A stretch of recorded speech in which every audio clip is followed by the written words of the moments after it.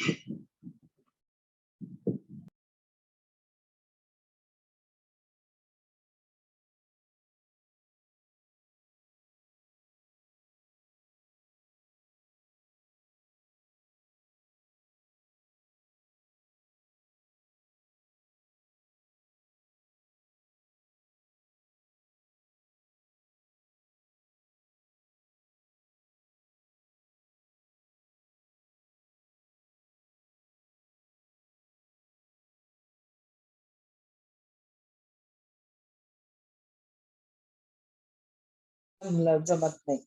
काल सुरू झालाय इथे पण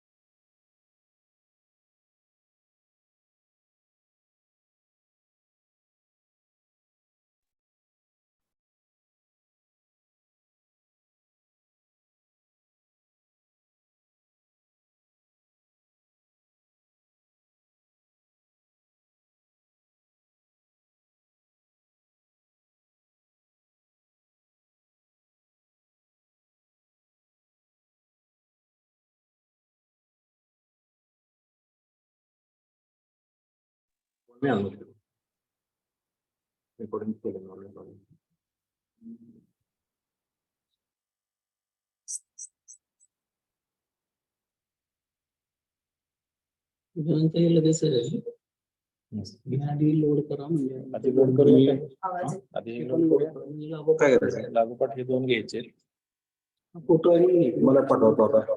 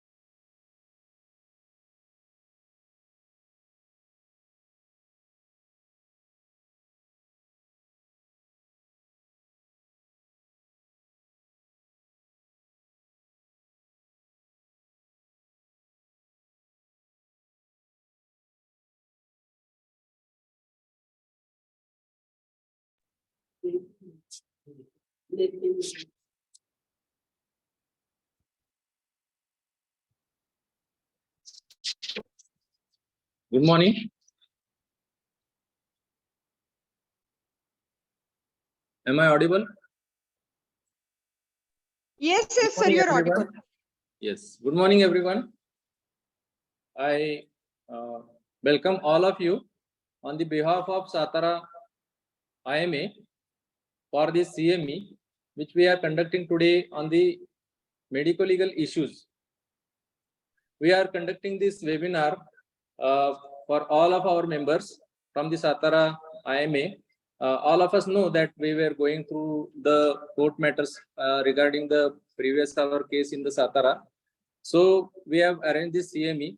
I really appreciate the response from all of our members who are attending this CME. I also welcome all the speakers who are going to deliver their speech today. And I request Dr. Pingle Madam to introduce all the speakers. Before we starting the CME, we know that two of our members from the Satara IMA we have lost them. First one is Dr. Shirish Limaye sir, who was a renowned orthopedic surgeon from the Satara, and I felt condolence with him.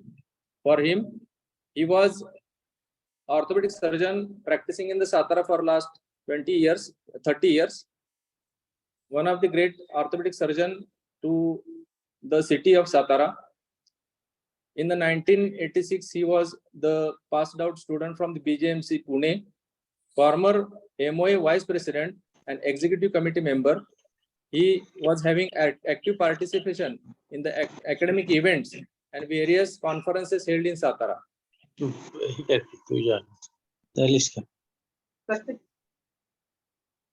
So I would like to hand over to Dr. Pingle Madam to start our CME. I request Doshi sir. Dr. Doshi. Yes, sir. I would like to pay my condolences to Dr. Shirish Limaye. Hey, Dr. Shirish Limaye was my friend from meeting. We were in one school from 6th standard, but I know him before that. He was in the merit list of scholarship. He was second in scholarship and I was sixth. So I still remember him giving his speech as a 10 years old student who is recipient of the award. And since then I know him. We were together from 6th standard. We were together in medical college. And he was a very intelligent person. He was holder of National Talent Scholarship. I'm fortunate to be having about to study with him subject of anatomy, because we used to write notes of various questions together and share carbon copies with each other. And that's how I could learn certain things from him, how intelligent student writes answer and what is the difference between our answer and his answers. That was helping me to improve my academic performance. Even during post-graduations, we were very close. We used to meet quite often. And after that also, I've been to Satara a couple of times to his house. We used to meet frequently. He was my school, so he used to attend our school get-togethers for last 7-8 years. And it's a great loss for me personally and our batch in NMU High School as well as BJ Medical College, and of course all of you in Satara. So my heartfelt condolences to Shirish, and I hope his family gets courage to bear this loss. Thank you so much. Thank you, sir.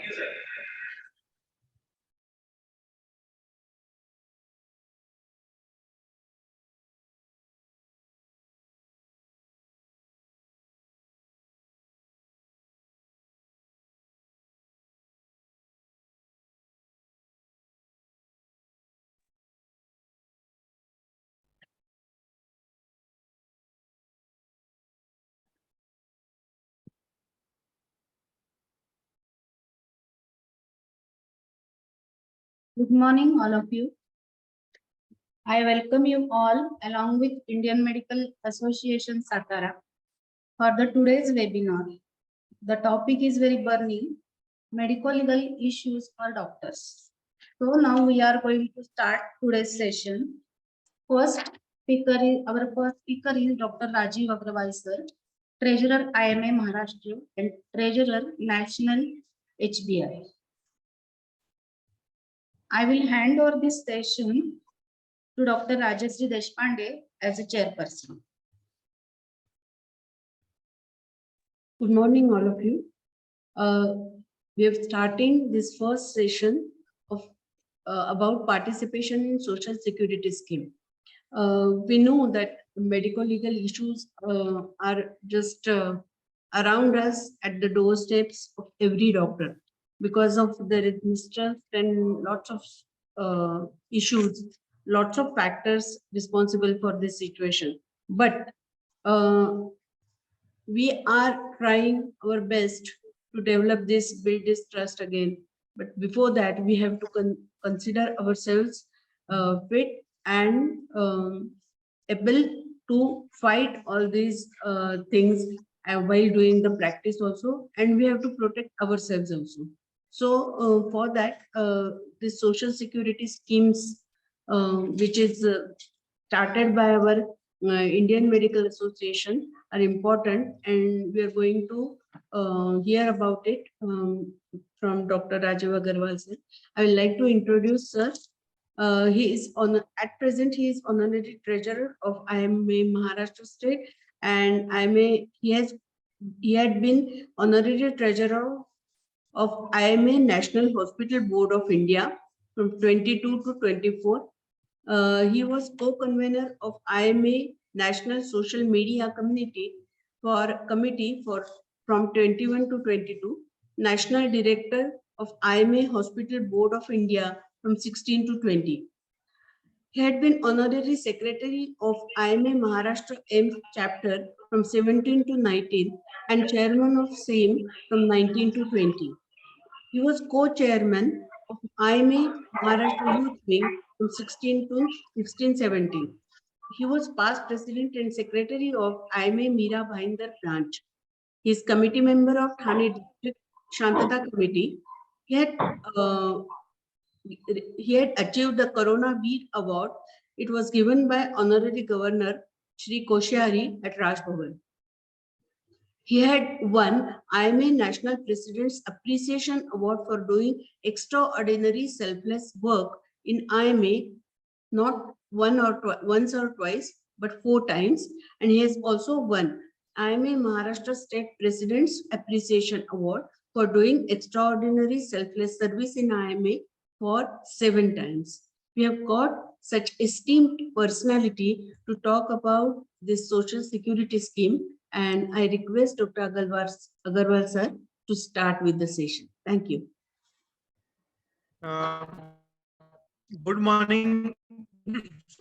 First of all, let me thank IMA Satara for giving me an opportunity to speak on the various schemes of IMA Maharashtra, who's the Secretary of Social Security Scheme. I would, if the admins could make him also the co-host, Am I audible? Yeah. Yes, if the admin Dr. so he will speak on the Social Security Scheme, and I will speak on Professional Protection Scheme, HBI, and National Health Scheme.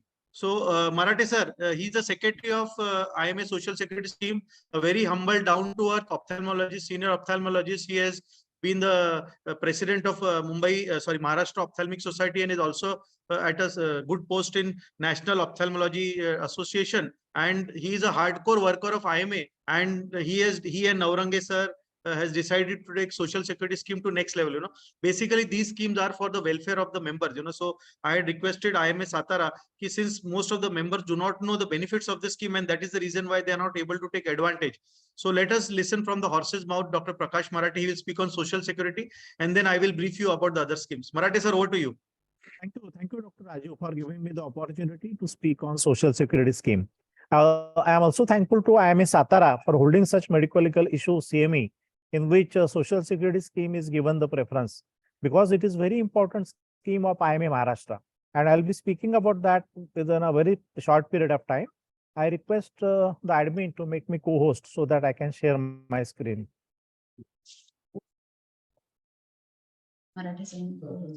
Yes, sir.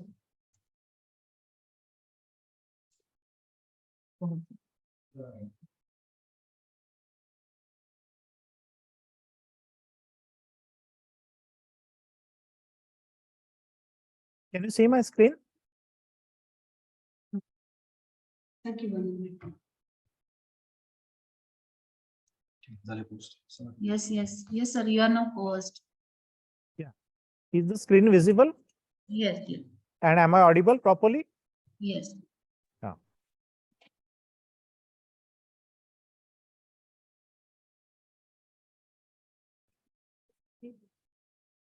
So Indian Medical Association, Maharashtra State Social Security Scheme is being run, though by Maharashtra State, its office is situated at IMA Pune premises on Tilak Road.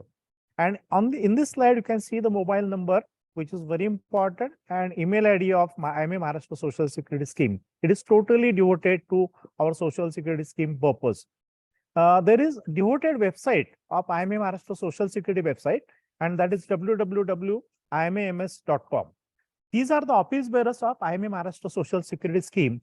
Our friend, philosopher, guide, and main pillar of Social Security Scheme is the medical legal expert who will be going to speak about medical legal issues today only, Dr. Jayan Navrange. I am Dr. Prakash Marathe, working as Honorary Secretary. Along with me, Dr. Suhas Nene, who is Honorary Treasurer, and Dr. Amrish Shade is Honorary Joint Secretary. Dear friends, believe me, there are 20 volunteers from IMA Pune who have been working very hard for the success of Social Security Scheme. The same way there is managing committee, and there are various volunteers and coordinators from various branches. From your branch, Dr. Avinash Bhosle is the coordinator of Social Security Scheme. In the past, I have delivered a talk for IMA Satara. What I remember, there is very good response from your IMA, and I hope the same response will be continued in future too. Basically, the scheme started in 1990 at IMA Pune, when the IMA Maharashtra State Office was also at IMA Pune. Till 2005, the Social Security Scheme Office was at Pune, and then it got shifted to Mumbai in 2005. Till 2019, it was at Mumbai, but because of some hiccups, I think it got shifted again to Pune in 2019. So after 2019 till today, the office is at IMA Pune. So whatever communication you want to do about Social Security Scheme has to be done at IMA Pune. What are the objectives of Social Security Scheme? To provide immediate financial help to the family of deceased member to cope up the financial crisis in the immediate period after death of the member. This is very important. See, if the doctor member gets out of this world, if his sad demise is there, his family has to be helped. And the contribution by our Social Security members to that particular family is the basic aim. And another objective is increase brotherhood amongst Indian Medical Association Maharashtra State Life members. You can see this graph. When the scheme started in 1990, I think it was around 336. That was the number. And today in 2023, the number has gone to 8,500 and beyond that. Our basic aim is to take this membership to 10,000. And for that, I need help from each and everyone from IMA State as well as IMA Satara. This particular slide is very important. You sow and nominee reaps. I think this is the season of mango. When people eat mango, whatever mango you eat, that particular tree is not sowed by you, but by your forefathers. And probably if you sow the mango tree today, your grandchildren will be eating it in future. So this is not for you. Even if you pay the installment, it is for generation next. Though your family is to be taken care by. What is the basic aim? That is a financial assistance to bereaved family of member doctor to overcome the crisis period. You go to some birthday, you go to some marriage, you go to some celebration, you try to give some presentation, some gift to the family. But whenever it is a sad demise of your colleague member, even if you go there, you want to share your feelings, you are not giving anything. By this, I think you are contributing. All IMA Maharashtra Social Security Scheme members are contributing for that family. That is amount of rupees 200 towards the death. And collectively, we have been giving that amount to the family of that particular member. So difference between LIC and other insurance companies. Our scheme is not that big as compared to LIC. It is comparatively very small. There is variable amount, almost zero cost, zero operating cost is there. And disbursement only on death and no premium liability after 25 installments. So you have to pay for 25 installments. Though benefit amount increases year by year. And one important thing is there is no medical examination. And that medical examination is needed after the age of 55 to 60. But before that, no medical examination is needed. Prompt payment is done, that is within couple of days to 1 week, maximum 1 to 2 weeks if the documentation has to be done, and list of the formalities are needed. What are benefits of the scheme? Benefits start after 1 year of membership, except in case of accidental death. So first 365 days you are not covered, except accidental death. And that particular benefit is after 365 days. And of course, you need not pay the first installment also within the first 1 year. About the tax benefits, there is no tax to beneficiary and tax exemption on premiums. So to contribute for 25 years, basically there is correction. It is 25 installments, 25 paternity fund contribution, FFCs only. As the membership number grows, death claim benefit also increases. So IMA Maharashtra Social Security Scheme established in the year 1990. Founder chairman was Dr. Y.G. Kelkar and like-minded people that time.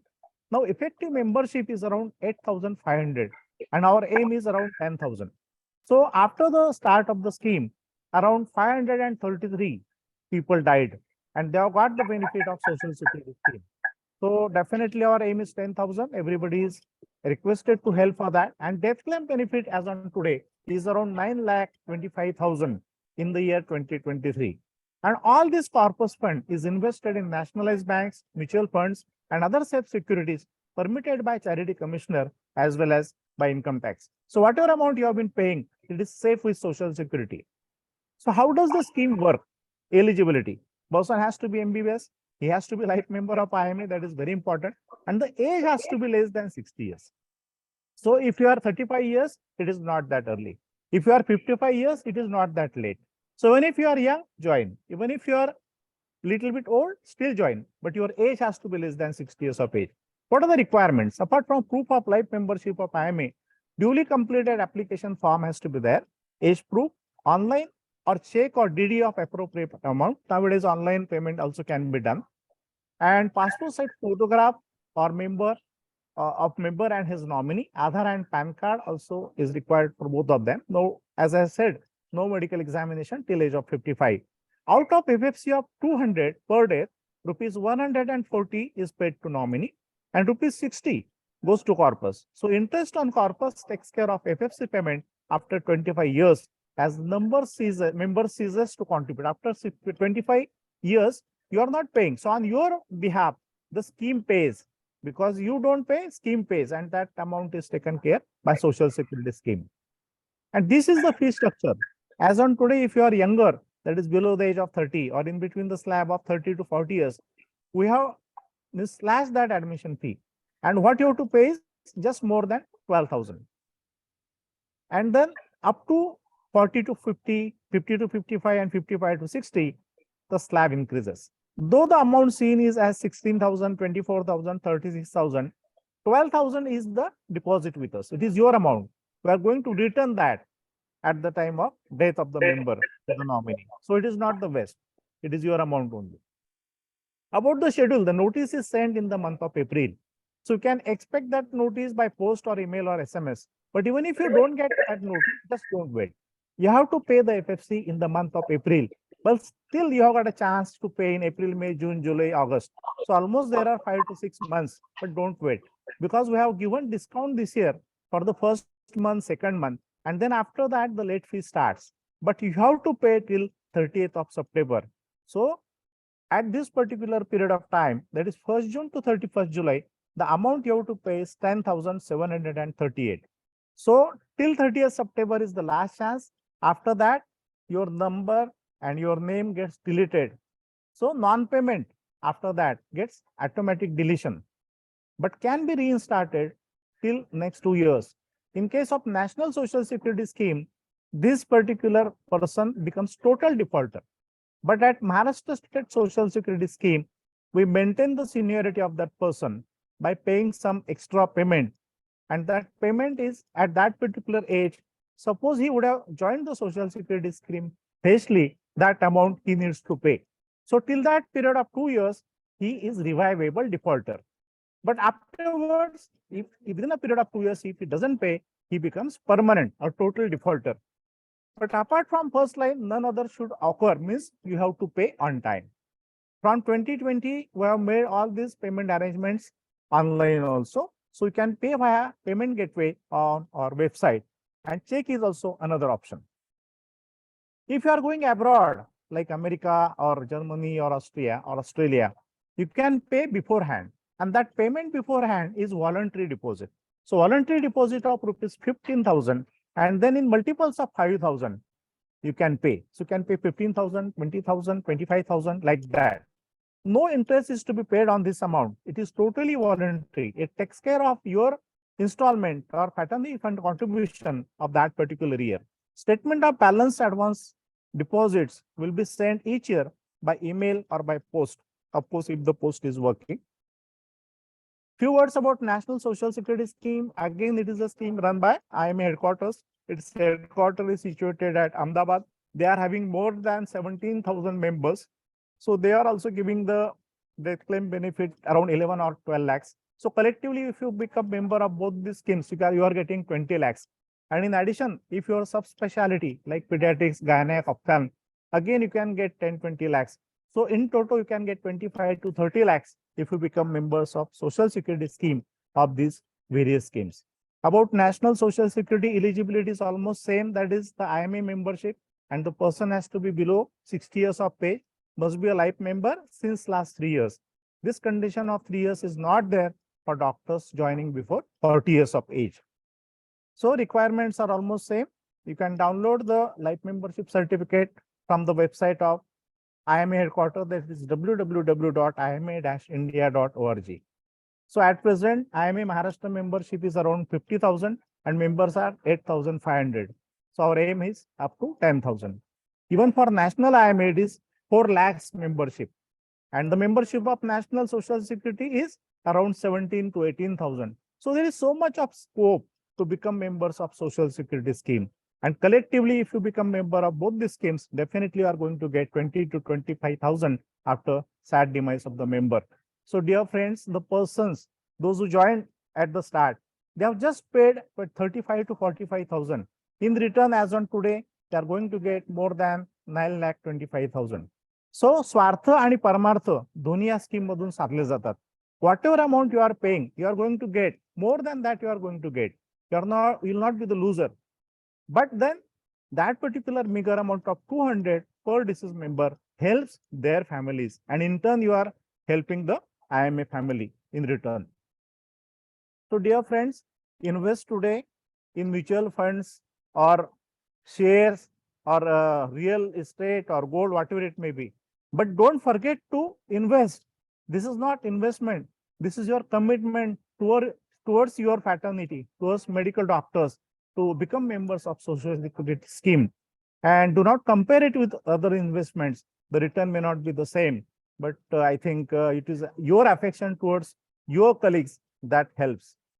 It was COVID era, and everybody has witnessed that period of 2 to 3 years, and it was definitely the worst situation. So consider such situation may come in future. Of course, it shouldn't come, and it should become member of Social Security scheme. And this is our team headed by our president, Dr. Ravindra Kute, Dr. Rajiv Agrawal, who is the treasurer, and our chairman, Dr. Navrange sir, myself as secretary, and other office bearers you can see in this slide. Everybody is working very hard from IMA Maharashtra, like managing committee, volunteers, coordinators, each and everyone. So what my request is from IMA Satara, it is the best coordination from your side to become the member of Social Security scheme and be united with IMA Maharashtra under one heading. Thank you so much, IMA Satara, for giving me the opportunity to speak in front of you on this topic of Social Security scheme. And special thanks to my friend, Dr. Rajiv Agrawal, the efficient treasurer of IMA Maharashtra, for giving me the opportunity. Thank you so much. Over to you, Dr. Raju. Thank you. Thank you Marathe sir. Let me put it on record.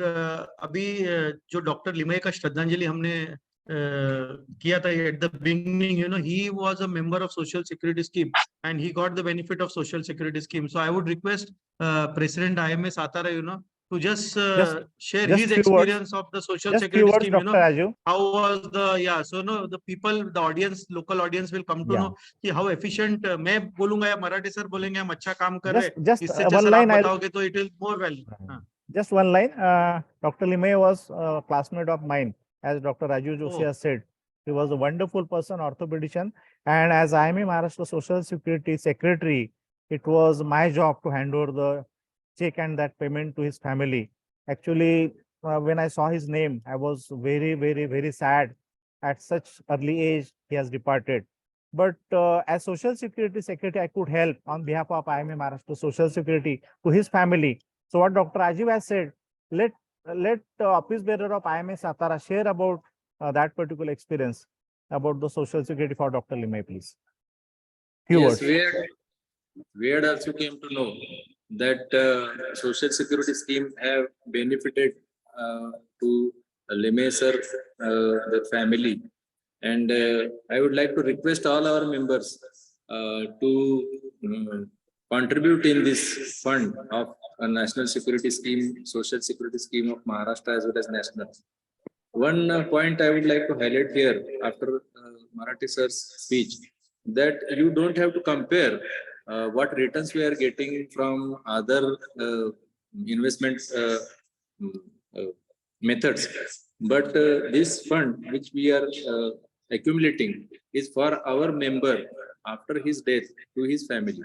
So I would like to request all our members from Satara IMA to please contribute in this fund. I would not like to say that you take the scheme and you take the benefit and you invest here, then you will get, but it is a contribution. I would like to say it is like a contribution towards this fund for our members from our side. Thank you, Marathi sir. Hand over Thank you to so much. Agarwal sir. Yeah, thank you. Let me thank IMA Satara for inviting me for this talk. Let me start, President Dr. Sharad Agarwal. Am I audible and clear? Yes, Yes, yes, sir. Dr. Raju. Yeah, recently Dr. Sharad Agarwal has started the life membership drive, which is valid up to 30th of June.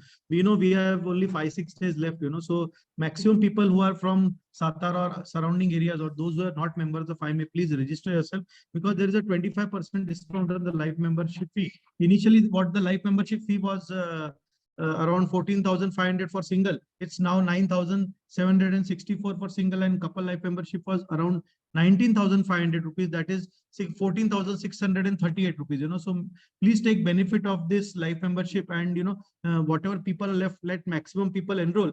To say in short why you should become a member of IMA. First of all, we all know IMA is the single largest NGO in the world with more than 4 lakh members. And that is the reason why you all know IMA is the only body which is fighting at the center, state and local level for our members. Even the government has recognized the efforts of IMA, and that is the reason why government has also incorporated members of IMA in all their health committees and advisory committees. So that is the importance of IMA. Besides that, if you become a member of IMA, you get other privileges, like you can be part of the schemes of IMA. Also, there are guest houses of IMA across the country. You get the benefit of staying in those guest houses at a nominal cost ranging from 1,500 to 2,500. Most important thing, we all doctors purchase cars somewhere down the line. So there are good discounts available on purchase of cars like Maruti, Hyundai, Mercedes, BMW, just because of your IMA membership. There are many other discounts for this. I will share the PDF what I've written for why become a member of IMA with the IMA Satara team, and maybe they can circulate it so that Sharad sir, whatever people are remaining in the next 5-6 days, you just take it on a war footing level and enroll them and send the forms to us. Next thing what I want to tell you is professional protection scheme. This scheme is of IMA Maharashtra themselves. It is run through Policy Era. Policy Era is our marketing channel partner. Apex Insurance cover you or Rapid Risk have nothing to do with this IMA Maharashtra policy. They have signed up with some branch, and that is the reason why they claim IMA. But since IMA Maharashtra have their own scheme, believe me, this is one of the best scheme any associations can offer in the country. I will tell you why these schemes are best. Now, first, let me tell you there are 2 types of professional indemnity. One is individual professional indemnity. Now, what do you mean by individual professional indemnity? Where myself as a doctor, it's covered. That is individual professional indemnity. And one is hospital indemnity. Now, what does hospital indemnity mean? That is the entire hospital and staff is covered.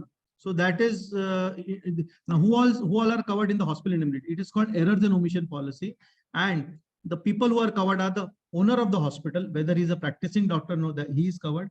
All your staff, whether they are qualified or unqualified, they are covered in this. So basically, you should take both the indemnities, whether it is if a doctor is practicing and he has his own hospital, ideally he should take a professional indemnity as well as a hospital indemnity, that is called errors and omission policy. Now, I'll just tell you the benefits of joining IMA Maharashtra Social Professional Protection Scheme. You can believe, since this is the scheme run by doctors, so you are rest assured whatever premium you are paying that will be the cheapest premium you can pay to anyone, and believe me, आप जो पैसा भर रहे हो पूरा का पूरा पैसा का बेनिफिट आपको मिलेगा. Whatever we say, उससे ज्यादा ही मिलेगा, उससे कम नहीं मिलेगा आपको. So that is the reason why you are rest assured कि whatever money you are going to pay is in safe hands, and whatever services you will get is guaranteed. That is the most important part of that. Now, why you should go for the scheme? First of all, I told you, you are paying through IMA Maharashtra, which is the single largest association of allopathic doctors in Maharashtra. Second is, IMA Maharashtra has its own medical legal team. This medical legal team gives you free advice, whenever you land up in a medical legal problem, if you are a PPS member. Now, what happens whenever a case comes to us, we refer this case to this medical legal team, and they give their expert opinion. What are the lacunae in the paperwork or in the treatment of the doctors, and they advise the lawyer also how we can go about it. So you get the benefit of this medical legal entire team free of cost. Whenever an expert witness is required, by either in writing or in physical presence in the consumer court, this medical legal teams goes there for you free of cost. So this is the most important part. Third thing is, we have a team of lawyers, around 60 lawyers spread across Maharashtra who are on our panel. So whenever you have a case, these cases refer to one of the lawyer, and this lawyer handles your case, and it is free of cost. You don't have to pay a single penny to the lawyer. You can choose your own lawyer. Suppose you say, I want my own lawyer. So you can choose your own lawyer, but we have a fixed decided set of charges that we have to pay to the lawyers, and remaining balance amount you have to pay. So that is the most important point. You can choose your lawyer. Now, two important things which is not covered by other insurance companies, that is Apex cover you and Rapid Risk, is you are covered against gross negligence. Now, what do you mean by gross negligence? As a surgeon, you leave a mob inside the abdomen, or some instrument inside the abdomen, or as a surgeon, you call an anesthetist who's not qualified, or you call another surgeon to operate on who's not qualified.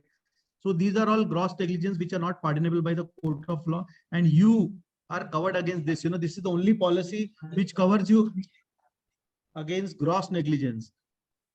You are covered against out of court settlement. Now, what do you mean by out of court settlement? Suppose a patient files a complaint against me, and the court says it will be better if you settle the matter amicably between the two. They appoint an arbitrator, or we both can sit across together along with our lawyers, to settle the things amicably. Whatever compensation is mutually agreed, that will be, accepted and will be paid by the insurance company, but restricted to the sum insured what you have. So this is about out of court. These two things are not covered by Apex cover you and Rapid Risk. So believe me, this is one of the most important things. Now your policy is retrospective. Now, what do you mean by retrospective? I will not say you join the scheme today. If you already have a professional indemnity of your own, definitely you can wait. When that comes for renewal, you renew 3 to 4 days before that. You mention your previous policy details, insurance company and sum insured in our policy when you're taking our policy of IMA Maharashtra. Now, what is the benefit? Suppose a doctor operates a patient or treats a patient somewhere in April 2023. This patient expires, this body goes for post-mortem, this analysis, civil surgeon report. All these things take about 1 to 1.5 years. Fortunately or unfortunately, this doctor has this policy expiring in September. Now, because of the talk today, he gets inspired in September. He renews that policy with IMA Maharashtra. Now, this case comes up in June 2024 for against the doctors in the consumer court. That time when he approaches the previous policy insurance company, they will say, since you have not renewed with me, I'm not in a position to give you the benefits, and they will not lead to situation, because what the policy says, whenever you take a policy of professional indemnity, it is not the time.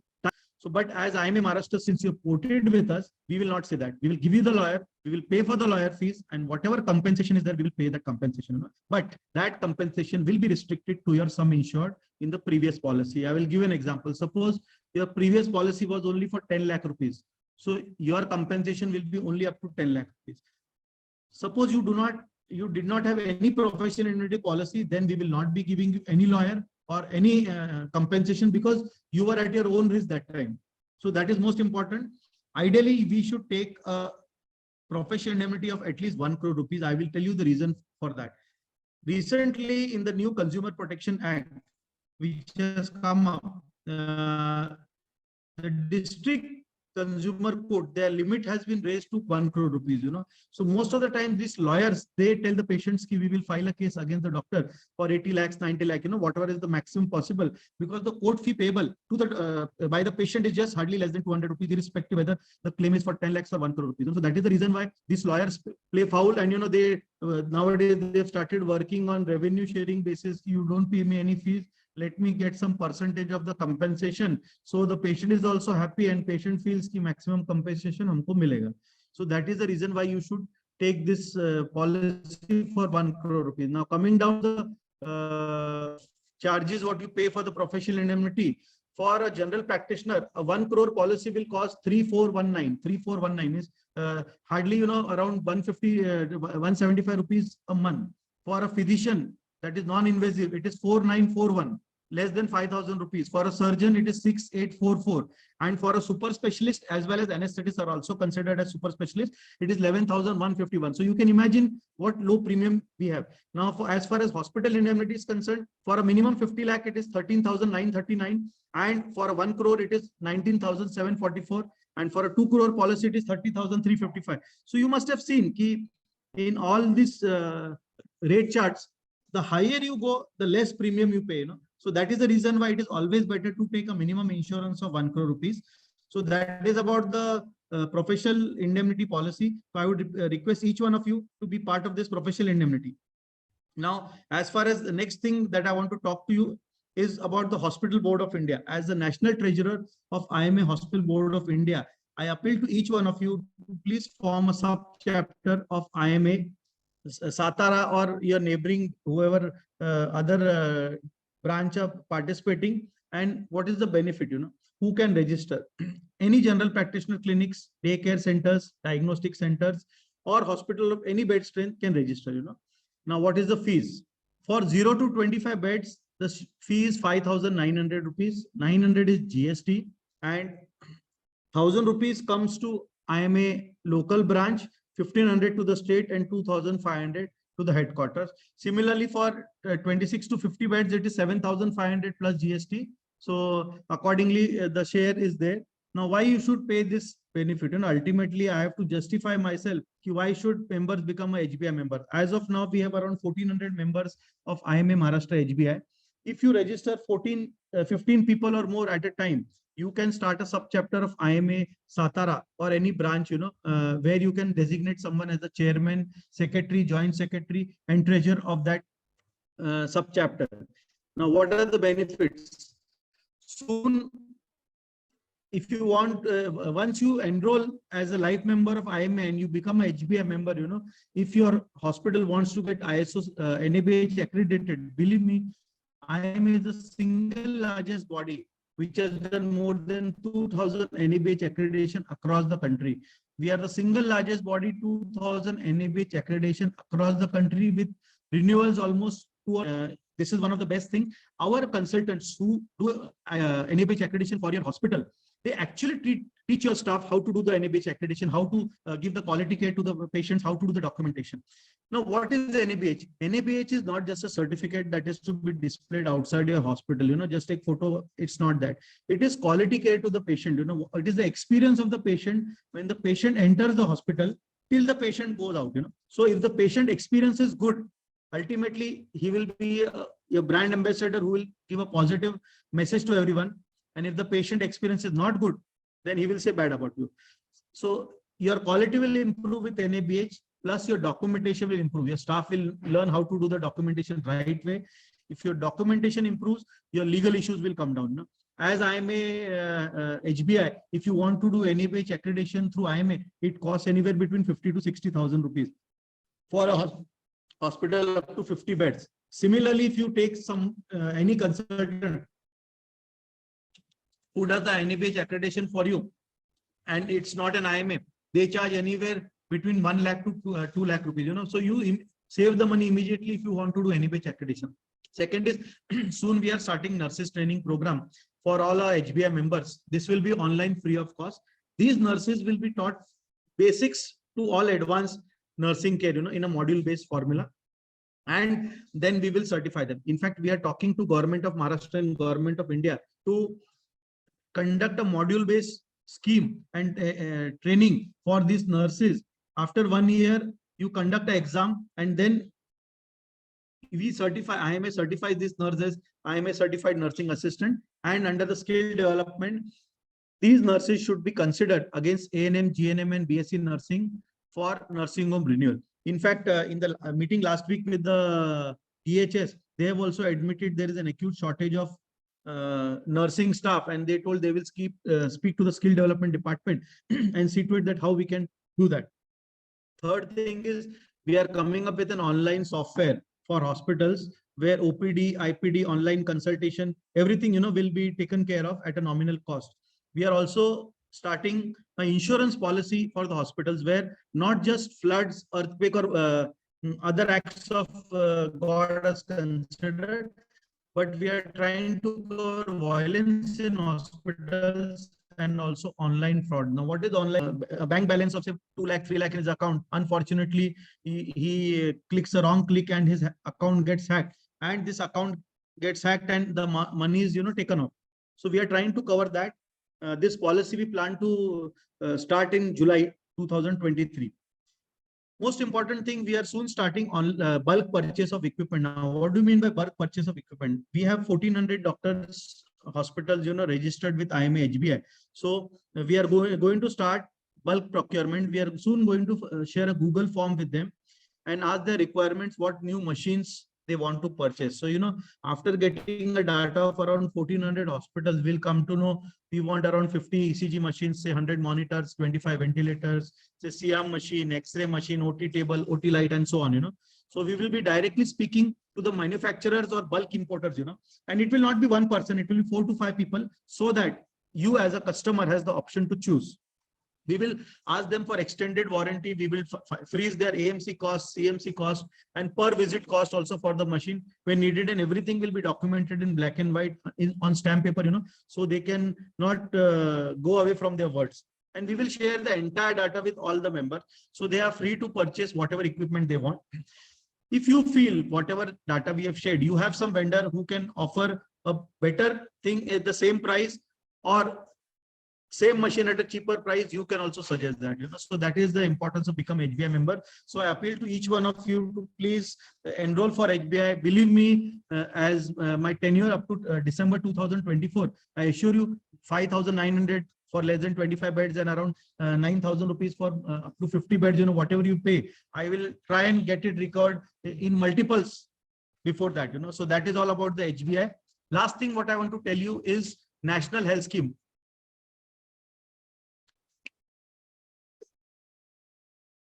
National Health Scheme is a Mediclaim policy by the doctors, for the doctors, without any insurance company, without any insurance company. Now, you will all be shocked to listen. No medicals, no blood test. Have you ever heard of such a thing? No medicals, no blood test. Yes, it is there in the National Health Scheme, So that is about the National Health Scheme. How does the scheme work? It is basically a scheme for the doctors, by the doctors, without any insurance company.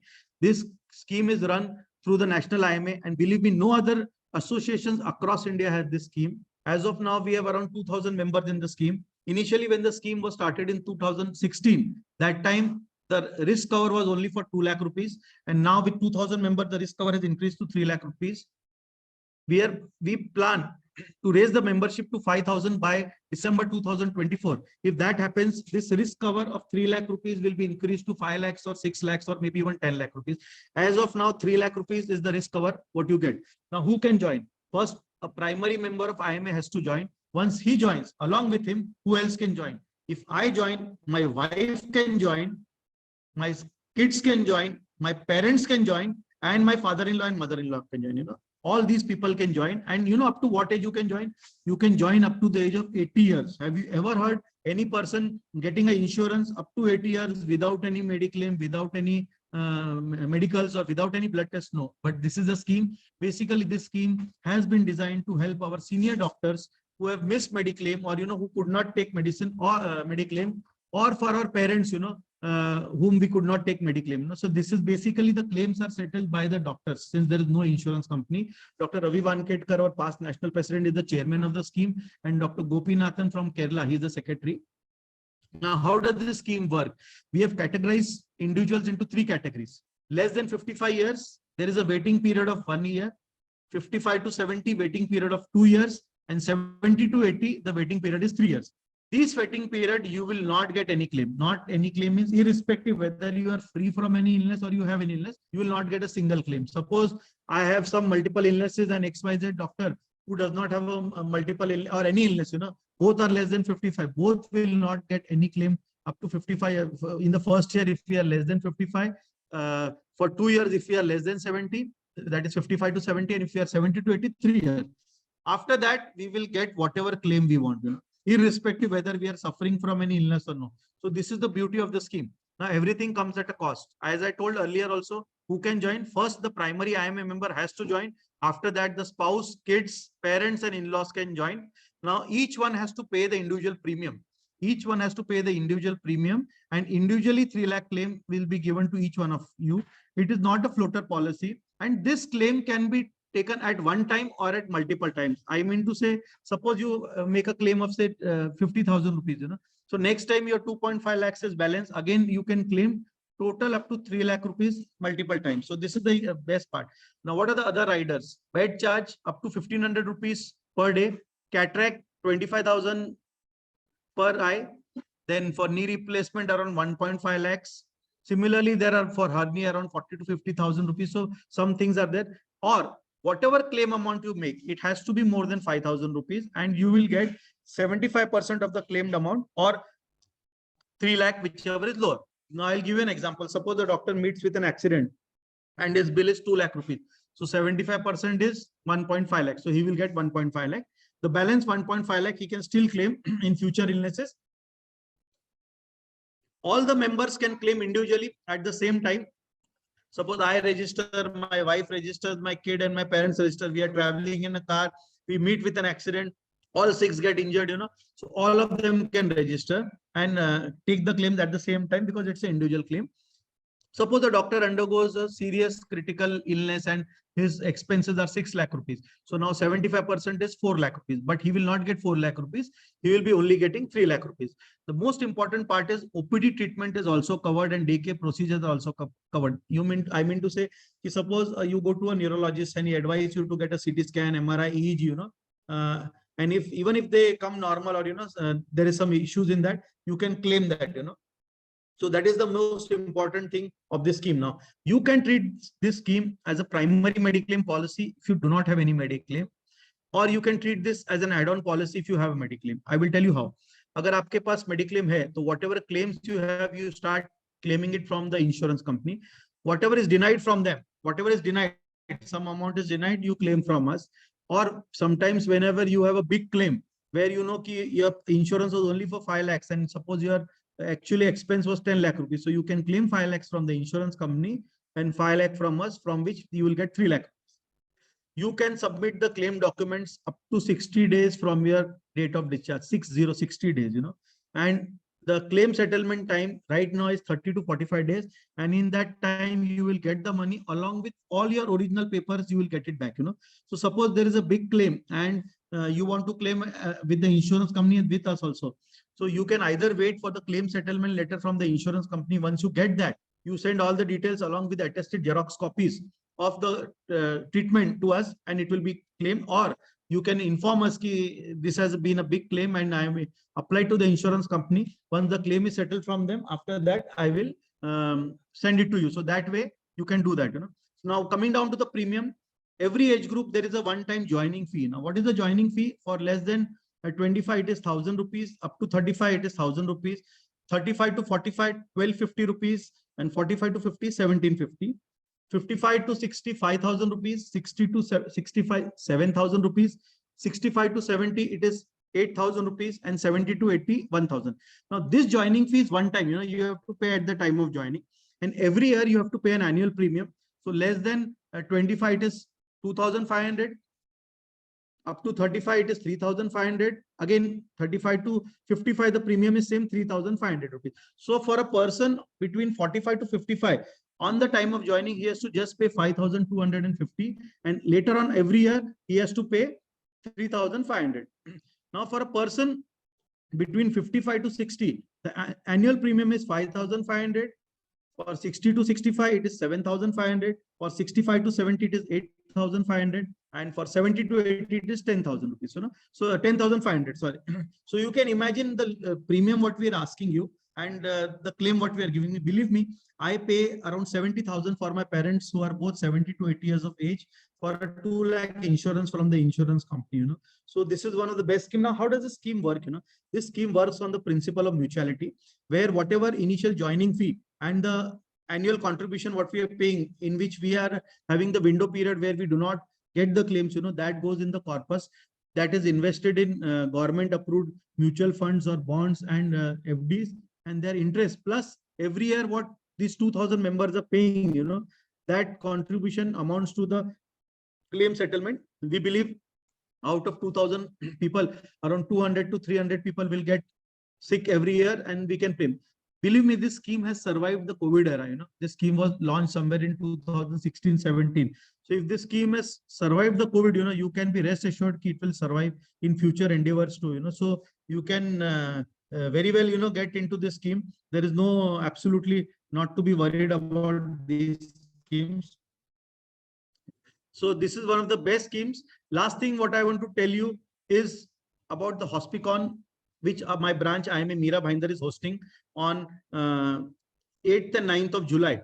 It's at Mira Bhayandar, a GCC club. I appeal to each one of you to join there. As far as this is concerned, let me brief you about the few things. 8th, we have a summit on Clinical Establishment Act, where we are going to discuss important aspects of Clinical Establishment Act, and followed by banquet and fellowship.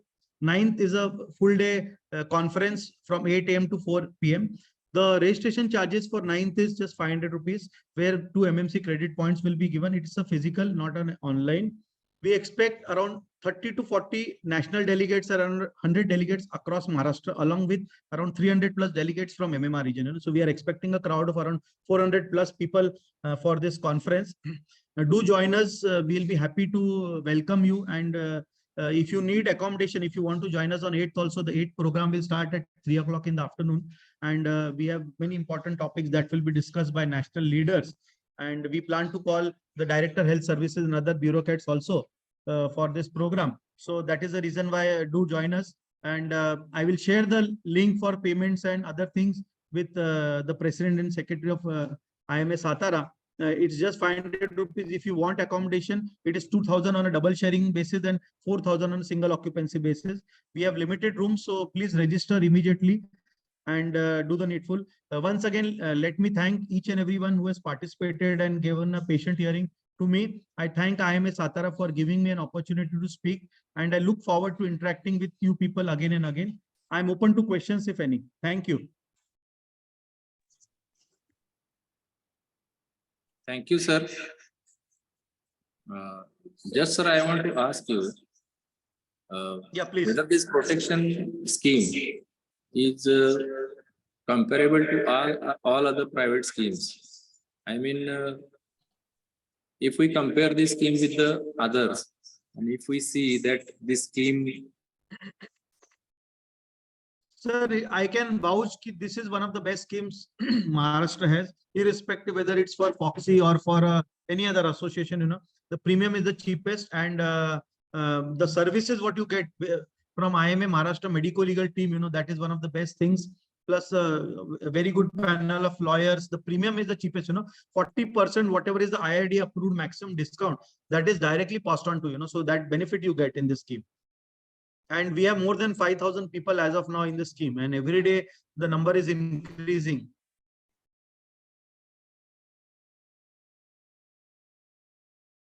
Sir, whether it is insurance company backed scheme or IMA Maharashtra is the insurer? No, sir. It is an insurance company back scheme. We have tied up with Oriental Insurance Company and HDFC Ergo. Recently in March, we have tied up with HDFC Ergo because HDFC Ergo is a new entrant. So that is the reason why they are giving very good discount in the premium. So ultimately, sir, you need to understand these schemes are viable for the insurance company because the claims against the doctor, which the judgments go against the doctors is very low, even less than 0.5%, So that is the reason why these insurance company, they earn a lot of money. And since this scheme is marketed through IMA, these insurance company do not have to spend a single money for marketing, other things, So that is the reason why they listen to us and believe me, whatever maximum discount is possible is being passed, Yes. Yeah. Have you considered medical accident insurance in this scheme or only medical negligence is covered? No, sir, only medical negligence. So have you thought of Sir, covering medical accident is a totally different accidental insurance policy. It has nothing to do with the professional indemnity. Is it available with Oriental? Yeah, accidental insurance available each and every insurance company. No, sir, that road accident is different. I am talking about medical accident in hospital. For example, for that- anaphylaxis, for example, injury due to surgical instruments, something like that, which is not covered in negligence. Suppose there is no negligence, patient doesn't get anything. That is my concern. Sir, that's what I am saying.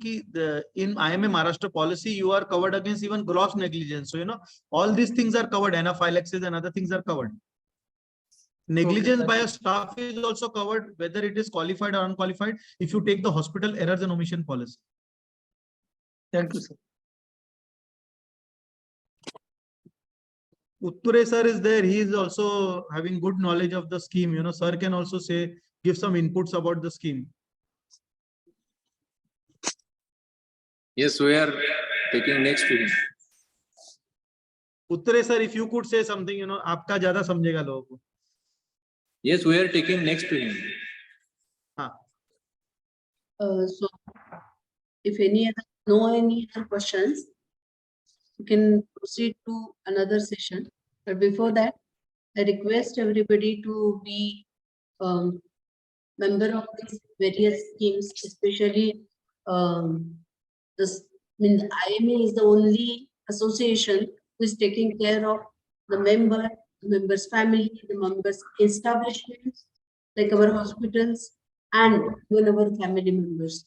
So we should respond and become member of such beautiful protection schemes and security schemes. I thank Dr. Marathe and Dr. Agarwal sir for this wonderful lectures, and Thank you. hand over back to Dr. Sanjeevani Pingre for the next proceedings. Thank you. Thank you, Dr. Agrawal sir and Dr. Marathi sir. I think along with all office bearers of Social Security Scheme and all IMA members of Satara will take initiative for Social Security membership drive, and it will be our affection towards our colleagues. Thank you. Thanks a lot, Dr. Rajasri. Our next speaker is Dr. Shivakumar Utture. He will talk about role of MMC in medical legal issues. And chairperson for this session is Dr. Aditya Mahajan. Hello, everyone.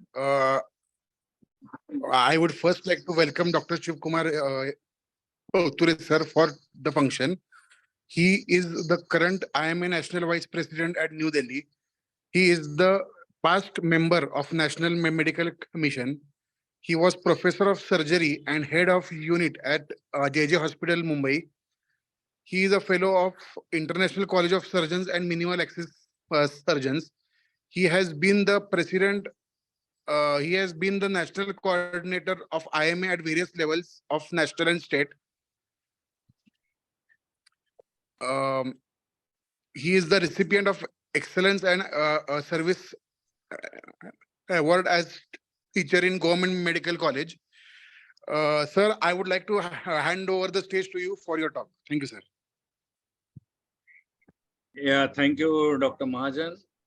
And at the outset, I would like to thank Dr. Sharad Jagtap, President, Dr. Deepak Thorat, Secretary, Dr. Kiran Sonwalkar, Pingle Madam, and whole of IMA Satara for arranging such an excellent talk on medico-legal aspects.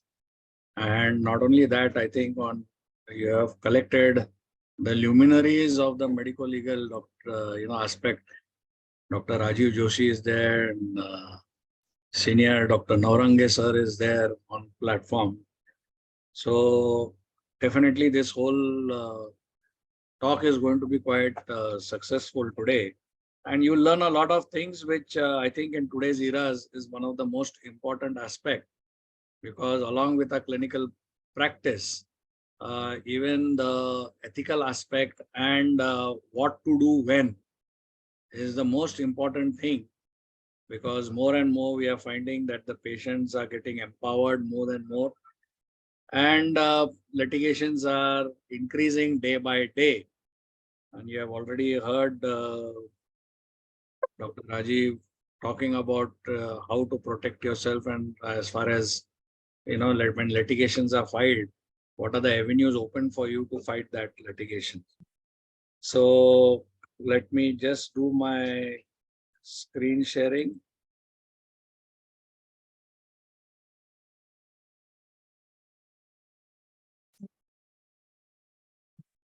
Yeah, can you see my screen, please? Yes. Yes, sir. Yeah.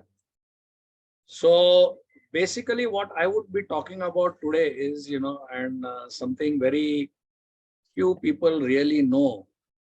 They are aware that cases can be filed against you in the Maharashtra Medical Council, but how to negotiate that or navigate that those hearings, both logically and legally. Because let me tell you, in the court of law, everything goes absolutely legally, maybe at the criminal court or CPA or whatever. But there is a lot of logical aspect also which is there in which you have to follow as far as the council is concerned.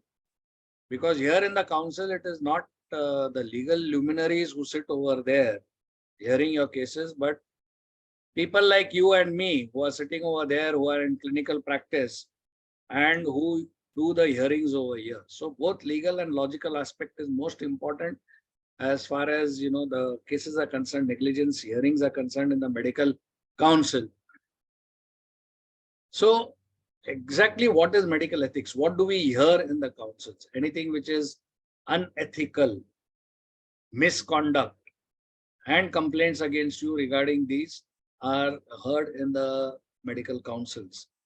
So medical ethics is something which is not an exact science, nor it has been defined in an exact way anywhere. If you go on Google or wherever you go and you see, it is just moral values and judgments, and we depend on the precedents to decide what is ethical or what is unethical. And therefore, it is a lot of things are left to those people who are sitting over there in the council, and a lot of powers are given to those people sitting in the council as far as deciding if that particular act done is ethical or non-ethical. So therefore, the debate goes on not only in the medical field, but even in the council itself to exactly define. And way back in 2002, even though the medical council was formed and the act came into existence in 1956, it was only in 2002 that the MCI put it down in writing of what would be ethical and what would be unethical in the code of ethics, which they notified in 2002. So as of today, even after the NMC has come into existence, we are following those code of ethics which is there in 2002, because the NMC has yet to come out with the, they have come out with the draft of the new ethical aspect, but yet not notified that draft. So till that notification is there, we'll be following the 2002 code of ethics which is there. So you have to understand, I'm going to stick only to the Maharashtra Medical Council. I'm not going to talk about, I think the other speakers are there who will be talking about the other courts in which unethical acts are heard. I'll be talking about purely in Maharashtra Medical Council Act. So you have to understand what are the powers of the Maharashtra Medical Council to understand exactly what the hearing and how the hearings take place in the council. So if you see there are mainly two aspects of the council why the council is in existence. One thing is to register with the council. And remember, you passing your MBBS, MS, MCH, whatever post certifications you have got, you will not be able to practice unless you are registered with the Maharashtra Medical Council. So that is your first step, and that is a legal mistake which a lot of our members do, where they don't register, especially their additional qualifications with the Maharashtra Medical Council. And then they may be in soup whenever the hearings take place against them.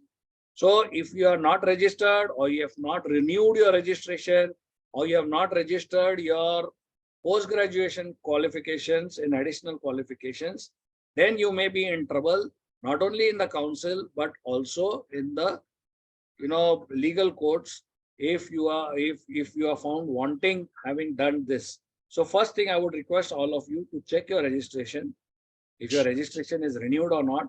And if you are a postgraduate, you get your additional qualification also registered, because once you are registered, say suppose you are MCH urology, you don't have to prove that your knowledge of urology is there, or you are empowered to do urological cases if you're already registered with the council.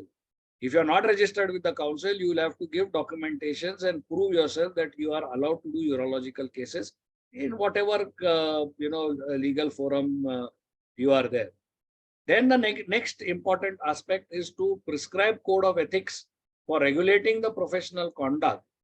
Not only that, you hear whenever there is a complaint against any RMP, that is a registered medical council person who is there, and practitioner, if they find anything guilty as far as what the practitioner has done, or conduct on the part of the practitioner, and take disciplinary action against him. So the disciplinary action can be anywhere between reprimanding him, that means what we call as a warning given, right up to suspension and removal of his name from the medical registry, so that he will not be able to practice in future.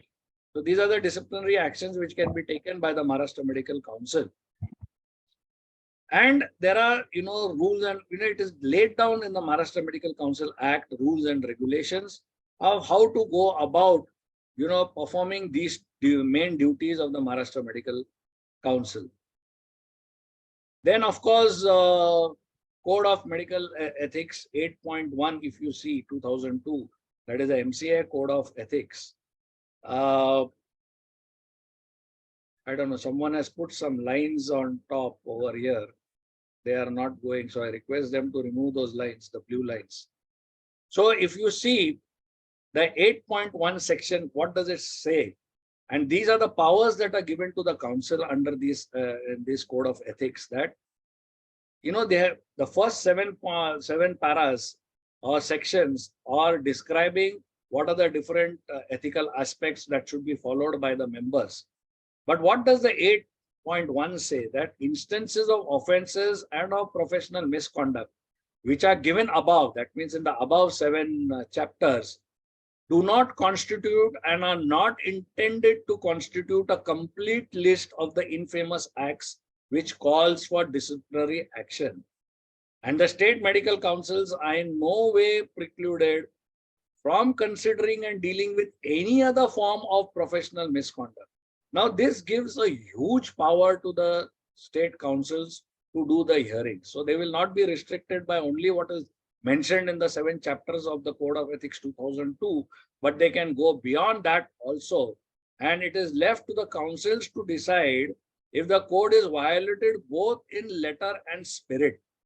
That means here is where what the title I gave is that even not only legally, but even logically, because even if you go against the spirit of what is written down in the Code of Ethics, you can be hauled up by the council. So huge powers have been given to the council, and you have to understand this, whenever you are dealing with the council, when the cases come up with the council. So what does the Maharashtra Medical Council Act say as far as the hearings or as far as what if you are found guilty, what can be done? What are the punishments that the council can give? Under section 22(1) of the Maharashtra Council Act 1965, it is said that if you are found guilty and depending on how gross is that guilt, the punishments are laid down. So if it is just a small aspect of misconduct that we find, then we just issue a letter of warning, warning you that you should not, do this mistake in future also, and you are allowed to go on practicing.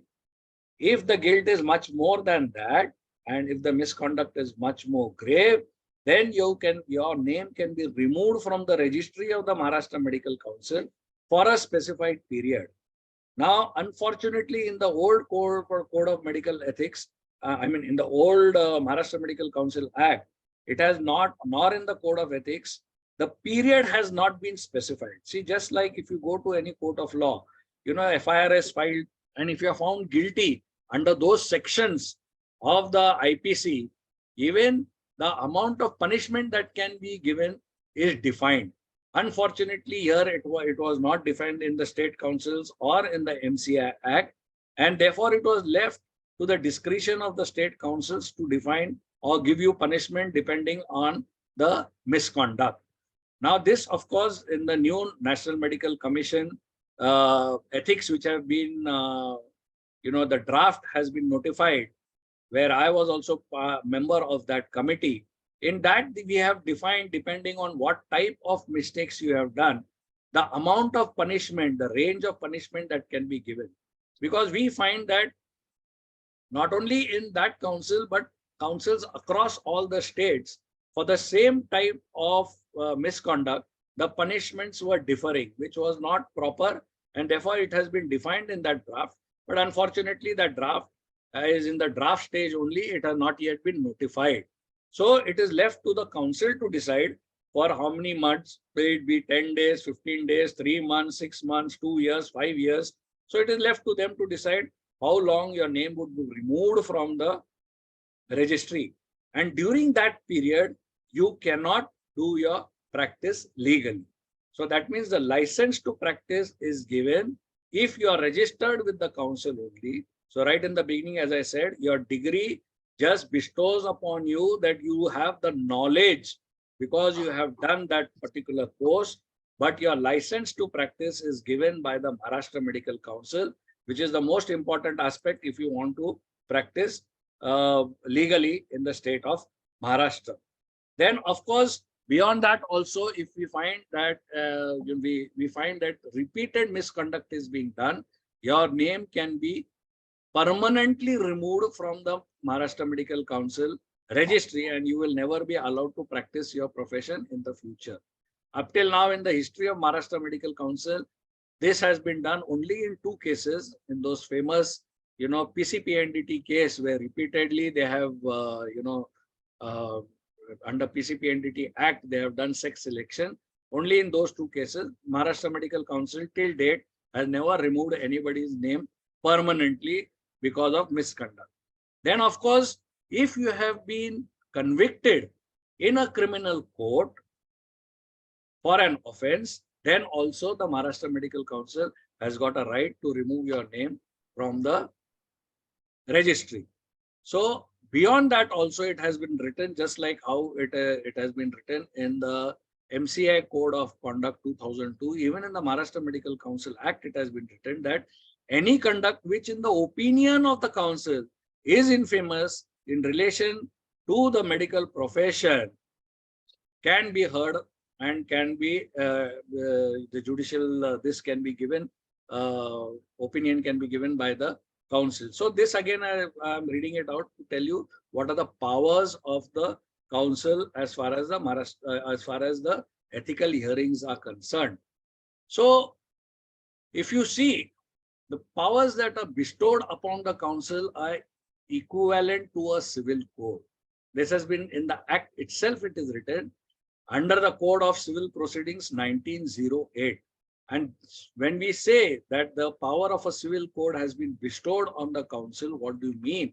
That means we can enforce the attendance of any person and examine him under oath.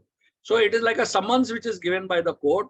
A similar summons is sent by the council if you want any expert opinion, or if you want, someone who has already given an opinion in an old case on which many a times the complainant says that so and so doctor, why, when we ask him, why have you come with this complaint? Why do you feel the doctor has done wrong? They tell us that so and so doctor has said that whatever treatment you have got has been wrong up till now, and therefore we have complained against this doctor.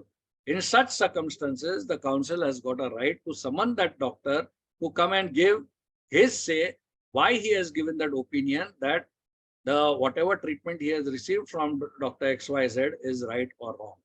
Then even the documents which are there we can compel both the RMP, that is the registered medical practitioner, and the hospitals, because nowadays we find that we are working in a lot of corporate hospitals. So the papers or documents are in the charge of the hospitals. And many a times when the doctor, there is a complaint against that doctor, and he requests the corporate hospitals to hand him over those papers, the corporate hospitals do not do that. And that if the RMP comes and tells the council, we have got in the council the right to compel the production of these documents from those particular sources also. Plus, we can issue commissions for the examination of witnesses. Now, this is a legal terminology and has got a lot of implications, which I don't think is very necessary to elaborate over here. But what you have to understand is, in this act, it is written that all inquiries under this section shall be deemed to be judicial proceedings.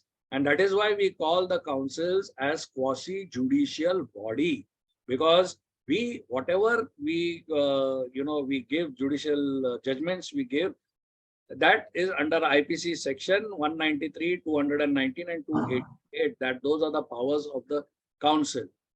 Then suppose there is a complaint against you which has been filed. Now, before I start talking about how the process of this complaint goes, let me be very categorically in telling you that just because a complaint has been filed against you in the council, that doesn't mean that you are guilty. So there is nothing to worry, nothing to get scared, because many a times, some people against whom the complaint is filed, they go into depression, they go into anxiety because the complaint is filed. See, filing a complaint is a right given by the government or given by the law to the patients. So they have a right to complain against you. Defending yourself is your right, which you should concentrate on how you defend yourself. And let me tell you, the whole scenario as far as the medical field is changing. We have practiced for almost 40 years without having any complaints against us. But when I talk to my junior colleagues, I tell them, okay, up till now, no complaints were filed and that was the norm. But the new norm is going to be that within the lifespan of your practice, professional practice, minimum 1 to 2 complaints will be filed against everyone.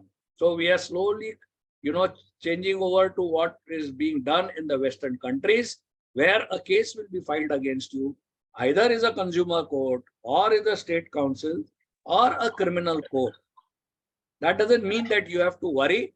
You have to know how you are going to defend yourself. And that is the main thing which I will be talking about when I'm talking about complaints in the council. So this has also been defined in the different sections and chapters of how an inquiry will take place. So once a complaint is filed against you, this complaint can be either a suo moto complaint, which is taken by the council. So when we say suo moto complaint, that means one of the council members has brought to the attention of the council that so and so person is doing this unethical or misconduct is there. Or it can be that from the newspaper clippings and all, we come to know that gross misconduct is being done by that particular doctor. That complaint suo moto will be taken out taken by the council, or the complaint can come from a party. That means it has to be either a patient or the relative of the patient, that there is misconduct on part of that particular doctor. So once it comes to the council, what happens to those complaints? This complaint is sent to the registrar. The registrar then puts the complaint in front of the president of the council. No complaint will be entertained in the council if it is an anonymous complaint. We get a lot of anonymous complaints against our doctors in the council, where it is not signed, where it is not written who has sent the complaint. If that is the case, we literally throw it into the dustbin. We do not take cognizance of that case. So, and in that complaint, it should not be a vague complaint. There should be specific grounds for that complaint, which should be there. And along with that, whenever there is a complainant, there has to be a declaration on a stamp paper, which has to be given by that complainant against that particular doctor. So only when we get such a thing, then only we take those into consideration. I think someone is, yeah, only. Hello, can you hear me? Madam, can you hear me? Yes, yes, sir. Yes, sir. I think someone else was in between. Yeah, that person has muted again. So no. Okay, thank you. So only when the complaint is in this format, that means it is a signed complaint with the name of the complainant, the address of the complainant, it states the grounds of the complaint specifically, and it is accompanied by a declaration. Only those complaints are taken by the council. Rest of the complaints are disregarded by the council. So the procedure for submission of complaint to the executive committee. So once it comes to the president has got the right to send it to the executive committee, or to, if he finds any of these, what I have already told you, are not in place, we reject at that level only, we reject the complaint. So what happens is, as soon as these complaints come to the registrar sends the complaint to that particular RMP for his say. Okay. So if you receive a notice from the registrar for giving your say on that complaint, please do 2-3 things. Number one, the registrar gives you a time of 7 days to answer to that complaint. But you have got a right to ask for increased time, and normally up to 1 month we give you time from the council. But for that you have to specifically send an email to the registrar, and I think everybody should do that, because you also should get enough time to jot down what your say is as far as that complaint is concerned. So the first thing you should do, that I have received such a complaint. I request you to grant me extra time for me to collect all my papers and give my say, and please grant me 1 month. Invariably, the council will give you a leeway of 1 month. Remember, if you don't write this, and within those specified period you do not write to the council, the complainant can do a re-complaint against you that you have not answered that. So don't let it come to that stage. You do that, and then what you should do is, whatever the complaint is, para-wise you should answer to whatever the complaint is. Remember, do not go into details of explanation or what you feel that what you have done is right or anything. Be very, very specific to answer only to the type of the complaints that has been put forward by the complainant. Specifically and legally you answer to that. Many a times we are asked that, do we require to take the help of a legal expert in that? Let me tell you, if the patient you have done ethical, you have not done anything unethical, or if the patient has been treated in the proper manner or standard manner in which he has to be treated, you really do not require a legal person, but your drafting of the answers to the complaint should be perfect. So once it comes you send the answer to that complaint to the registrar, which is one of the most important aspects, and I'll come to that why it is one of the most important aspects of this whole hearing. Because if you send a proper answer to that complaint, which is put in front of the president or part of the ethical committee or executive committee, and they find that your answer is perfect and what you have done is not wrong, the case will close down at this level only. Okay, so it does not go beyond this level, and we send a notice to both the parties stating that we have received this answer and we are satisfied with the way the treatment has been given, and we do not find anything misconduct or unethical in the treatment, and therefore we close down this case. So it helps you, a lot of hassles in the future. So answer, because what we find is many a times our members saying, "Arey, I know so and so person in the council, so I don't have to worry about this." No, see, there we have to go just like how legal court knows. Even if you know that prosecutor or the judge, you have to answer to whatever queries the court puts forward. So you have to answer the same thing over here also. So this should be perfect. And in this, if you feel that you require a legal person, please take the help of a legal person. But my request to you is, take the help of a legal person who is used to medico-legal cases. See, what happens is all lawyers are not used to, there are specialist lawyers who are used to medico-legal cases, and they will answer perfectly from both the medical side and the legal side to that. And when he sits and jots down all these details, you have to be a party to whatever he is jotting down, because if he is a non-medico who is a lawyer, then he may not be able to, jot down exactly the medical aspect of that treatment. So be careful which lawyer you choose. He has to be a lawyer who's used to the medico-legal, because let me give you a simple example. PCPNDT cases which we have been finding, and I've been, in all my talks, I give this advice to all my colleagues. What happens is, when the charge sheet is filed against you, right? When the charge sheet is filed against you, the council is supposed to start the hearing immediately and take action against you. This is written in the PCPNDT Act itself. Okay. Now, what happens is, in normal circumstances, a legal person who's not read all these details of medico-legal aspect, he will tell you that let the charge sheet be filed, then we will fight it in the court. There is nothing to worry.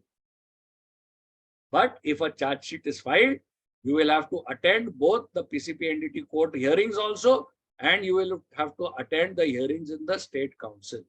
So my request is that if you are a good medico-legal expert, you will say that we will challenge this charge sheet itself and get a stay, and n number of stays have been got from the court on the charge sheet itself. So once you get a stay on the charge sheet, the council has no role to play in that particular issue. This is just an example I have given you of how a good medico-legal expert will advise you as compared to a simple lawyer who goes according to what is written in the other aspects of the law. So once this is, this comes to the council, then it is referred to the committee to decide on what further to do. So if your answer is perfect, if you are in your answer, we find that there is nothing unethical or misconduct, we close the case there itself. If we require any more clarifications, then we order or direct the registrar to ask for more from either party, we ask for more clarifications. And if we find that everything is in order, we immediately exonerate the medical practitioner for all these charges, and the case closes there itself. But if we find, yes, prima facie, there is something wrong in this, and let me tell you, almost 97 to 98% of the cases at this level itself are closed down in the Maharashtra Medical Council. Because many a times we find that, there is some miscommunication between the doctor and the patients or their relatives, because of which they have complained against the doctor. And if that we find that the treatment is proper, then the cases may close down. Few cases may go beyond this. And then if we find that prima facie, yes, there is something wrong in this, then we direct an inquiry to be held according to Rule 66 to 73, which is now all these numbers which I have put down are numbers which are there in the rules and regulations. So rule 66 to 73 comes into existence over here. So again, I would repeat and say there are three weapons which are going to save you from a litigation. That is documentation, documentation, and documentation. And why I will tell you, because these cases may come up, may it be the council, may it be the CPA, may it be the criminal court or any other civil court, almost after 1-2 years, especially in the council. As of now, there is no limitations to when the patient can complain against you. So in CPA court, the limitation, if I am right, is 2 years. But in the council, there is no limitation. So there are cases which have been filed in the council almost after 3 years, 4 years, 5 years against the RMP. So if that happens, at that stage, it is only the documents which are going to save you from any further problems. Because it is going to be the patient's word against your word if the documentation is not proper. That may put you on a little bit of problem, especially when it goes to the CPA or goes to the criminal case. Because remember, the patient has suffered and that is why he has complained against you. So maybe the judge or the judiciary may have a little bit sympathetic view as far as the patient is concerned. And the documents are the ones which are going to save you. So see that your documents are written properly, especially your endo papers, your daily rounds. You know, when the patient is deteriorating, all the details should be written over there, that how the patient is deteriorating and how you have treated them. And also that you have informed the relatives about this patient's deterioration. If they are perfect, definitely your whichever court is there, they are going to rely on these documents. And these are the documents which are going to save you. So poor records means poor defense. Your defense is very poor, whichever the court is, may it be the council, may it be the civil court or criminal court. And if there are no records, if you say it has already been defined in the Maharashtra state, how many years you are supposed to keep the records. 3 years your OPD paper, 5 years your IPD paper, and 30 years your medical legal cases. So you tomorrow, after 3 years, if a case comes up, you cannot say that you have destroyed the papers, because legally you're not supposed to destroy that paper. There is a methodology also which you have to follow when you're destroying the old papers. You have to give advertisement in the papers, all that you have to follow. So you cannot say that the records are not with you, because if there are no records, it will become very, very difficult to defend yourself in the court. And you are responsible for all these things, even if you're working in a corporate hospital.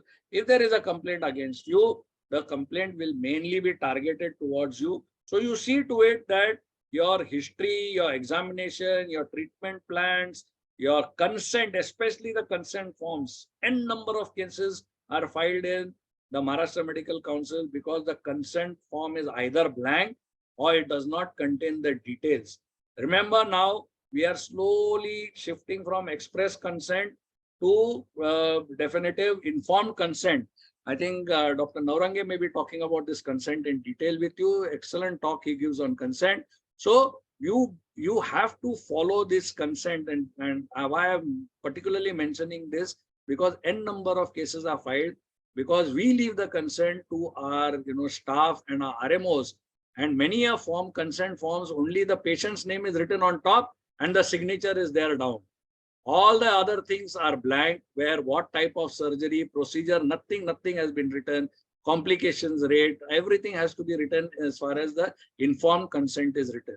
So be very particular when you are giving. And then of course, discharge records have to be perfect, because discharge records is on what basis the patient is going to file a complaint against you. And then of course, medical certificates, and every one of these aspects is the individual talk unto itself. So I'm not going to go into details as far as all these things are concerned. So once the notice of charge is, there are, as we find, if there is prima facie something wrong, then a charge sheet is filed by the council against that RMP. See, there may be 10 complaints against that RMP, but we find only 3 of them have got some substance. So the charge sheet will be restricted to these 3 charges only. So the charge sheet is like any other charge sheet which is filed in any other court, civil court or criminal court. And in that charge sheet, it will be specified what the exact charges are. And we ask for a written statement from the defense. That means from that RMP. So at the same time, whatever the relative documents are there, those documents are also sent to you so that you can. I think someone is talking in between. It will disturb the members hearing.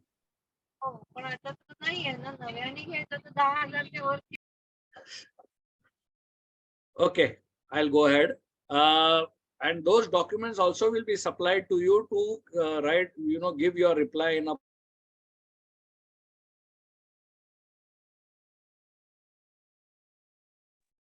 Yeah, I think I was also muted, so you could not hear. So you are also sent the relevant documents so that you can give your proper, you can give your proper statement. And remember that you have got a right to either say that I will rely only on this written documentation which I have given you, or I require to be heard in person. But my suggestion would be that please take it very seriously when when it is filed against you a complaint in the council. Please attend it. Don't rely only on the papers, because there may be some things which are missing. And when you do not attend the council, if there are any particular questions that the council members want to put or clarification they want from you, they will not get it, and therefore it may go against you. So my request is, do not, though you are allowed under the Act to just file your written say and ask the council to depend upon it, please attend the council whenever the council asks you for the hearings. Okay? Then, are you allowed legal assistance or not? Yes, the Maharashtra Medical Council as of today is allowing you legal assistance to both. It can be to the patients also and to the RMPs. But here again, I would like to repeat, please take a legal expert who is used to medico-legal cases, because only he can defend. As I told you, when you take a pure lawyer who's not used to medico-legal problems, he will defend you like how he defends in a court, purely on legal terms, which is not the thing that will happen in the council, because it depends on what type of management and treatment you have given to the patient. So take a good expert, and this is where I think we already spoke about the PPS scheme and everything. The state, when they give you this PPS scheme, the lawyers who are appointed by the state are medico-legal luminaries. They are not only legal luminaries. So they will help you out, and that is the advantage of having your indemnity with an organization, medical organization, because the medical organization chooses the lawyers who will be defending you. So the procedure of inquiry is in section 71. So what happens is, once both the parties are called inside, it is not one party, remember, it is just like a court, both the parties and the lawyers are called inside. So what happens is, initially the registrar will read out the charge sheet which is filed against you. So once the registrar reads out the charge sheet which is filed against you, initially the complainant, see why I'm going into all these details is, you have to understand what exactly happens in the council, the practical aspects that every member faces when he comes to the council. So the registrar reads the charge sheet, and then the complainant is first invited to state his case and also produce the evidence which is there, which he wants to produce in front of the council. He states his whole case. Then the practitioner or the RMP against whom there is a complaint, he will be invited to state his case, and also he will be allowed to provide any new evidences in support of his case. Okay. Once the hearing of the RMP is finished, if there is some new evidence which is produced by the RMP, then the complainant is given a chance to answer on that or refute that evidence. And this is where the hearing ends. Okay. So that is why it is very important that you come prepared properly with all your documentations, all your papers. So unlike any other, in legal courts, where you are given a second chance, third chance, here the council will hold the hearing only once and give its judgment. Now there are people asking that suppose we cannot attend on that particular day when the council asks us to attend. Yes, we allow one, both the doctor and the complainant, once they are allowed to postpone that, giving reasons why they want it to be postponed. So we adjourn that hearing only once.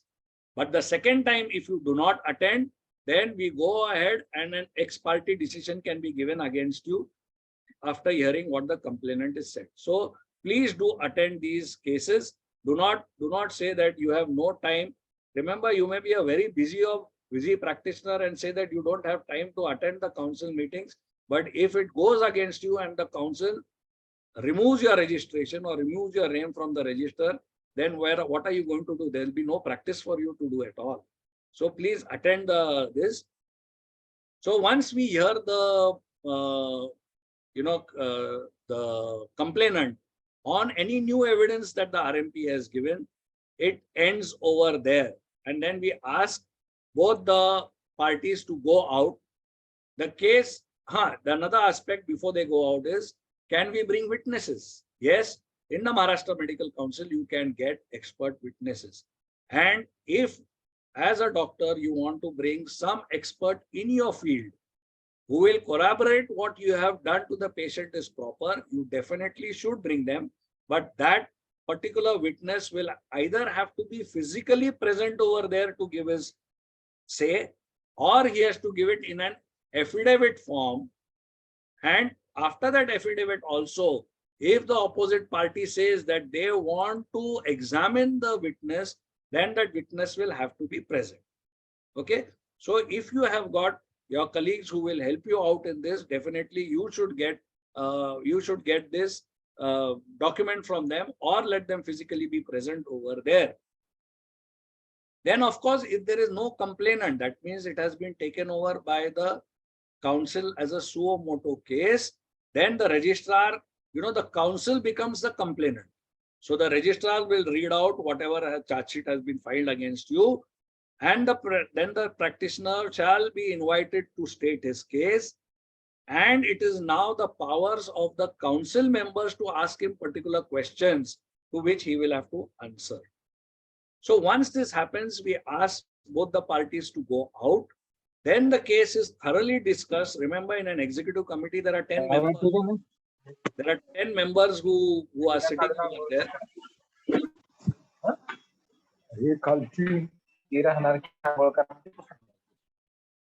I think Mr. So then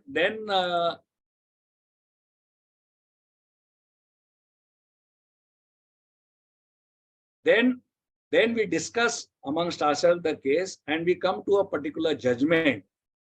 The judgment can come immediately, or the judgment can come after some time, and then the judgment is sent to both the parties, whatever judgment has been given. So records of these proceedings are kept just like how it is kept in the court of law also. Then it is the power of the council is there. As I said, this ends in that one hearing only, but it is left to the council to decide if they want to hold some further hearing, if they want to hear anything more from both the parties. That powers are there with the council to hear further hearings also. So in short, this is a chart which will tell you complainant, it goes to the registrar puts it in front of the president, then it goes to the subcommittee level, then they examine that case. If prima facie they don't find anything wrong, the case is shut over there. If prima facie they find that there is evidence that some misconduct has been committed, then a charge sheet is filed. The charge sheet is filed, and then the whole process of hearings, as I have already spoken about, starts as far as the council is concerned. So now the decision of the council and the implementation is not done immediately. Remember, if you have agreed with whatever the council has said, you get around 60 days to go and complain higher up. And when we say higher up, it is the National Medical Commission or the EMRB, to be very specific, the Ethics and Registration Board, which is there under the National Medical Commission. You have got the power to go over there. So your punishment will not start immediately. Your punishment will start 60 days is given to you to go to the higher courts, right? If you do not go to the higher court, then your punishment starts from that after 60 days. That is the time that your punishment will start as far as that is concerned. After, suppose now you are given a punishment of 15 days. What do? Do you directly start your practice immediately after 15 days? No, because you have to file an application for re-entering your name in the registry once it is removed by the council. And that is in the form 19, which is there. It is a specific form which is there, which you can you see on the MMC website also. Not only that, along with that, you are supposed to give all your certificates, which are, again, we introduced your certificates of degree, diploma, or whatever is there, and a certificate from any gazetted officer of the state government or from a justice of peace as to his good character.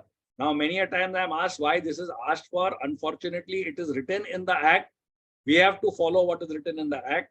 Till this is removed from that act, this requires amendment. I also believe in that, because they have nothing to do as far as, if at all you require to have a certificate of good standing from your colleagues who are senior to you or whatever it is. But unfortunately, it is there. This act has been written in 1965. So we will have to follow that. So you will have to fill the form 19 and give these documentations and ask the council to re-enter your name in the council. Only then you can start your practice. Now, what happens if you are not happy with whatever decision the council has given? Does it stop at that? No. You have got the right to go into appeal. And which is the appellate body? You know, just like the lower courts, then it goes to the high court, then it goes to the Supreme Court. Similar over here also we have stage-wise where you can go in for appeal. And the first appellate is going to be the EMRB board, that is the Ethics and Medical Registration Board. And you can go exercise your appellate. They have can exercise the appellate jurisdiction. And once the hearing takes place over there, their decision will be binding on the state medical councils, right? So it doesn't mean that whatever the state medical council says is the ultimate, or that is the, you have to follow that. No, you can definitely go in for appeal.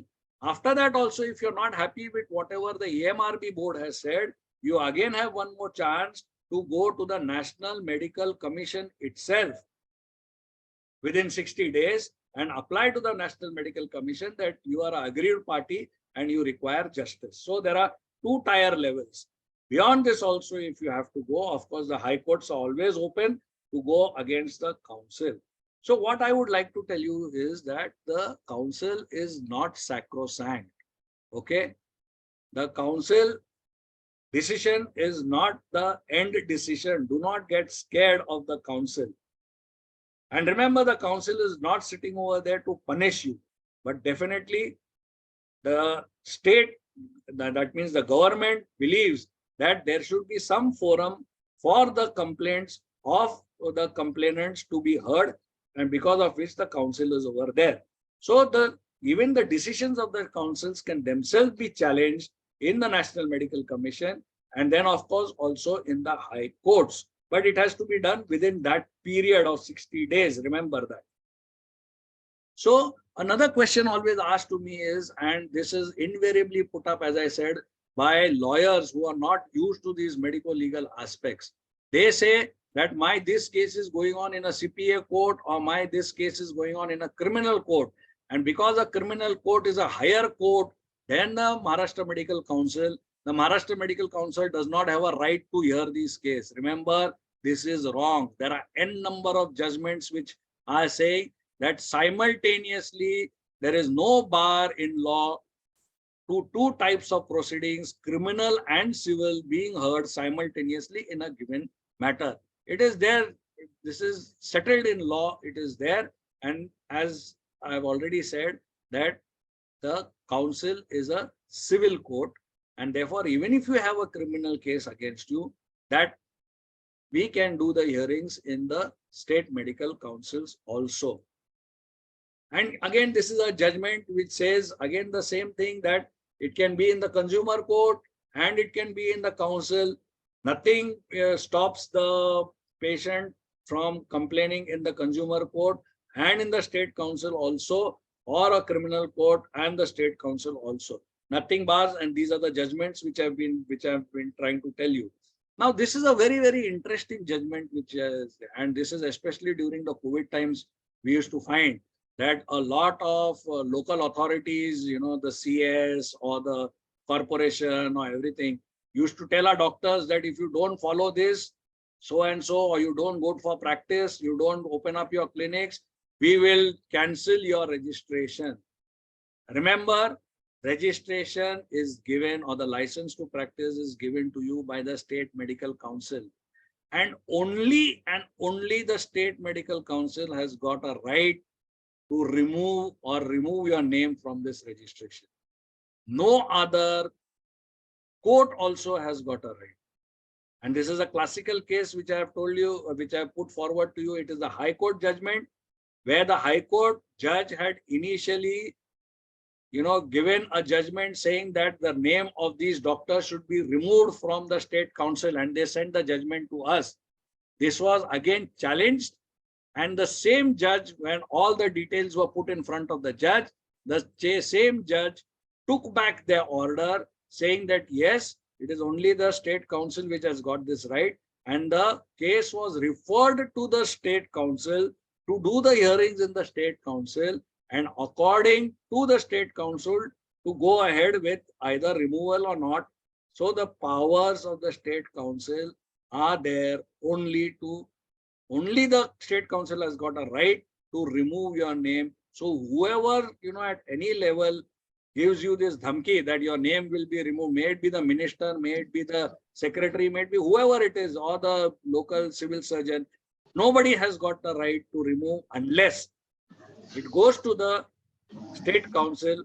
A regular hearing is held in the state council, and only then the state council can take this decision of removing your name. And then there is something else called, suspension till the order is pending inquiry. That means, many a times how we give any courts, after you're proved guilty, they give you a punishment.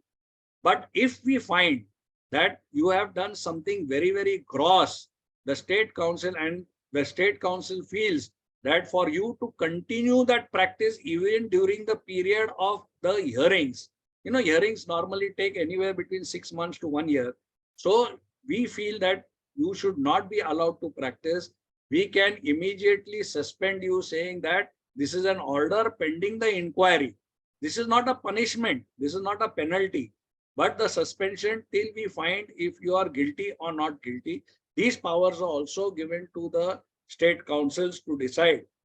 But as I said, this is an interim measure pending inquiry, and this is well settled distinction in law between the suspension which are made as a holding operation pending inquiry and suspensions by way of punishments.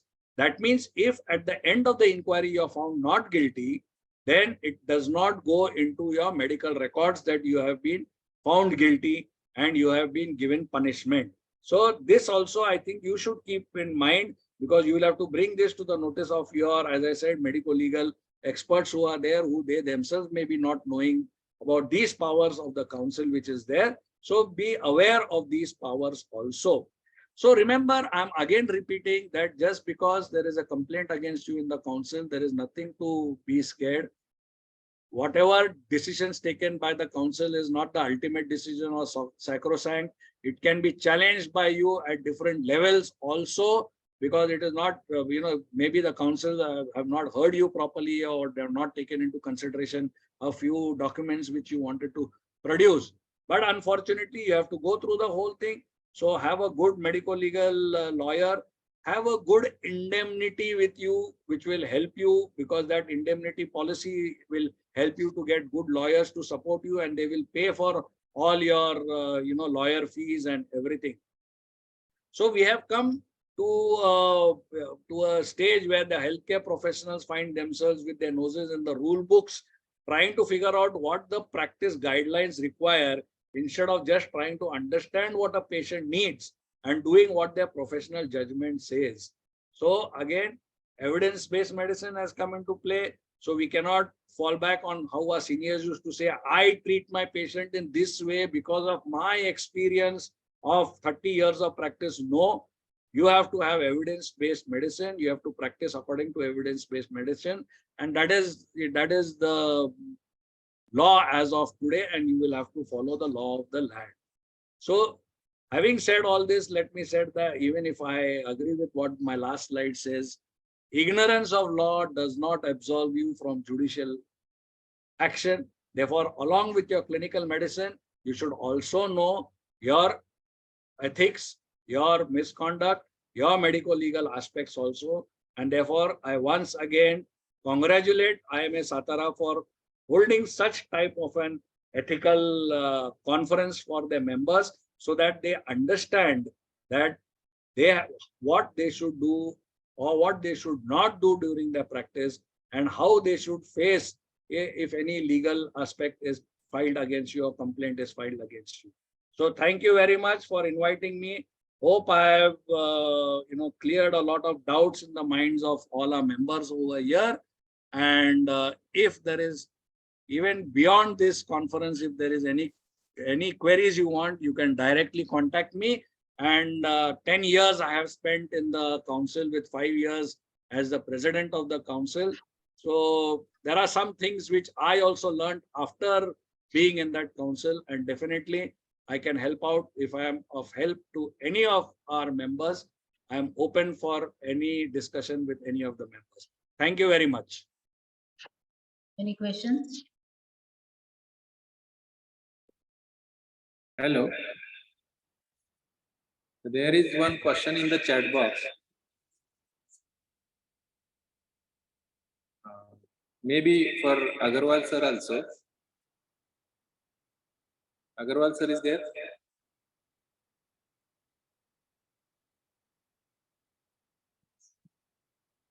How many cases are currently pending or handling IMA indemnity schemes? Any success story for Maharashtra? Yeah, I think I can answer that. If Rajiv, I don't think he's there. There are a lot of success stories. That is a chapter unto itself as far as Maharashtra PPS scheme is concerned, because we fight till the end. We do not compromise, in the court. And as I said again, that even the medical legal experts who are there, the legal luminaries who support us in the court, are medical legal experts. Not only that, we have got a lot of our doctors themselves who are today lawyers. Classical example is Dr. Rajiv Joshi is here, Dr. Naurange sir is there. The Maharashtra state takes their help also in formulating, and they readily, without charges or anything, they help us out at all level to formulate your answer in the court. So you don't have a single lawyer, but you have a battery of people, both medical and legal experts, who help you out.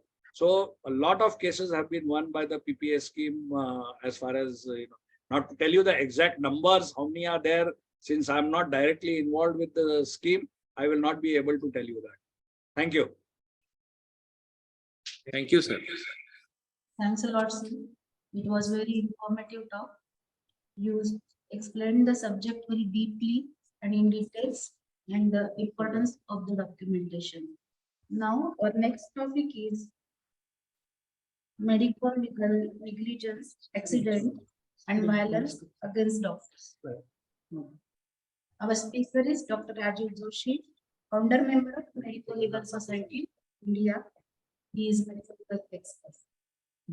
And I will hand over this session to Dr. Sagar Kataria as a chairperson. Dr. Kataria, please. Good afternoon, all the IMA members. I welcome you all to this beautiful CME on this rainy afternoon. At the outset, I would like to pay my obituary to our beloved IMA member whom we lost recently, Dr. Indumati Madhukar Sangai. She was an eminent gynecologist from Satara. She worked both in government and private practice for more than 40 years. She worked as class 1 officer at Savantwadi for 12 years and at Civil Hospital Satara for more than 20 years. She was a well-known laparoscopist and performed numerous laparoscopic sterilization camps in various villages. She received many accolades from government of Maharashtra for that. She retired as Deputy Director of Health Services.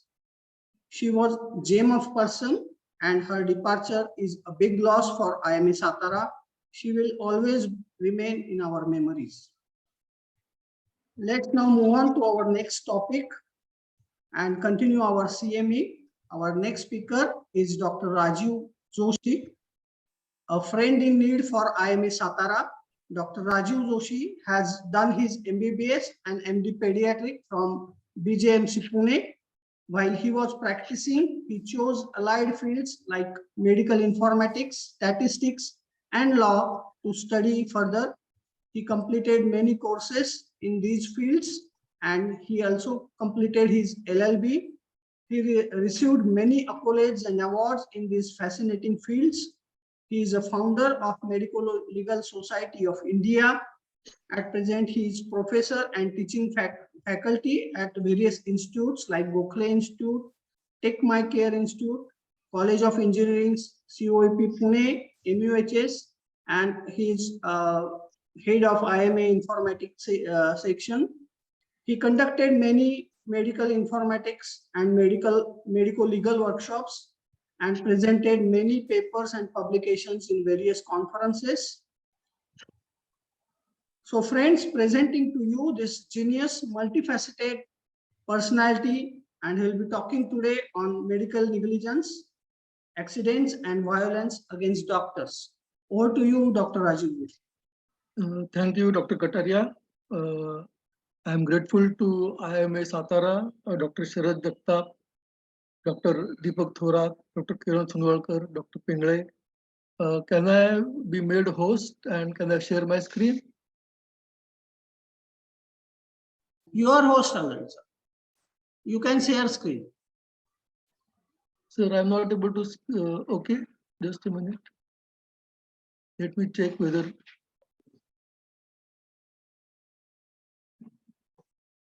Sir, you are co-host now. You can Okay, share. can you see my screen now? No, It it will be there. Yeah, It's I sharing. didn't think you'll be able to see it now.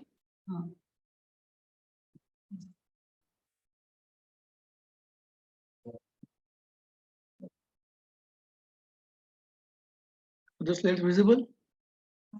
Slide is not visible, your screen is visible. Just a Your minute. browser is open.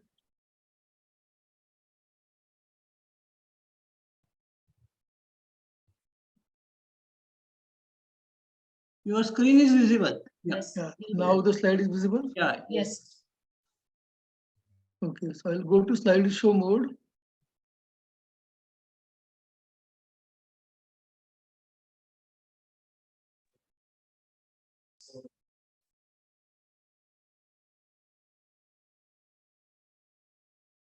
Yeah. Yes, Is that fine. okay? Yes, fine. You are audible and visible. Thank you all. So before I start on my topic of medical negligence, accident and violence against doctors, I will just take the points raised by Dr. Utture sir a little forward. We have to represent properly in whether in medical councils or in the courts or in criminal courts or anywhere we are pulled up, because my observation is that the lawyers who represent us usually do not have any medical background. Just to give you an example, before I start this talk, last week there was a case from Telangana consumer dispute redressal forum, which has awarded 10 lakh rupees against the doctors. That case went to the National Consumer Forum, and the National Consumer Forum lawyer who was representing the doctors contacted his friend in Bombay. That friend in Bombay contacted me saying that a lawyer has not understood anything in the case and the hearing is tomorrow. Can you believe it? Hearing is tomorrow and the lawyer has not understood anything.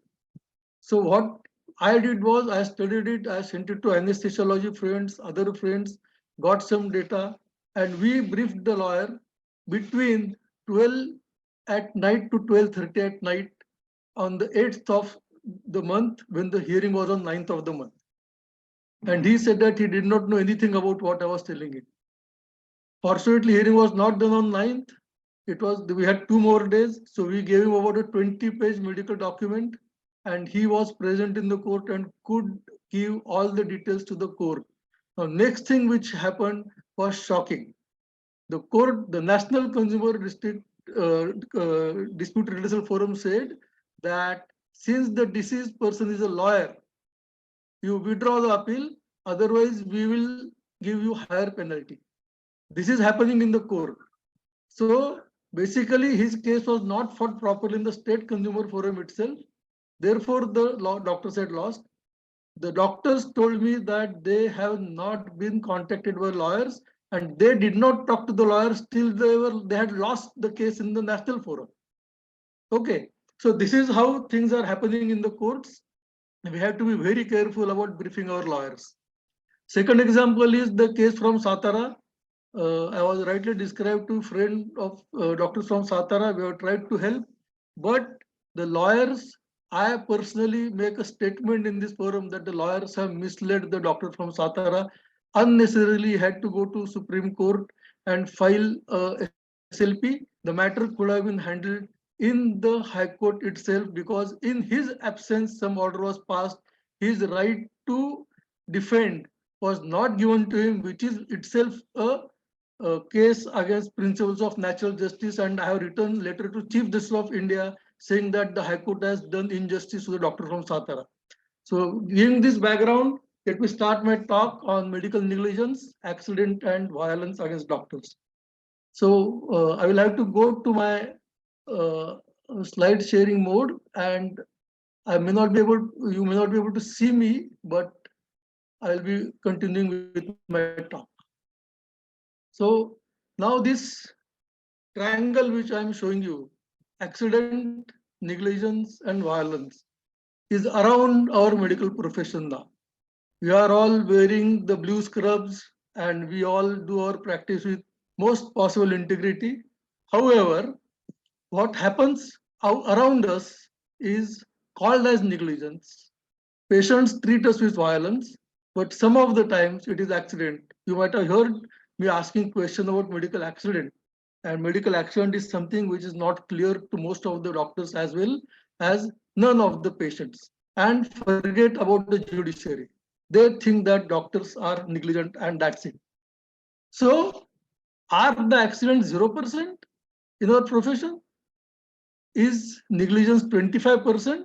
And IMA says that 75% doctors have faced violence. Are all these things true?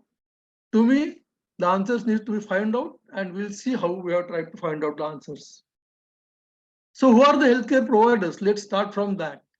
Government. Only 20% services provided by government, and we all see several inefficiencies in the government service. This is a ward of COVID, and most of us have seen what happens inside the wards, how inefficient are the government hospitals. Private sector, 80%. The patient is now considered as a consumer. Expectations are increasing. Dealing with demands of patients is becoming difficult because they say that we pay, you give service. I had a patient in my hospital who fought with me because there was no water to the tap, because the building, overhead tank in the building did not have the water. These are the things for which patients will fight with us also. And I cannot deny that there is some exploitation from some section of the private sector. I'm sorry to say that in IMA conference, but it is so, and so be it. So let's come down to basics of doctor-patient relationships. The initiation was with family doctor, general practitioner who was a member of family. Now, with global changes in science, with internet patients, with contradiction literature, things are changing. And because of expansion of knowledge, we are moving to super specialty. But the family doctor is no more. The super specialist cannot cater to the patient as a family doctor or a friend or anything.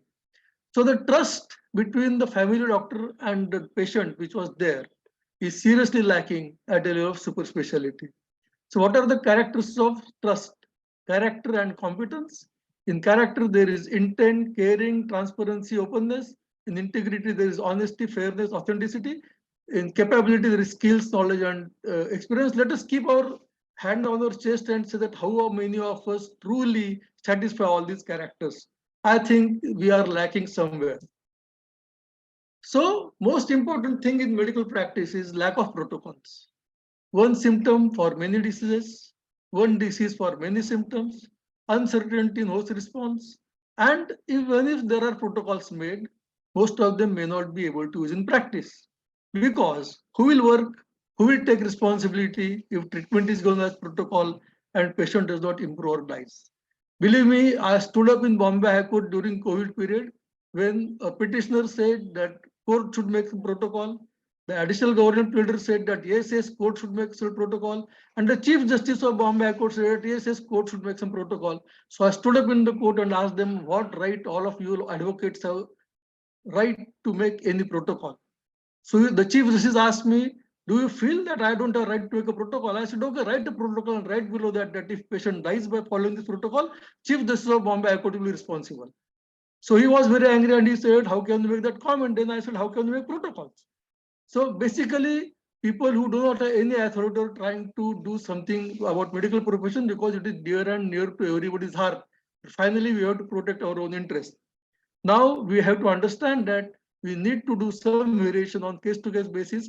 I explained to them what is remdesivir, I explained to them what is oxygen therapy, what is tocilizumab, what is dexamethasone, etc. And then they said that we don't understand anything. So I said that you don't understand because you don't need to understand and you don't need to make any protocol. So this is how things are going in the medical legal field.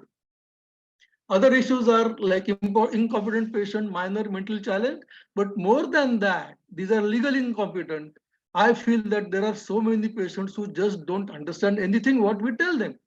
Either we are falling short in explaining or they are falling short in understanding, but that is the situation which is most important in our problems.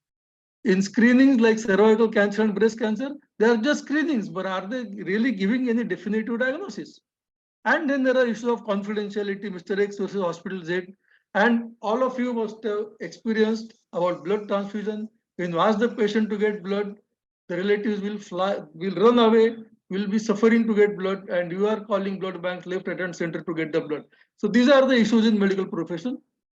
And what is happening is because of this, there is changing doctor-patient relationship. A patient visits doctors for some ailment, illness, problem.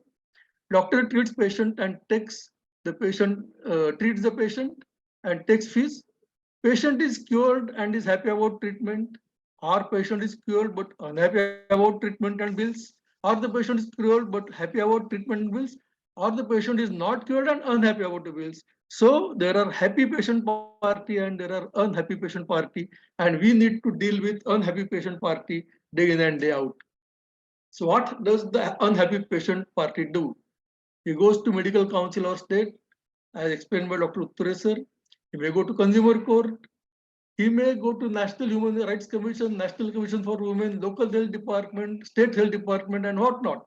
In addition, he can legally go to civil court or he can go to criminal court. But in practice, what happens is he goes to politicians or he conducts violence against doctors. Now, these are the two basic issues that we are facing, that the local politicians will try and pressurize you to pay up some money to the patient and take their cut from it, or the patient will ransack your hospital and beat you up. So what are the issues in this? Pressure by local politicians or police. The politicians tell police that file FIR. Now, are the police entitled to file FIR? No, sir. They have to take the complaint in writing, send it to the doctor and ask for explanation. Like Dr. Utture said that the medical council asked the explanation from the RMP, send it to the documents to the expert committee.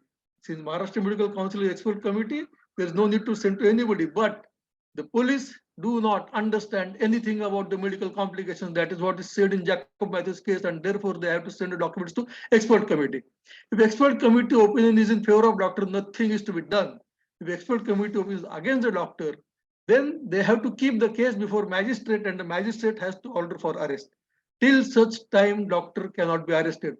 Please keep the Jacob Matthews judgment in your briefcase and show it to the police if they say that we want to arrest you. Usually, doctor gets bail at the police station because allegations against 304A are bailable. Please do not try and get anticipatory bail because they will reject the anticipatory bail because it is not necessary. And if that anticipatory bail is rejected, the headline in the newspaper will be doctor's bail was rejected. So please try and take bail at the police station. Usually, doctor gets bail. The doctor found guilty, penalty is given either in the for imprisonment or fine or both. For frivolous complaint, there should be penalty to the complainant for defamation, which is not there in any law. We have to pressurize that we want to file a complaint of defamation. Unless until you take that counter action, nothing will happen. In the case of violence, the violent attacks against doctors and hospitals are increasing day by day. The reason is there is no deterrent law against the perpetrators of violence. Maharashtra Act got only 3 years imprisonment and or 50,000 penalty. Anybody will be very happy to pay 50,000 penalty. I'll give you some statistics of this violence in next slides. Most of the times, the accused is let go under provision of attack at the spur of moment. मेरा भाई मर गया, मेरे बाप का ऐसा हो गया, मेरे माँ का कुछ तो इन्होंने किया, डॉक्टर ने कुछ तो भी किया, मेरा गुस्सा आ गया, मेरा माथा गर्म हो गया, मैंने डॉक्टर को झापड़ लगा दिया. That is what is said in the court, and court accepts that this was done in the spur of the moment, and the person is let go under the bond of good behavior for 10,000 rupees to be deposited for some time. This is what is happening in the court. Every time there is death of the patient, if spur of moment arises, it will be difficult to practice. Epidemic Disease Act, which was amended during COVID period, has provision for presumption of offense and presumption of guilty mind. These two important provisions are there in epidemic disease, but they are not there in any of the state acts. This means that when during a hospital or in the premises of hospital, knowing that the person is doctor, you beat him, it is a presumption of offense. You are to be taken as guilty and punished accordingly. There is no question of spur of moment. Such provisions, in addition to graded penalty, required to be included in the acts for prevention of violence. So, if this is what I always say, that this should be told to the patient, that first check what is the cause of unhappiness. Did you take estimate of expenses? When the patients come to me for asking some advice, did you take estimate of expenses? Was the estimate extended by or exceeded by 10 to 15%? If yes, was there any complication? Or ask the doctor in writing, why did the estimate go beyond that? Did you have insurance cover? If nothing is there, why you are getting angry with the doctor? In case of unexpected death or outcome, was it a case of medical accident? Nobody understands this. What is medical accident? What is the case of gross medical negligence? If it is only gross medical negligence, then only the doctor is culpable. Otherwise, small things, doctor cannot be punished. In case of gross medical negligence, expert opinion is mandatory. Expert committee opinion is mandatory, not opinion of civil surgeon of Satara or not opinion of civil surgeon of Daund or something. You have to have expert opinion of expert committee. Expert committee has been defined by the GR of the Maharashtra government in 2010 and 2014, in which they are given who are the members of expert committee. And Dr. Utture sir has extensively discussed with me that in 2010, GR, Maharashtra Medical Council member, was supposed to be in the committee. In 2004 GR, they have removed such expert, and for which Uttare sir personally and Maharashtra Medical Council have been fighting with the government of Maharashtra, but no outcome is there. I represented this in Bombay High Court also. In Lalita Kumari case, under section 20.6, they have said that preliminary inquiry is necessary in case of medical negligence before filing FIR. Even before filing FIR, you have to have preliminary inquiry. So all these things should be kept in mind. Please keep a copy of Jacob Matthews judgment and Lalita Kumari judgment in your briefcase and in your clinic, and anytime any issue is there, these two documents are to be submitted to the police with your written statement about what the incident has happened. So there are sufficient mechanisms to handle grievance of the patient against healthcare professionals. Always take mediclaim like medical insurance. There is need to understand medical accident insurance, which we are fighting out for last 5 to 6 years. Non-government organizations like Akhil Bharatiya Grak Panchayat should have medical panel. There should be grievance cell at each hospital, whether you can submit complaint in writing.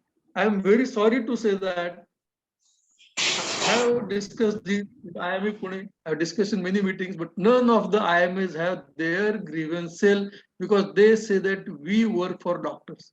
Grievance cell for patients is working for doctors, sir. It is not for patients. Ask them what is your grievance so that they will not fight. They will not beat the doctors. Hear them out. If you feel that your doctor colleague has done something wrong, bring him to the table, discuss it. My experience, I'll tell you to be very honest, a word of sorry from the doctor is important quite a few times rather than going to the court and make him pay something out of his pocket. We have formed this Medical Legal Society of India to help patients as well as for gross medical negligence as well as for doctors in their problems. And most of the work of Medical Legal Society of India is in collective issues for doctors, about which I'll tell little later. So what is the negligence? Let's go to the fundamentals of negligence. It is duty to care. Was there a duty of care?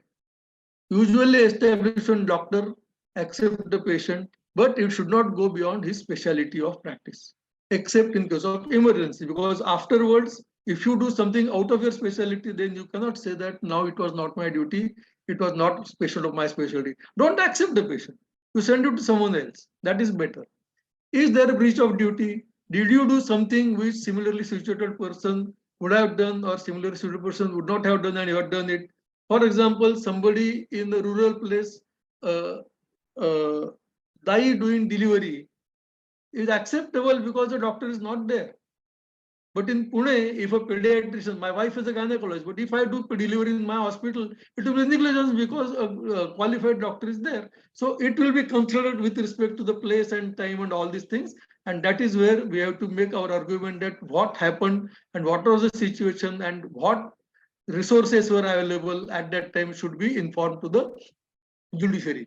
Was there resultant damage as a consequence of this particular breach of duty?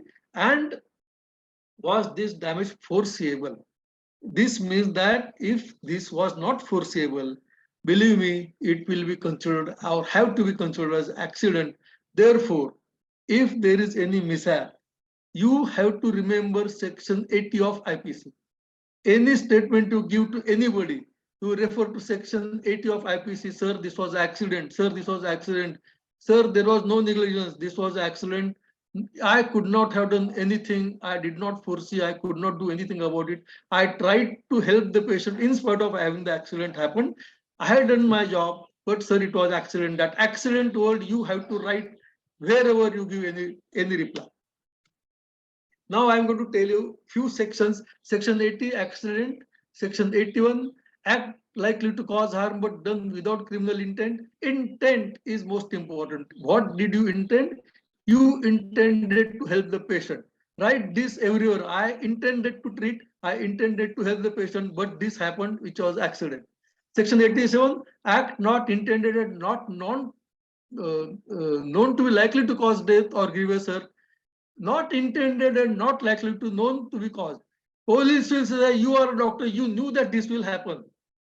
You have to say that I did not intend, I did not know this happened. These counter arguments will be finally decided in the court, but you have to say it in the document which you write to the court when you give your statement that I did not intend to harm the patient, I intended to help the patient, and I did not want to cause grievous hurt to the patient. Act not intended to cause death, done by consent in good faith for personal benefit. That is section 88, which we practice. We take a consent, but our consents are deficient. The court says that person specific, patient specific, doctor specific, disease specific, treatment specific, etc. etc. specific consent is there, and our consents are absolutely generic. They are not to the mark. We have to learn that we should write proper consents. So now we'll go to the next part, that is section 92, which is act done in good faith for benefit of person without consent. This has been described in the Samira Kohli judgment and various other judgments. So what we have to do is we have to understand these provisions, read IPC section yourself, keep the copy of IPC 1860, cost about 175 to 200 rupees, keep it in your hospital, read it. Even if you are not lawyer, only these sections of exception, general exception should be known to you. And only pecuniary benefit is not benefit within the meaning of section 88, 89, 92. There's not question of benefit of finance, money. You have tried to help the patient, try to save the patient's life. This is what you have to tell. And now we have to understand is that the ground is breaking. The trust between doctors and patients is now going down the drain. The trust is shaking, the ground is breaking, and we have to walk and talk on this broken ground. Medical profession under Consumer Protection Act. This was the worst thing which could have happened. Reasons for inclusion: it is a service. Doctors should take due care. Reasons for objections by doctors: service is based on information given by the patient. Finding may be vague in many diseases. Product not manufactured by the doctor. No warranty can be given by the doctor. One more thing is we are relying on the reports done by someone else, etc., etc. But all this defense has to come properly when you defend your case, which unfortunately does not come. And unfortunately, expert opinion is not taken, or expert opinion is set aside by the courts. Now, this is a photograph when I was 10-year-old or 15-year-old. I could do this. Today I cannot do it because now I lost that expertise. I am a pediatrician. I cannot give expert opinion in gynecology. Though I am a MBBS, I knew something at that time. While I was pit-patting during my third MBBS for gynecology, I could tell you everything about gynec. Today I don't know. So the expert has to be expert, and opinion should be from the expert. The GR says that expert from the related branch should be called in, and that is not done for whatever may be the reasons. Politicians' pressure may be one of them. So in IMA versus VP Shanta, they have said that no need of expert panel. But Jacob Matthews says that there is a need of expert panel. Jacob Matthews 2005. Jacob Matthews says that doctors should not be arrested without taking expert opinion. Section 304A is not understood by police. Not only by police, it's not understood by high courts also. In Bombay High Court refused to grant bail to Dr. Pavaskar from Ratnagiri. Supreme Court wrote one line order saying that he should be granted bail. Why a bail under 304A, which should be given by a police station, a doctor should be required to travel from the district court to high court to Supreme Court, is a question, because the doctors are not represented properly. With Dr. Navaranga's help, it was given in Supreme Court lawyer, and in one line the order came. So we have to have a medical legal expert by our side for wherever we are pulled up in the courts. So now we come to the punishments. The Maharashtra Medical Councils are giving you punishment for 15 days removal from the register or permanent removal from the register.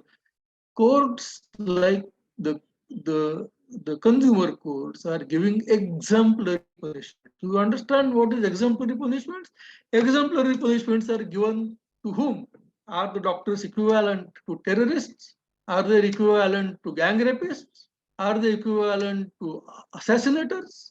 Are they equivalent to mob attackers? Multiple are method of compensation is not being used by the Supreme Court in spite of Sarla Verma case, and we have to insist that this should be used because you are not entitled to give any punishment as it comes to your will. It is followed in Sarla Verma, not followed in this Prashant Dhanka, followed in some this Balram Prasad. No fault or strict liability are done for the industrial problems and not for the doctors. Equating us with the large industries is nonsense. We are individual doctors practicing small hospitals. Even if it is institutional hospitals, finally it is a doctor and patient and couple of people who are working. And it is not like a Bhopal gas tragedy case, which has resulted in so many problems. Don't you feel that we should not be treated like this, and we have to fight it out at level of our medical community. So society suffers because of defensive medicine. What we do, we say that now this judgment has come, now we will do this. So we'll start doing these investigations, and now we will be protected. So society suffers. It's like half glass full and half glass empty. The court feels that I have protected one patient's family and they have got compensation, but they don't understand that thousands out there are suffering financially because of this particular judgment. 25 lakhs awarded because doctor did not advise to 3D, 4D color USG to pregnant woman. 25 lakhs were awarded.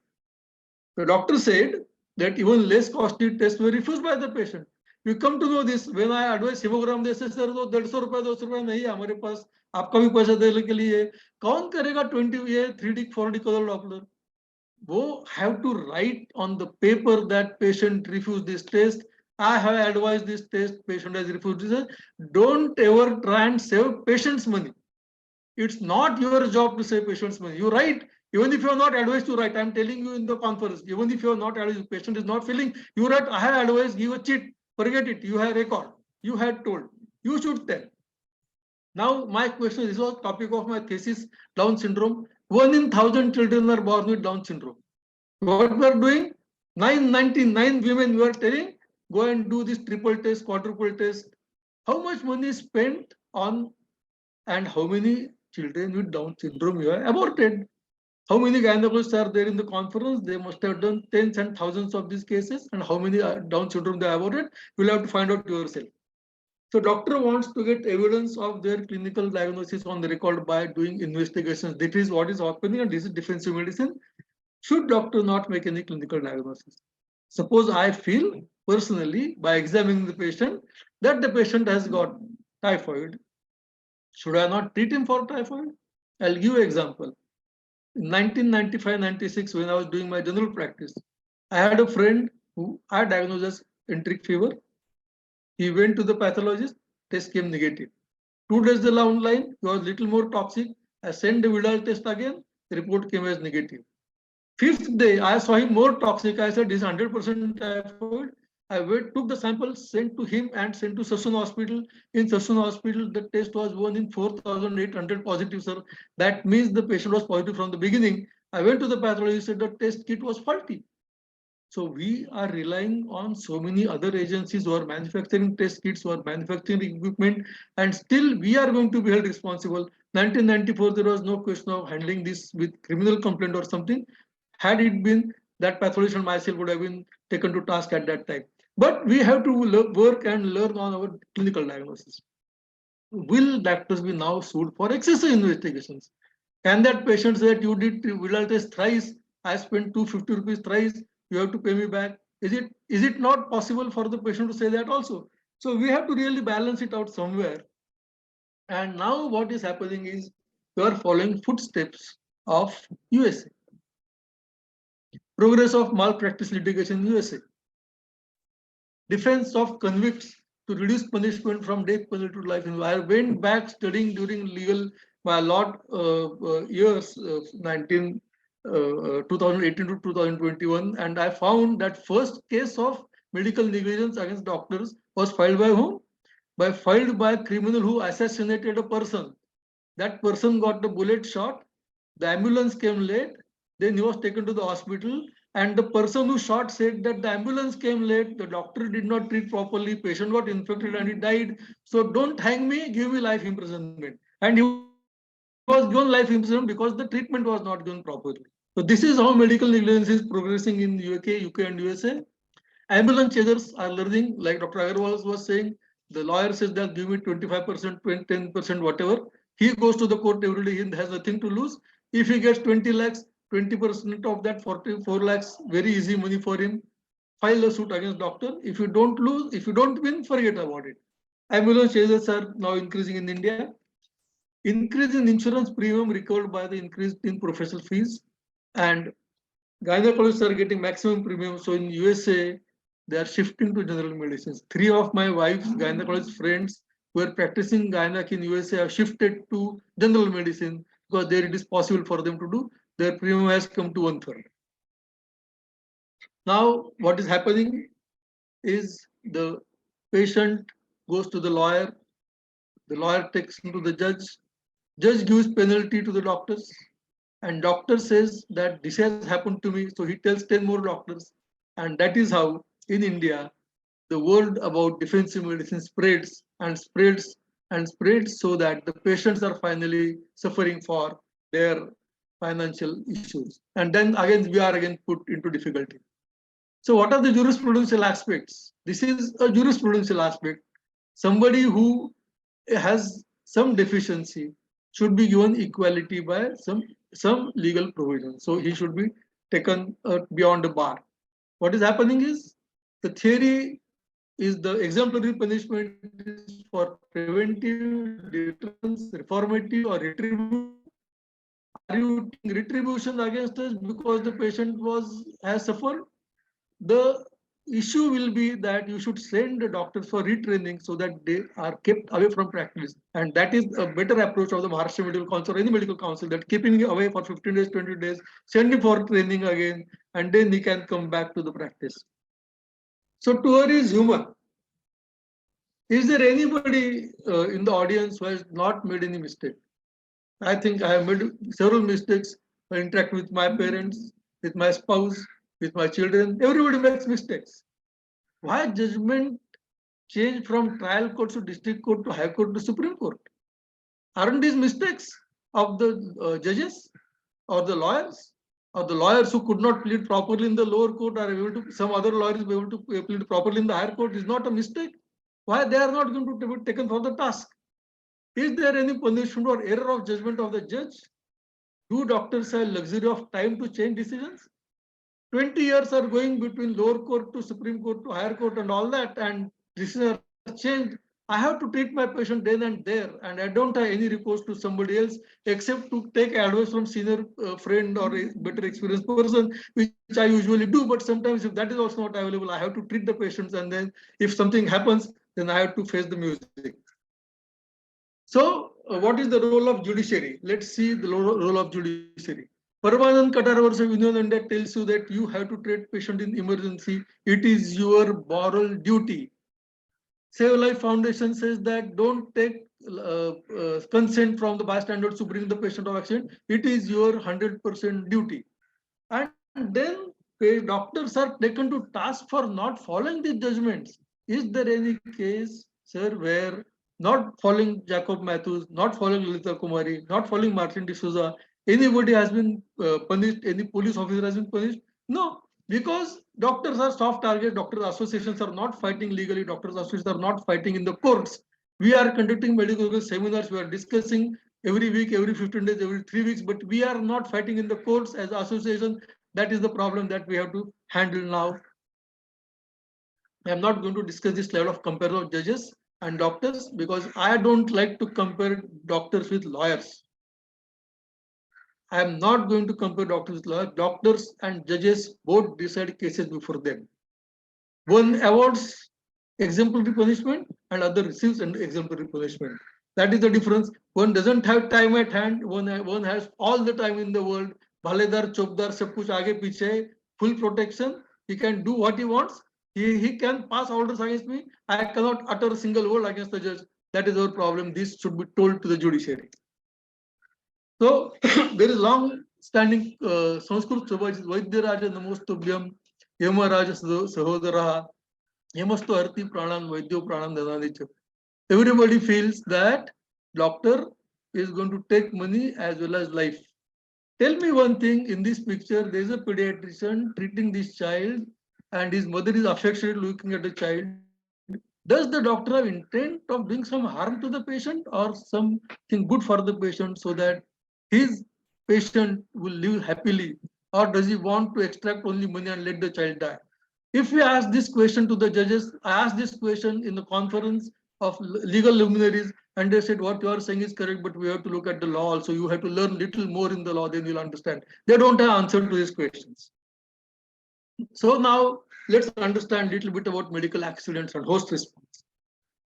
I did a penicillin skin test on a woman in first 15 days of my practice, and she got anaphylaxis for the test dose. I have done this test on 2 and 3 years old child in my hospital.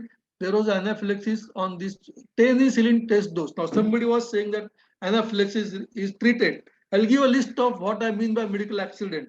Anaphylaxis, drug reaction to drug, in spite of negative skin test of drug known to cause anaphylaxis, full dose of a drug gives anaphylaxis. Drugs which are not known to cause anaphylaxis result in anaphylactic reaction. Drugs which are given to patient before, Hadapsar case, 3 times diclofenac was given to the woman, 4th time diclofenac was given, patient collapsed, and they took the anesthetist to task who was traveling. While traveling, he was giving advice to the gynecologist what is to be done. They said that you are giving telephonic advice, that's why you should be taken to task. This is how the judiciary is working with us. So medical accident is, there are so many things I have discussed. Host response.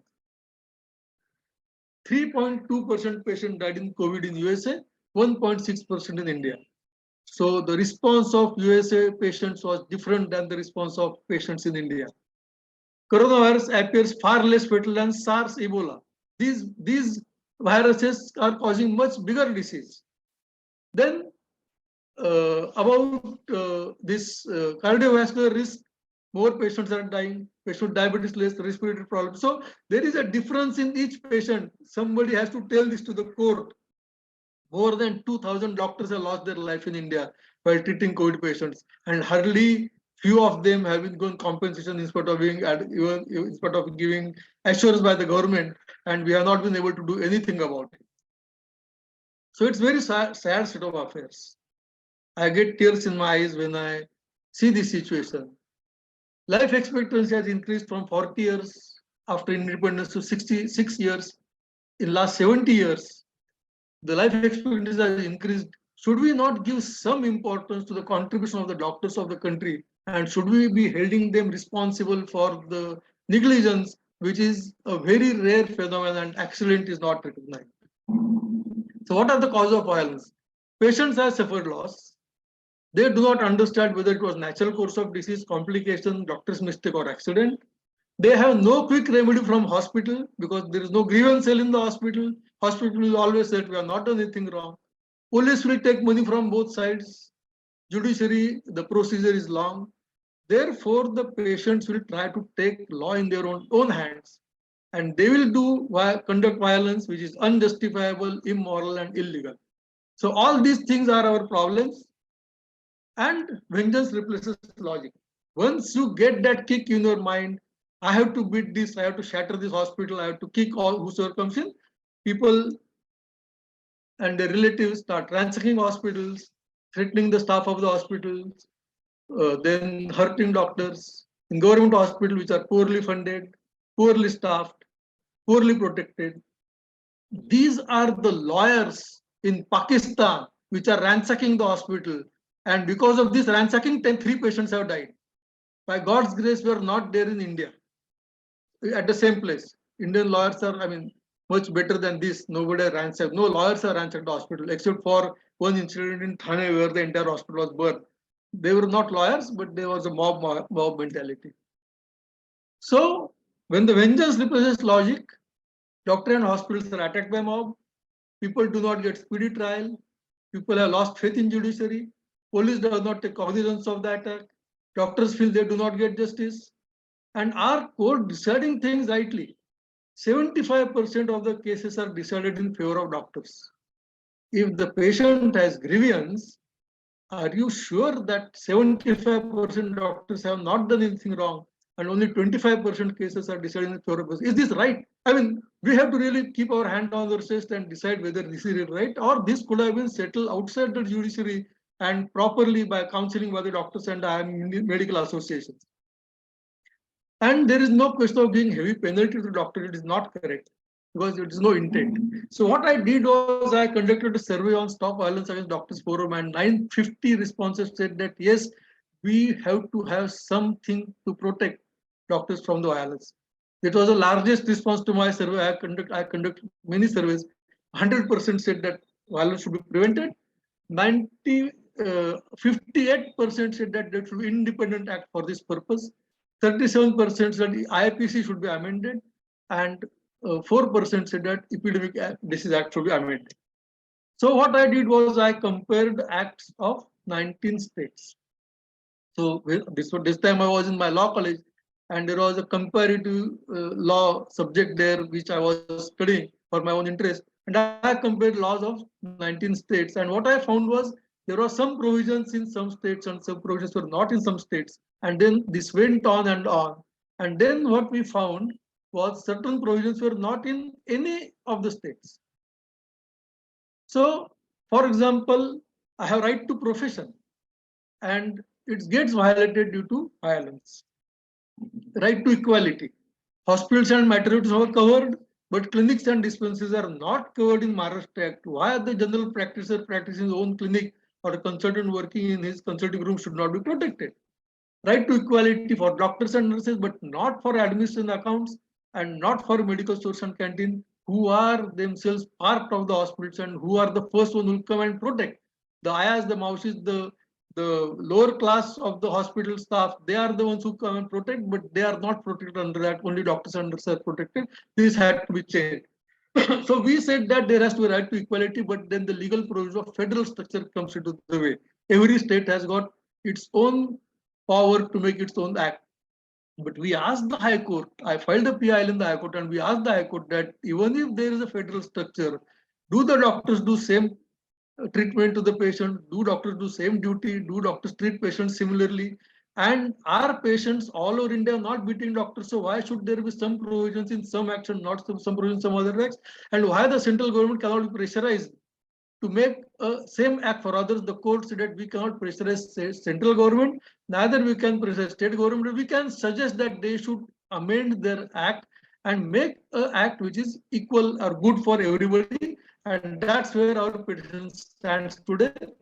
In addition, there is no provision for repeat offenders, frivolous complaints, administrative staff, paramedical workers, non-medical workers, supportive agencies, attendants of the patient. Suppose somebody is admitted and I am there and if I am beaten, is it not because of violence regarding other patient? Vehicles and medical records should not be protected. All these things should come into the ambit of the act. In addition, we read several judgments in which physical violence, how to handle it, was given in District of Public and Private Property judgment. Mental violence was recognized in Usha Badri Poonawala versus K.K. Kurian. Economic violence was recognized in Soma Suresh Qureshi. Structural violence was rejected in Kandulkar Film Society. Now, this is this Padmavat violence after Padmavat case. Now, we asked the court that if after one film of Padmavat there is violence and Supreme Court feels like giving 30-page judgment and guidelines, why not to give guidelines for violence against doctors, which happens every day somewhere in India? That there was no answer to this. Then there is a witness protection scheme. Our nurses and our ward boys are witnesses. They need to be protected. And then there was provision of the Scheduled Caste and Scheduled Tribes Act.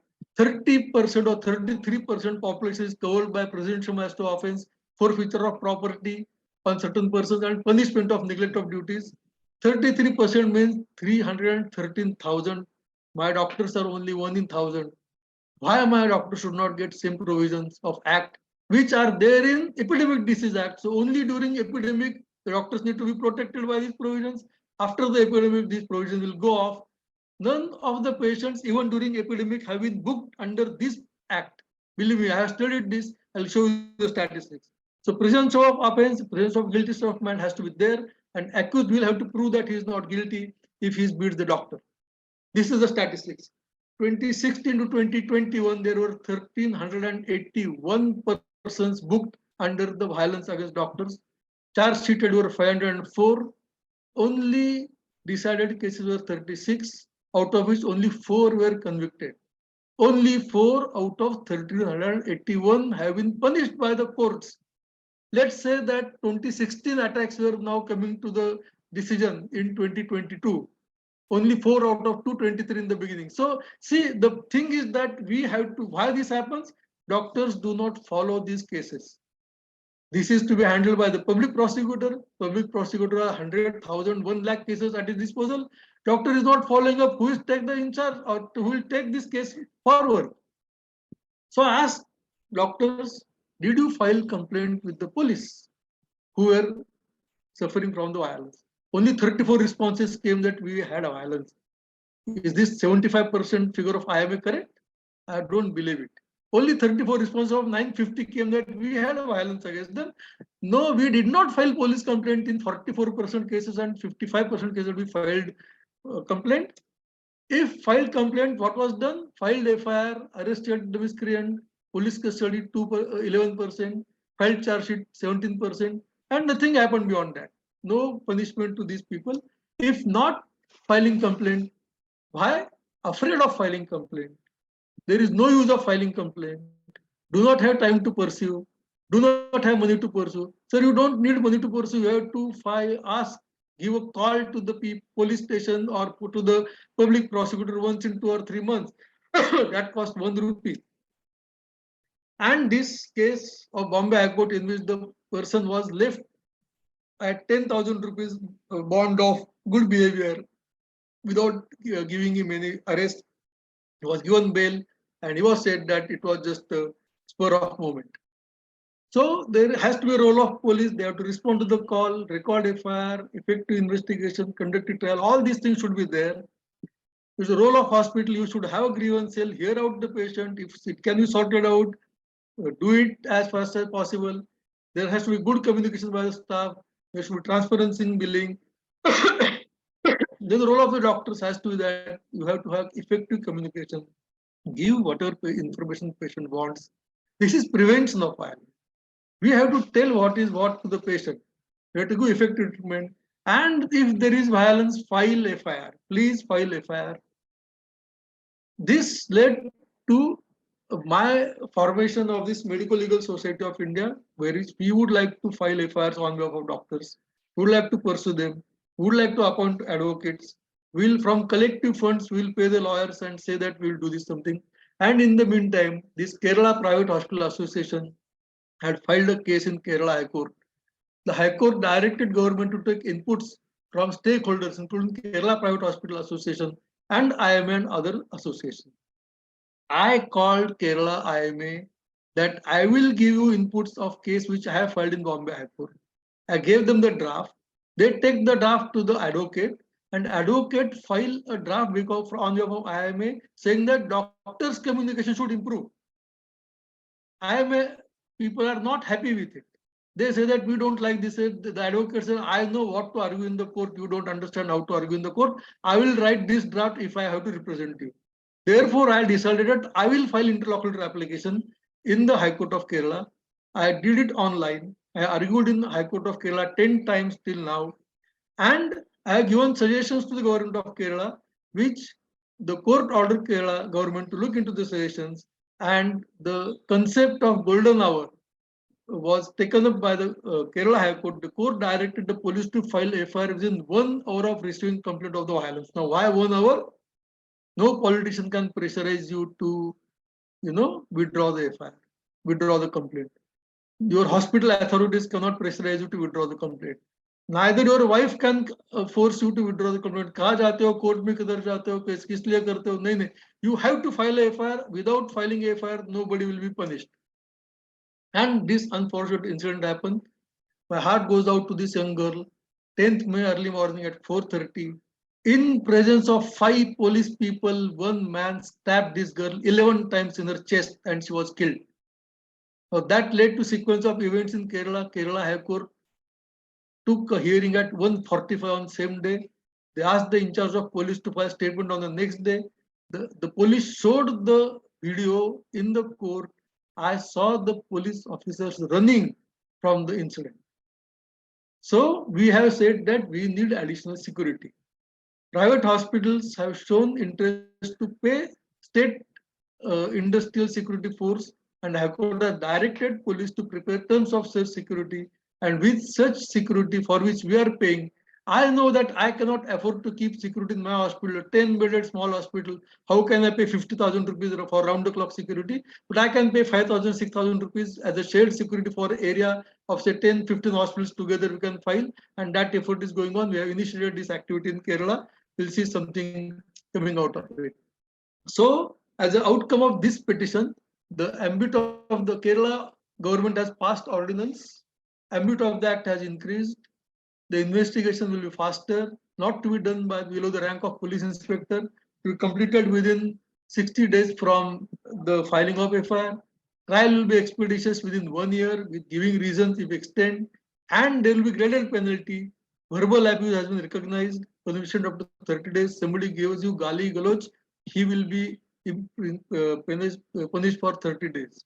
Physical violence, punishment increase from 6 months to 5 years. Grievous punishment increase from 1 to 5 years to 8 years. And damage to property, twice the loss sustained has to be given. This is come to Kerala.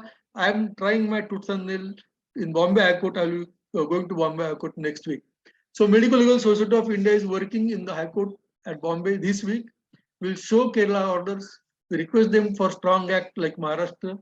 We ask for shared security mechanism, and we will ask for FIR in 1 hour. But what I want you to do is send me file of FIR. File FIR and send it to me. I have submitted 5 FIRs from Kerala to Kerala High Court. Why cannot file FIR from Maharashtra in Bombay High Court? We will give them a proper input of what is happening in Maharashtra. Please take down my numbers and send me the details. So what is happening is now we have to go to the conclusion of the discussion. What are the recommendations? First thing is we have to define medical accident. This is an extensive definition which will come to you on your, I have shared the PDF with you, which will come to you. But a patient who was reasonably evaluated to be fit for planned surgery suffers some loss, then he will be, and he dies or brain death is there, he will be considered as a case of medical accident. Differentiation of medical negligence and medical accident should be there at proper level, and there has to be no fault insurance. That is not accident insurance, no fault insurance. There is no fault of anybody. Railway accident, no fault of anybody. Airline accident, no fault of anybody. But the person who is deceased is paid. Similarly, the patient party should be paid. Patient has got suffered some loss. He is reimbursed. He is compensated. The violence will decrease. So Medical Legal Society of India has filed intervention application Sunit Upadhyay versus Union of India. Sunit Upadhyay is husband of late Archana Sharma who had to commit suicide. In that case, we have filed this application. In Kerala Private Hospital, we are represented. Rajiv Joshi versus State of Maharashtra, there we are also representing. And we are filing, proposing a PIL in Supreme Court requesting a medical tribunal. So I will tell you what is the need of medical tribunal. So what we are going is from high violence to low violence, from weak legislation to strong legislation, from fault insurance to no fault insurance, from government protection to private protection. And now in addition, what we feel is that civil or criminal courts are not competent to decide in case of doctors. There should be a medical tribunal in which there should be presentation of medical members like in MMC, but MMC doesn't have any power to give awards in finance to the patients or imprisonment. So this power should be given to this tribunal, and members from MMC should be there in the tribunal so that everything will be decided one pure. No National Human Rights Commission, no National Human Rights Commission, no State Health Department, nothing. Only a tribunal should be there. Such tribunal exists in West Bengal, about which we have studied extensively. In addition, Dr. Norangas is already there. He will talk about consents. There should be reporting of violence. There should be a mechanism where violence should be reported. We should refuse patients who conduct violence in hospital. We should know that patient A has conducted violence in the hospital B. hospital, she should be able to refuse the patient. If there is no emergency, we can always say, sir, please go to someone else. And we have to track the cases filed in the court and do something about it. Unless until such unified effort is there, will not succeed. You can contact me on my number. You can contact Nauranga sir also on his number, and we will try and help you as much as possible. Thank you for patient hearing, and thank you, IMA Satara, for giving me opportunity for this discussion. Thank you. Any question? If audience is having any question, any query?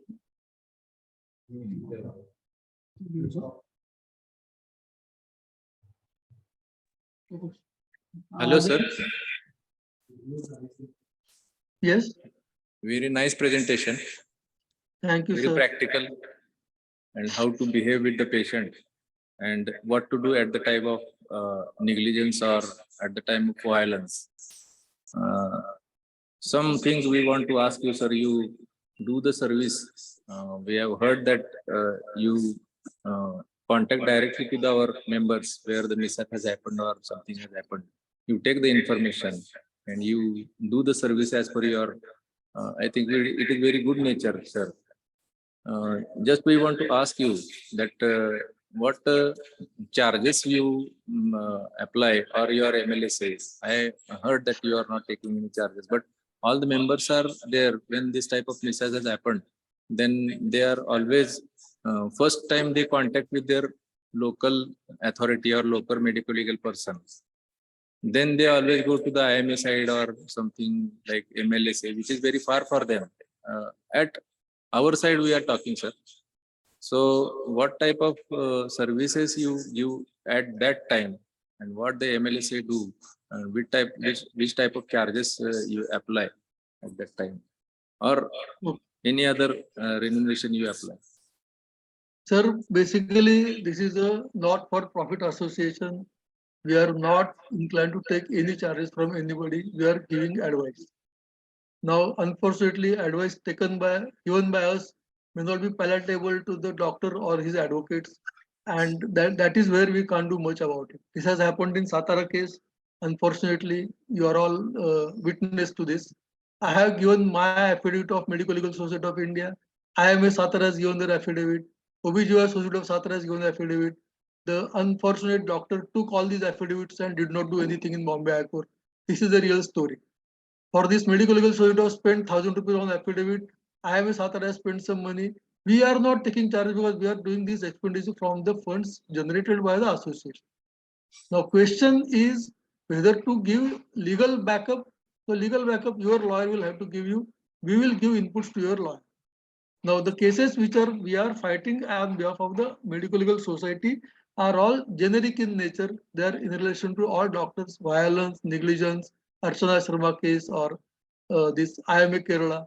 The funds are from the association funds, for which we feel that all of you should become member of the association.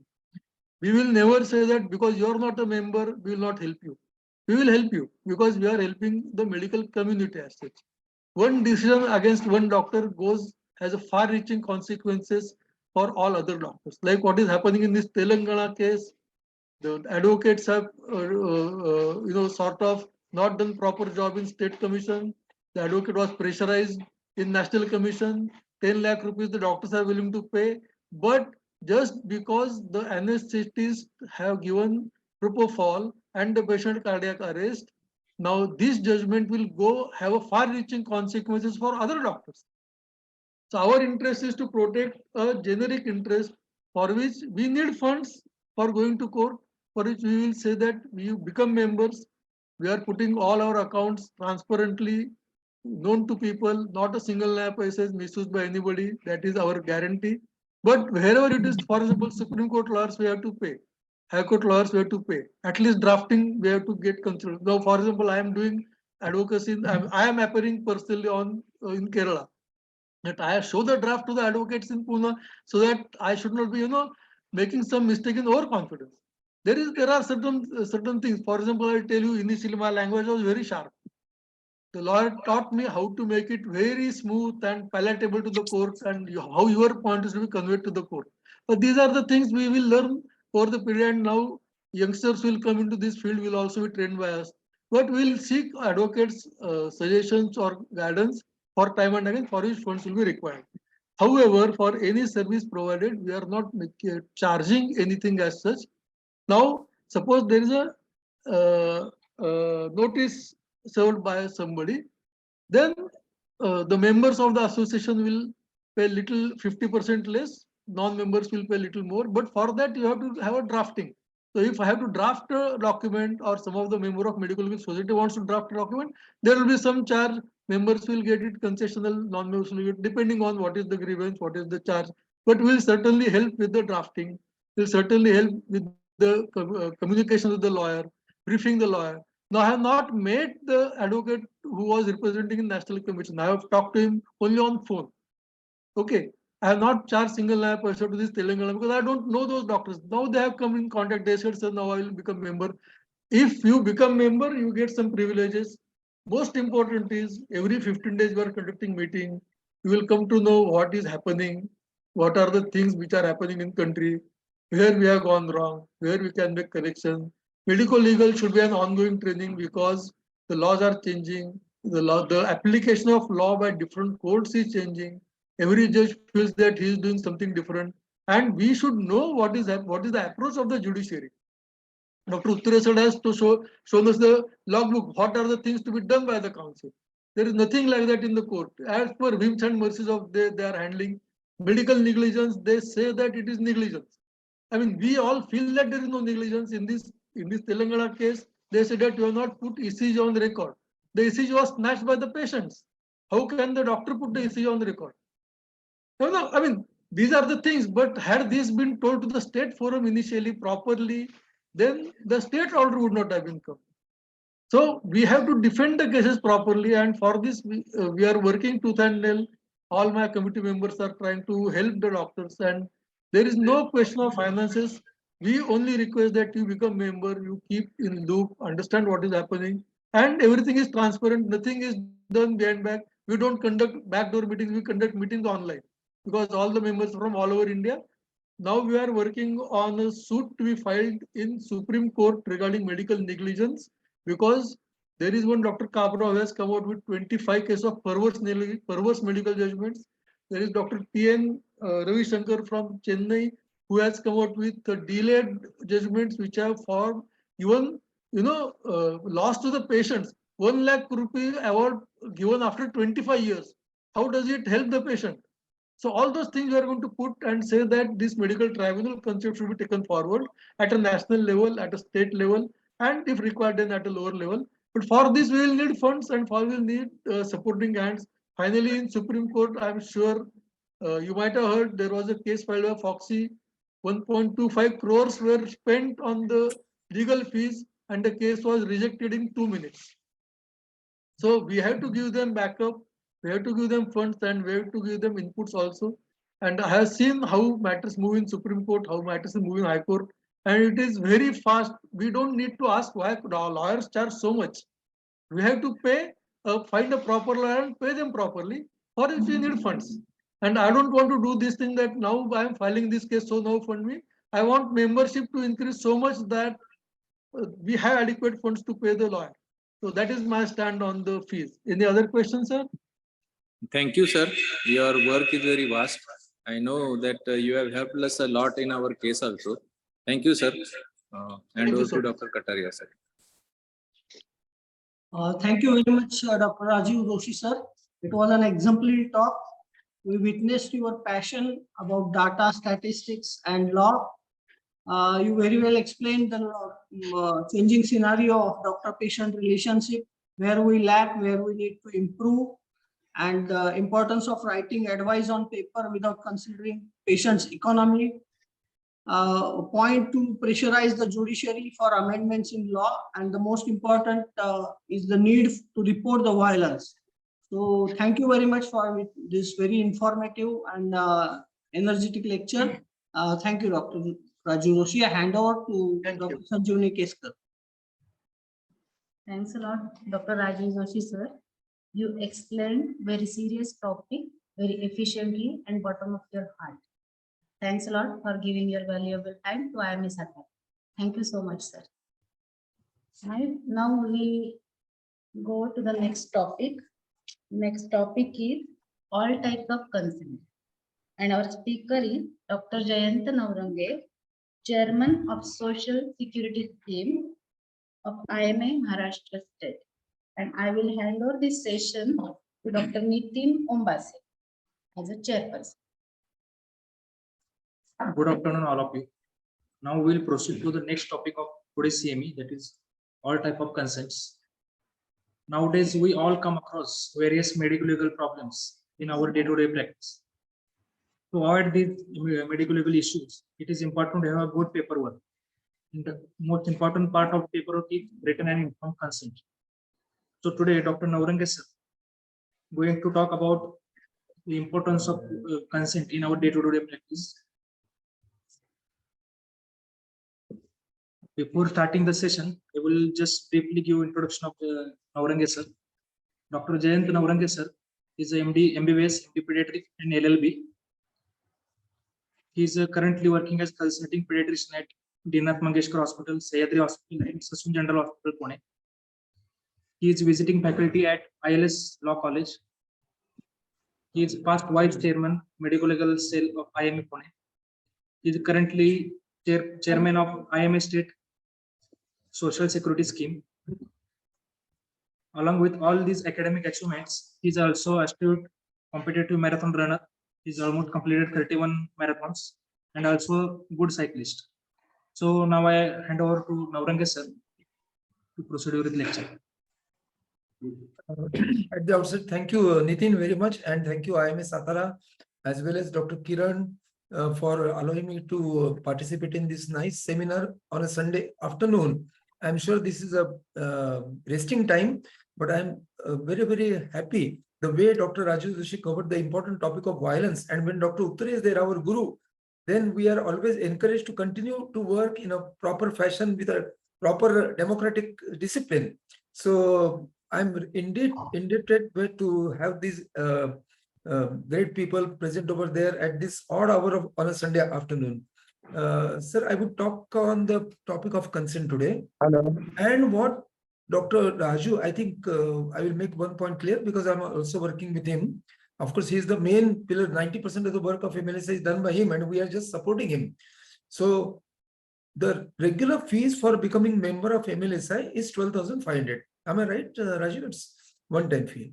So I request that this fund generation, by becoming a member and also actively participating and helping your other colleagues, is going to make a long difference. So I wish all IMA members of Satara and even those who are not members of IMA should become IMA members and then join MLSI. So the unity is the strength. So more the number, merrier the thing. That is as far as the democratic setup is concerned.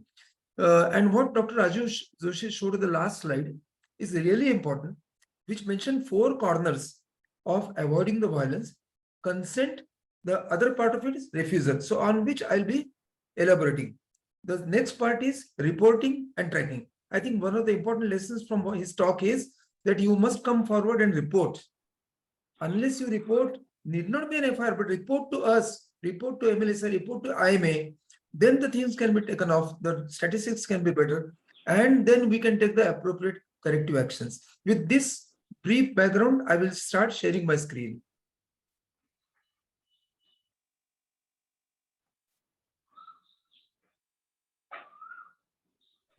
Is this slide visible?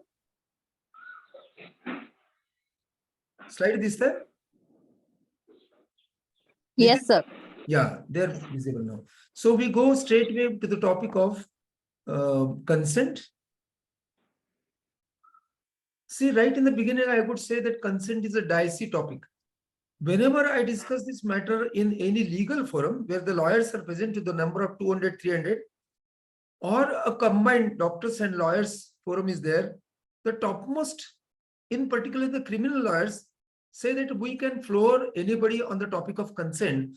Howsoever clean, nice, dedicated consent might have been obtained, but then no consent is foolproof. So let us understand this particular point right in the beginning, that no consent is foolproof. There is another aspect of it, that taking a nice consent and well documented, well witnessed, truthful consent is not a license to commit negligence. These two are different topics. These two are entirely different points. That I have taken such a nice consent, I have put in everything over there, and some complication occurs, it is the responsibility of patient, patient only, doesn't stand true. So consent is not equivalent to making negligence. But third point is not taking a consent prior to any planned procedure, surgery or treatment or diagnostic modality. Wherever there is interference in the body system itself is primary negligence. I hope I'm making it very clear that consent is essential. You cannot avoid it, but it is not a foolproof shield against negligence. So it is a very important defense, but cannot be a foolproof shield. So consent is a very dicey topic, and howsoever good and even video consents, the lawyers are there to floor you. But not taking a consent is not defendable for us. It is based on the principle. Maxim is, in Greek and Latin, they call it as maxim. So it is based on the principle of volunty non-fit injuria.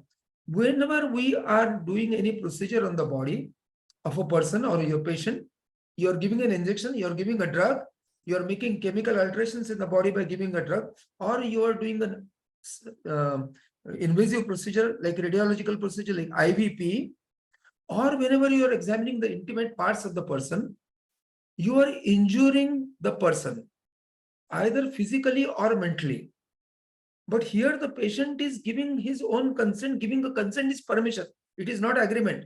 So it is giving permission to do the things after explaining to that person. So voluntarily, volunteer means voluntarily, the patient is giving permission, not equivalent to injury, because it is done in the good faith to help that person, to cure that person. That is the principle based on which this law has developed.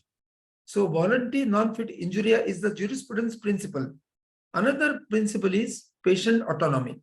Now, patient autonomy is basically embedded in the medical ethics.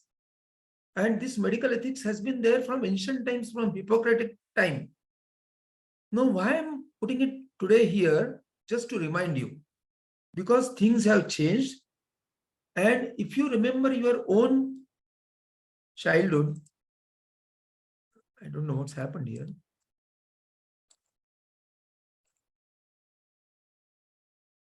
Okay, there is some problem over here. Patient autonomy. So if you remember our own childhood, maybe 25, 30, 35 years back, the doctors, if my parents ask any questions, doctor, kadi bara honar, याच्यातनं काय करायला पाहिजे, आणखीन काय करायला पाहिजे का? They used to say, तुम्हाला कळतं का, मला कळतं. There was a paternalistic approach that whatever the doctor says has to be obeyed, has to be followed strictly, like following Gita and Bible. Whatever the doctor tells is 100% truth and truistic, and you have to follow it. That is no more the situation. Patient autonomy means the patient tells you the complaints. We in turn give the advice after examination and appropriate investigations if required. And the decision about his management is ultimately taken by the patient himself. 2 or 3 times, supposing there is a case of acute appendicitis, you tell the patient that there is no other way but to go ahead with surgery. The person says, no, you try with medicine, this and that. You try to persuade the relatives. And in spite of all that, you're telling the dangers. If you've not operated, what will happen? Even then the patient says that I don't want treatment, I don't want surgery. The decision is of the patient. This is the patient autonomy. It may be doing harm. Of course, in this situation, what is to be done, I will tell you in a little while later. But the decision is the patient. It is an informed decision taken by the patient. There are 2 ways out. Number 1, if there is time enough, you can just persuade them again and again and try to manage as much conservatively as possible, or toss the patient to the government hospital. So if the patient is not listening and you feel that there is imminent danger to his life, you transfer the patient to a government hospital. That's one way out. Or you can go on treating after taking the refusal, after giving this information every now and then, and maybe you can involve the magistrate or somebody else. So that is another topic. We can go ahead with that discussion later on. So we are talking about the consent, voluntary non-fit injury as one principle. Second is patient autonomy. Legally speaking, this is called as codified law.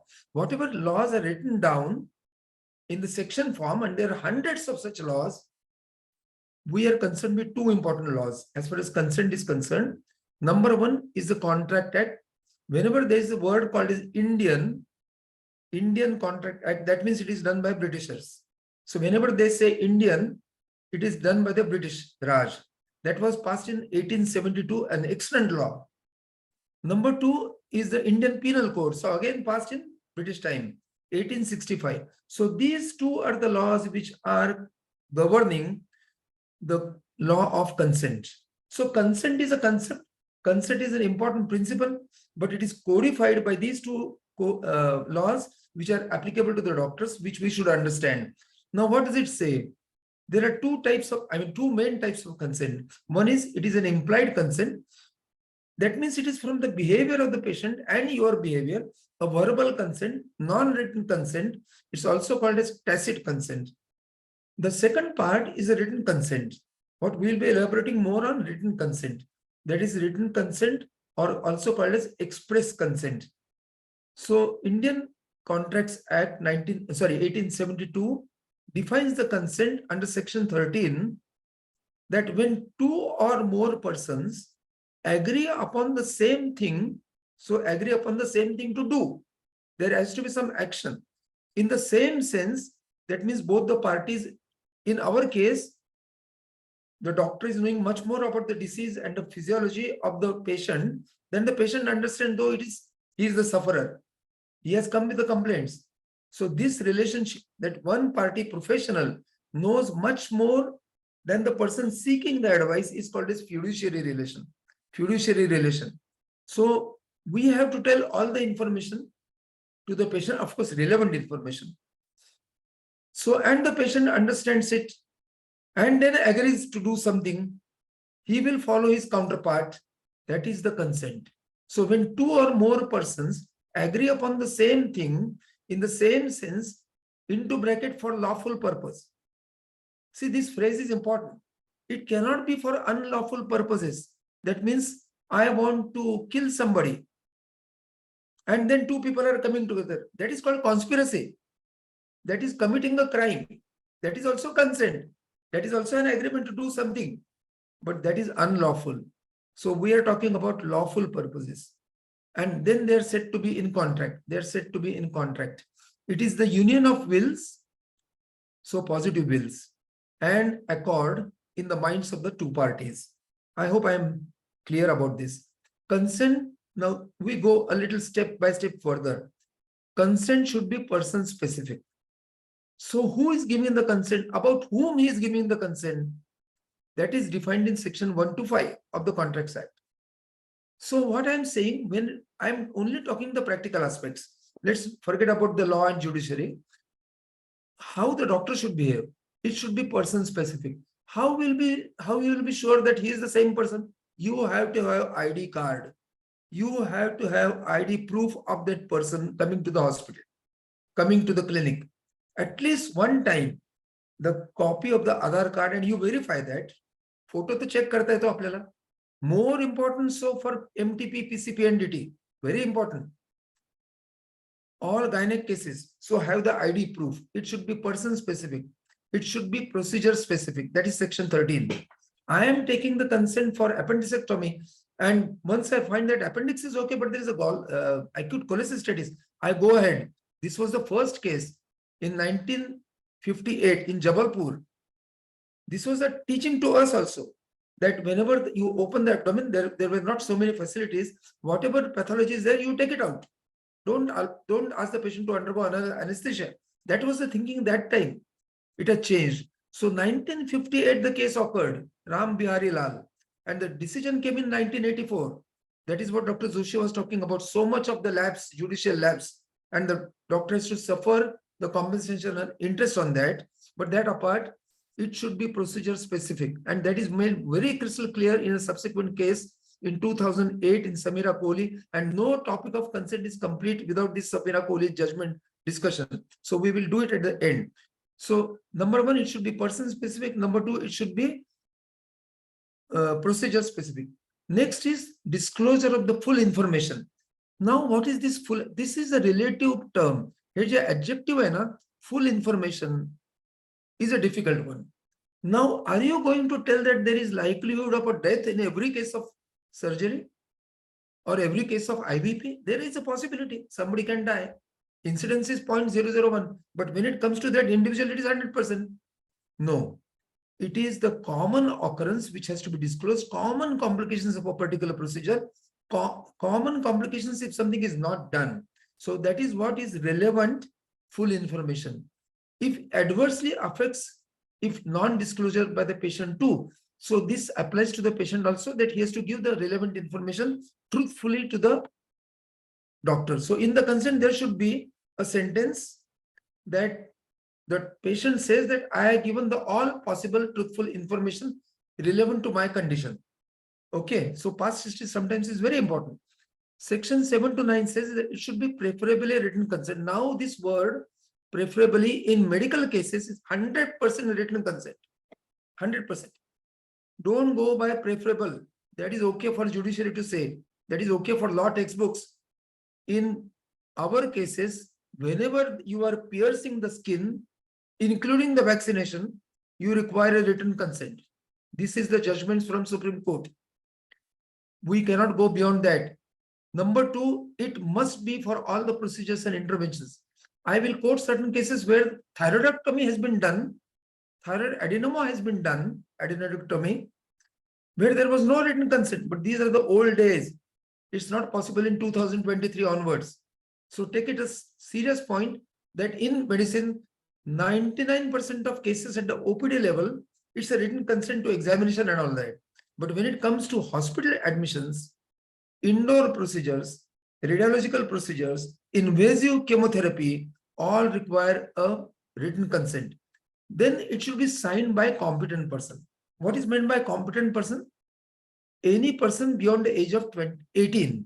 That is called as age of maturity. It differs in different countries, but by and large, most of the countries have adopted the age of 18 as the age of majority. But is it okay enough that the person is 18? No, there is another condition that he should be of sound mind. At a sound mind, you have to interview the patient. He should not be having mental retardation, mental subnormality, or a schizophrenic person during an attack and so on and so forth. So these are certain conditions of sound mind. So what happens to children? We'll see a little while later. That is called as proxy consent. Consent must, so two preconditions by the person who is giving who can give consent? A competent person. Who is a competent person beyond the age of 18? And number two, who is of sound mind. Consent must be a free consent. So it should come voluntarily. See, we saw the word volunteer non-fit injury in the first slide. So it should come voluntarily after giving him the information. Without undue influence. मी तुम्हाला हे केलं की तुम्ही 100% पळत जाल, होणार नाही. Such type of undue influence, wrong information given will not be compatible with a valid consent. Or you induce somebody to give consent, not allowed. Persuasion, फार जास्त त्याच्या मागे लागून चालणार नाही. Misrepresentation, what I told you, false guarantees, 100% guarantees, warranties, so on and so forth, not allowed. Fraudulent information given. Fraud घेऊन पण पूर्वीच्या काळामध्ये झालेले आहेत, MTP झालेले आहेत. So that should not occur. Or a mistake of fact or law. Mistake of fact म्हणजे wrong history is given or wrong history is recorded in your mind and in writing. And wrong facts you note down and based on that you are giving your opinion. That is wrong. Or mistake of law. That you misunderstood the person, you wrongly identified the person, or you were given wrong information. That will not be allowed. So these are the basic 5 characters of a valid consent. That it should come from a person who is beyond the age of 18 with sound mind, person specific, procedure specific, free consent, without undue influence or pressurization, no misrepresentation, and no mistake of facts or law. Informed as to the nature and manner of treatment. Indian Penal Code, what does it say? Same thing again, but in a very crystallized form. when to take the consent. This is an important issue. I'm given the time up to 2:15. I'm surely I will finish up the matter. Don't worry. So when the consent should be taken? Consent should be preferably taken. This has come not from law. This is from various judgments, and this is from the customary practice. What we are talking right now is all about planned cases. This does not apply 100% to the emergency cases that we'll see at the end. This consent should be preferably obtained 48 hours before, and also another signature at the time of entering the operation theater in case of surgery. Now, why we are saying this? There are judgments where the consent was taken 7 days before, during the visit and when the surgery was fixed, and no more consent was taken. The court said that you had obtained the consent too ahead of time, and therefore it is not valid. When you take the consent at the time on the day of surgery, the courts have opined or strictured that patient's mind is not up to the mark when he is getting wheeled into the operation theater. So it is a very late consent.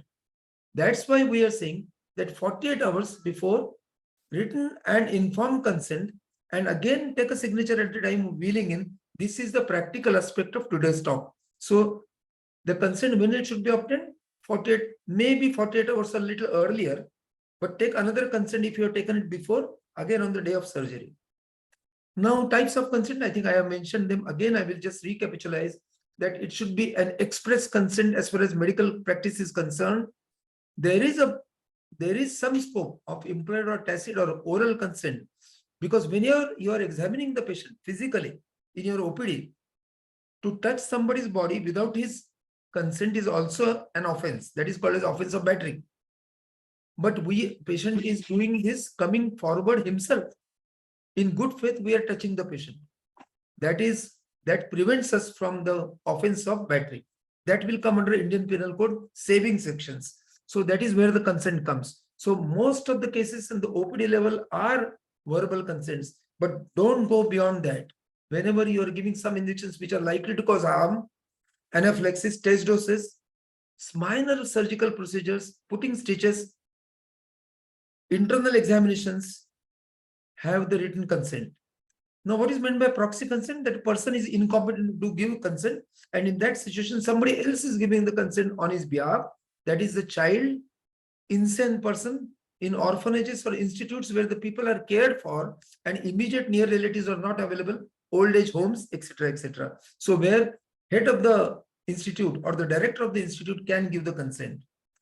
What is meant by real consent? We'll see in a subsequent slides. In India, after the pronouncement of Samira Kohli judgment, it is a real consent, which does not mean anything more than whatever I said, that it should be a valid consent, should be between those timings, and you are giving information about the procedure, and if you don't do it, what happens? So this is what is real consent. And also the possible complication. When we call of informed consent, so real consent is the law in India. The informed consent is the law in USA. What it says, that each and every complication needs to be told. Each and every reported complication needs to be mentioned. That is not the law in India. Real consent, whatever are common things, and what is meant by common is also defined. So we'll see in the subsequent slides. So Supreme Court wants only the real consent. The meaning of this in Samira Kohli judgment, telling involving the risk more than 10%. In a procedure, whenever the incidence is quoted as more than 10% in our textbooks, so for example, MTP, hemorrhage, more than 10%, then you have to put it in the consent. Tonsillectomy, if the incidence is more than 10%. But please, my friends, please bring down this 10% to 2%. Please, because in next judgment, I'm sure it will be 2%. So today we are aiming at information of that involved risk more than 2%. Please put it on the consent form. Please put it on the consent form. That means not do only what is written on the consent. Second part is in real consent, do only the things which are written in the consent and not anything beyond that. So this is that famous case which I will discuss in little detail at 2:10. So there is no need of informed consent, because I told you that every complication needs to be told. That is not the law in our land. Low risk of to the life. So there are certain situations where the risk to life is less. For example, you are doing an enucleation of the eye in endophthalmitis, but that is not risk to the life, but that is a risk to his important sense organ. Take a thing in writing. Number two, loss of vision. Some procedure likely to go into loss of vision, loss of hearing, loss of limb, loss of sex organ or its function, loss of an organ like kidney. So these are the situations where you need to have additional complication mentioned over there. What is implied consent? Implied consent is by patient's conduct. It means suggested but not directly provable, like express written consent. It is only for routine examinations, does not extend to intimate examinations or diagnostic procedures. Must take the express consent for anything further. I think I have emphasized it time and again. Essentials of a valid contract already mentioned is has to be person competent to contract. That means above the age of 18 and of sound mind. He should not have been disqualified by any law in force. It should be free and voluntary and not caused by coercion. I think that's the repetition. It must, patient must take, doctor must take the consent before commencing the procedure. There is no point in taking the consent after starting the procedure. And this happens, I will tell you a very interesting example where the person's con was taken out, was scheduled, local was given, Hamal Manushya hota, Punyat Lakshmi Road Made. The surgeon did not take the consent in beginning. He thought it's a minor procedure, gave the local anesthesia. He developed anaphylaxis, the patient died. And then he took the thumb impression. Procedure was not done, but the procedure of local was given. The case went on for 23 years in the criminal court. So consent has to be before the procedure, must be taken from the patient himself. म्हणजे 18च्या पुढे असलं तर त्याच्या आपल्याकडे पुष्कळदा ladies मध्ये असं होतं की सिझेरियन कन्सेंटला we wait. There is no point in waiting. You take the consent of the parturient mother. Later on, of course, you can simultaneously take the person who is present over there. That means husband, the mother-in-law, or her mother also. But that is additional consent. Main consent has to be of the patient herself. आपण असं म्हणतो की पेशंटला त्या सासूबाई आली नाही, नवरा आला नाही, कन्सेंट मिळाली नाही, म्हणून ते लेट झाला, म्हणून फिटल डिस्ट्रेस झाला आणि baby got damaged. That is not allowed. It is the mother who is supposed to give the consent. If minor, then from the person with the parental responsibility. In emergency, person in charge. For example, there is a choking in the throat. Are you going to wait for the consent? No. You proceed further. It is impliedly, it is presumed that the surgeon operating has given the consent, or departmental head can give the consent. Emergency motorcycle accident, roadside accident. Patient is brought in a very terrible condition, and those people who bring the patient may run away once you ask for consent. In that condition, the surgeon himself is presumed to have been given the consent. Emergency la goshtach vegli hai. Everything will be pardoned. In emergency or only in life-saving procedures, consent may not be even required. Then it should not be a blanket consent. काही पण procedure करा, कुठला पण anesthesia खाली असं नाही चालणार. It has to be a procedure-specific consent. Make sure that the patient has understood everything relevant to the condition and the procedure selected. Consent should be procedure-specific, must be properly documented. Video recording is a good idea. Video recording is a good idea. But then again, consent of the patient and document also is required, except in emergencies, sometimes prior to the procedure, preferably before the pre-op medication. Consent घेताना pre-op medication जे sedative असतं त्याच्या आधी घेतलं पाहिजे. Consent remains valid for indefinite period, provided all the other parameters remain the same. In case of MTP, in case of tubectomy or sterilization, we in private insist that there should be spouse's signature also. Please don't go by government rules. That is okay in government institutes. त्यांच्याकडे बाळंतपण करायला पुष्कळ माणसं आहेत. आपल्याकडे private setup मध्ये स्पाउसची signature is a must. Signature means consent. No overwriting, etc. Important points otherwise is consent for diagnostic. This Samira Kohli. What is this Samira Kohli case? In 2008, I mean, this case is of 1999. Please understand this case very carefully. This is contrary to the medical teachings till then, and this is the law of India and probably all across the developed world, where this lady at the age of 39 had gone to a gynecologist who had taken a consent. She was suffering from severe endometriosis. She was unmarried. Her marriage was planned 2 months down the line. I'm giving you two cases here. Very important to understand, where this lady had given a consent for diagnostic laparoscopy. Whereas on doing the laparoscopic diagnostic, the doctor found that this is a very bad case of completely adhered endometriosis and requires dissection and panhysterectomy. So under the lady was under anesthesia, the surgeon, that is Dr. Prabha Manchanda, sent a team outside the operation theater. The mother was there, the brother was there. They gave the signature, they consented for panhysterectomy, and the doctor proceeded with the procedure. Procedure was uneventful. She was having no danger to her life. But then, after coming out of anesthesia, and then after 2 to 3 days, she was told that she has undergone panhysterectomy. She said, she thought that she has lost important womanhood and went to the High Court, Supreme Court, etc. Ultimately, the decision came from Supreme Court that doctor has exceeded the consent. And consent was only for diagnostic, and the therapeutic thing has been done. And she has lost the womanhood, lost the motherhood. And she said that I would have conceived, I would have got married, I would have conceived. There is egg donation. There is this IVF or even surrogacy, and I would have procured a child. And that's where the case went on. All the relative information and the references were given by the doctor, and so many hospitals stood by her, saying that this is the standard procedure. The court gave only a small punishment of 25,000. Why? They said that we agree that this is the medical literature. We agree that this is your medical teaching. But then we have to change with time.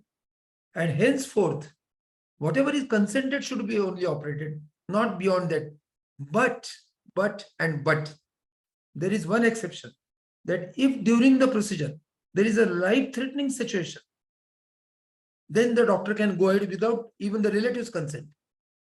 And I tell you, the real story in my life, that 15 days after this judgment came, there was a case in Pune, in Somwarpet. I am sitting in IMA.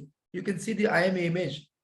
Same place, a lady gynecologist came afraid that she has done the same thing in another case, who was 29 years old, Muslim lady, where she has done panhysterectomy, and there was torrential hemorrhage because of damage to the uterine artery. And there was endangerment to the life of that lady. And we could save this doctor because we know the exception to the Prabha Manchanda case. That if, yes, you should stick to the principle that you do whatever is consented to and nothing beyond that. But if there is an endangerment to the life of the person under anesthesia, you do whatever is required to save the life. Life is first. And we could save this lady from legal tentacles. So this is the difference. I think you have understood the case very well. That Prabha Manchanda case said be procedure specific and not beyond that, except if it is life-threatening emergency on the spot. I hope I'm very clear. And over there, it's 35-page judgment where they have discussed everything about consent. And that is the law of land, where they have mentioned 10% complication. Then only you put it on the record. No, I would say bring it down to 2%. We have to change with the time. And before judiciary changes, we should change. There are 4 important aspects of consent. Number 1 is part 1. I mean, I made it easier. Name, address, mobile number, contact details. Number 2, आणखीन एक माझे suggestion आहे practical. When they give, anybody gives you a mobile number, the receptionist should call on that mobile number because they can give wrong number also. This happens time and again. आणि मग ते सांगतात नाही तो माझा पूर्वीचा number होता. So see to it, MTP cases, PCPNDT, very important. You give a call back on that number, check that number is there in existence. Number 2 is write the procedure. What is the procedure? Diagnostic, therapeutic, name of the specific procedure, type of anesthesia, local, regional, etc. Part 3 of the consent is benefit. That risk is more than 10%, but I would say bring it down to 2%. Mention the complications, alternatives. And part 4 is doctor's name and signature. That signature, I don't agree with this at all, but then NABH requires the doctor's signature also, because I feel that it is not an agreement.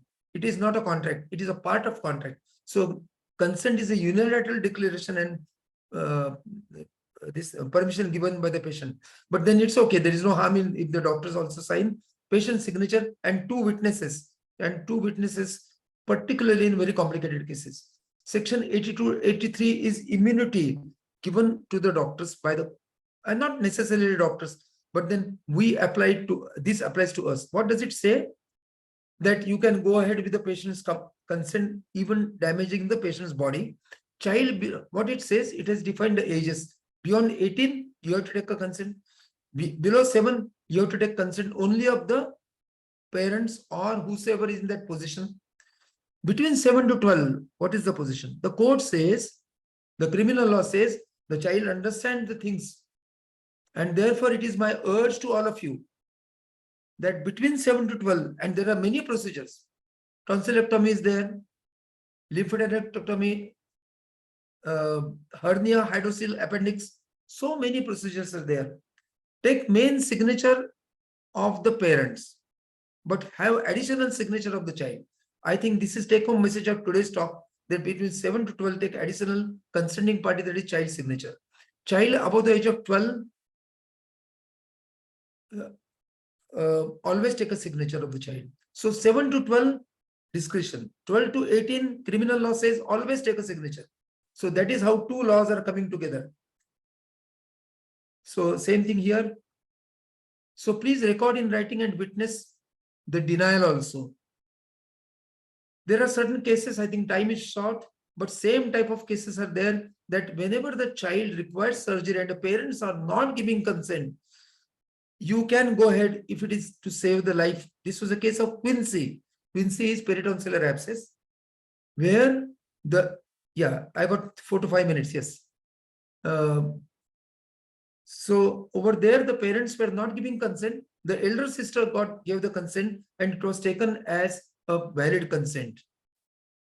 T.T. Thomas case in Kerala, where appendicectomy was delayed. She was a nurse. She had not given the consent. Refusal was not recorded, and so the defense fell down. So refusal is more important than consent. It should be by a major person, etc., in the language of the patient, read out to the person. Alternative modalities of the procedure, 2 or more treatments are available. Then you give information about all that, and you can say that, in my opinion, this is the preferred method. 2 independent witnesses, at least in complicated cases. It should be simple to understand specific. Mention the usual or generic complications, name of the principal doctor, and then it becomes a valid consent. Today, we have modified the things further. So our medical legal cell says that you send, of course, this is educated class, you send a consent by email to that patient, ask him to take out 3 printouts. He will keep 1 consent in the house. He will retain 2 consent copies. He should bring it to the hospital, on which you do it at the time of fixing the surgery, and 1 at the time of wheeling in the patient. So that is how the 3 copies are there. In the consent, we also add one, we already added this sentence, that doctor has given me all the information and also given me the list of websites on which the details are available.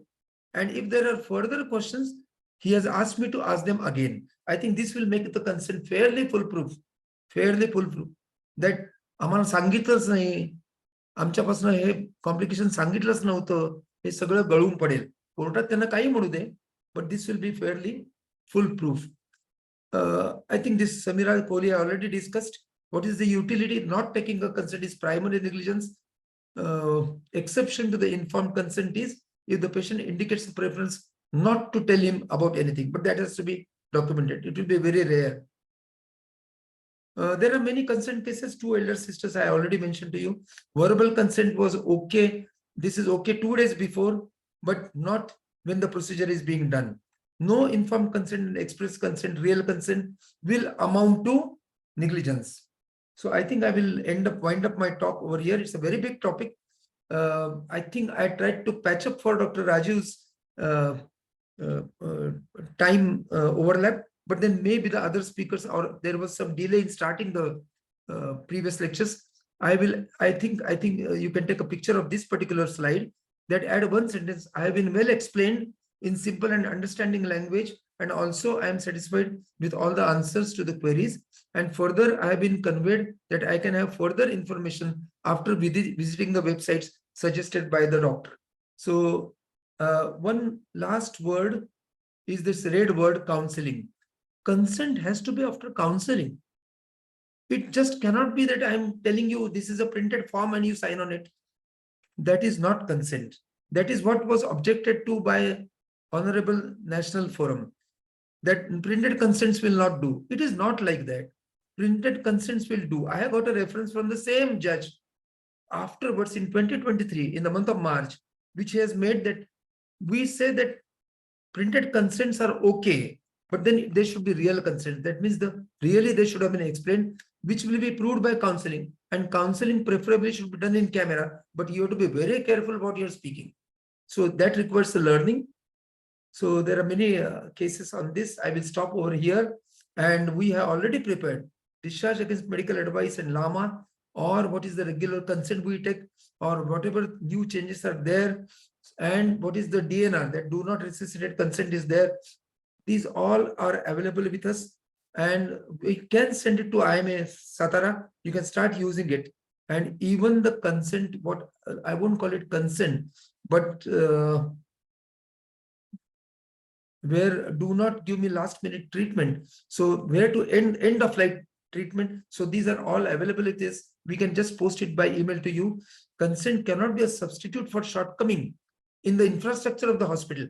So consents of all sorts, whatever information you are giving at the time of admission about the availabilities of whatever facilities and what are shortcoming is not a consent. That is information. So there is a case in 2001 where real consent was taken for clipping the aneurysm in a vessel from the brain. The drill was not found working. And this is from PGI Chandigarh. So this is another lesson which says that there can be consumer cases against government institutes also. This is amply clear. There are many cases. So the court said that consent is not for covering the inherent problems with your infrastructure. Consent can be for their procedure and not for the deficiencies. So this is just one point which I wanted to highlight. This was 2.05 lakhs only because it is a 2001 case. Now such cases are not below 1 crore. So with this, I end up my talk, and if time permits, we can take the questions. Thank you very much for allowing me to share my thoughts, and whatever is latest, I tried to cover in this. Thank you very much. I will stop sharing the slides. Any question? Thank you, sir. Some of the points are here for you. Many times in case of ICU, patients when taking consent for informing seriousness on deterioration of the patient condition, some relatives are adamant that they don't accept the deterioration and deny signing the consent. What should be done there? This is a common situation where they are not signing the consent. That consent means information you are sharing to them, that they are not signing the document that this person is very serious. There are 2 or 3 solutions I can give. Number one, ask them to bring the doctor of their choice to visit that particular place and let him also opine, and then they should be giving consent. If not, if this is not possible, or there is a shortage of time, you mention that relatives are refusing to sign, and on this, take the signature of 2 independent witnesses, preferably another patient who is seeing all that show. So if that is possible, well and good. So 2 alternatives: another opinion, doctor of their choice, or take the signature, or additionally take the signature of the witnesses, independent witnesses. Third, of course, call the magistrate and ask them to see the procedure. But that is much and more complicated. Thank you, sir. Raju, you have other solution? Are printed blanket consent valid for all procedures? They are very much valid, but then they should be real consents. Preferably today, they should be after counseling. Counseling session should be videotaped. You can do the video recording in your camera also. After telling that this is getting video recorded. And number 2, at least some of the points, name, fill in the blanks, that should be filled up personally in writing. That is good one. Thank you, sir. One more question is there. Yes, sir. Joshi sir will answer this better. Okay. Sir, how much weightage is there for having second opinion for any critical patient? And how many times it is considered valid and strong in the court of law and in MMC? Utture sir also. Utture sir is there. Can I answer to begin with? Then Yes. others Yes, sir, can please. add to that. Multiple opinions, extremely useful. N number of opinions, well and good. Particularly in a multi-specialty hospital, there are, I can quote N number of judgments where it has been appreciated that adequate number of opinions from various specialties were taken. There have been strictures that in spite of having that super specialty, you are not called for that opinion. That is number 1. Also, there is one very important dictum, and I agree with it entirely, that there has to be a captain of the ship. For managing one patient, under whom the patient is admitted or under whom he has been transferred, is the captain of the ship. And this has been pronounced in these many words by the Supreme Court, that when there are multiple opinions, there can be a difference of opinions. No 2 intelligent people will agree on all the aspects. So, and there could be multiple modalities and treatment modalities also. But then, after considering the multiple opinions, there has to be one person who is following. Otherwise, there will be chaos. So that also has been mentioned in the Supreme Court judgment, that there has to be captain of the ship who is taking into consideration the other opinions. How many times it can be done? N number of times. But don't make a confusion. There should not be a chaos. I think Raju can add to this. Yeah. The golden rule for this is, if there is a complication, involve as many people as possible, as many experts as possible. You are the person who is going to take decision, but it should be based on opinions of others.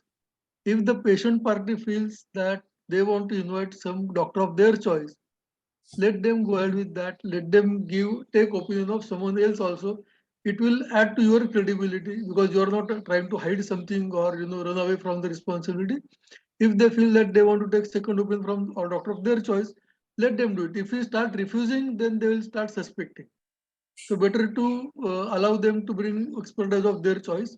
But if we have multiple specialists in our hospital, it is better to involve cardiologists, chest physician, everybody, as many people as possible you can involve, because it is if there's a multi-systemic failure, let there be a nephrologist, let there be a neurologist, everybody should be there, so that we can show that we have taken adequate care. That is finally what we have to exhibit, we have to demonstrate that we have tried to help the patient as much as possible. There was one more question in the list which I think also needs to be answered. Is for example, any association like IMA SATARA or Medicolegal Society of India can form an expert panel and give opinion, and will that opinion be considered in favor of the doctor who is accused? So basically, when you are alleged something, it is always better that you take opinion of an expert body and you produce it to the court as your evidence of your non being guilty. But in case of criminal law, What they have said is the opinion that Jacob Mathew judgment says that preferably from the government hospital. But preferably from the government hospital means that either the superintendent of the hospital, or if there is a medical college in the district, dean of the medical college, they have to form a committee. And now in that committee, there should be a forensic science expert as well as 2 experts from the specialty of the doctor who has been accused. So like that, they have defined the GRR there. I will, if you want, I will send the GRs to you. So they have said that it should be a expert opinion, preferably by a panel. And in 2010 JR, there is a need of Maharashtra Medical Council member. In 2014 JR, there is no such need, which is being challenged by MMC by sending some letters to government of Maharashtra, and that is where it stands. So better to take opinions of doctors, expert panel, and in fact, myself and Nauranga sir had discussed before that we should have a defined expert panel for each specialty, and then if there is any query, then that panel should give a reference. Thank you. Sir, one more point is here. No, Foxy no, has to add something, sir. No, I would just add over here that nothing restrains you from forming a panel. I would say, I think myself and Raju have been always discussing about this, and we have given such opinions. And we should give this opinion as early as possible, so that even government panel takes into consideration that opinion. They will think 10 times to give adverse opinion. I can just quote one small example in so many cases, but then I will quote one latest one where what Raju had referred to one case from Hadapsar, where this anaphylaxis and all those things. So in that case, why so many 13 people were involved? Because there is no medical negligence was the sentence in Sassoon Hospital report. But the last sentence is the lady was given 77 injections. So this was not warranted at all. The police interpreted it is that they tried to kill by giving so many injections. That is why 13 people went in jail. So if we as IMA or MLSI or anybody give an opinion, the first and foremost report it first. Number 2, take help of your colleagues, report immediately and ask for the expert opinion. And that expert opinion can be given in 7 to 10 days before the case is referred to the government panel. It will have a definite positive impact. Thank you, sir. Foxy has posted consent specific for OBGY gynec procedures. Can we gynec all have those uniform consents? Sure. Even ophthalmologists have the consents like that. The cardiologists, cardiac surgeons, they have also got the consents, yes. Thank you, sir. Thank you. Shall we proceed for next speaker? Yes. I hand over to Dr. Nitin. Thank you, Nauranga sir, for giving my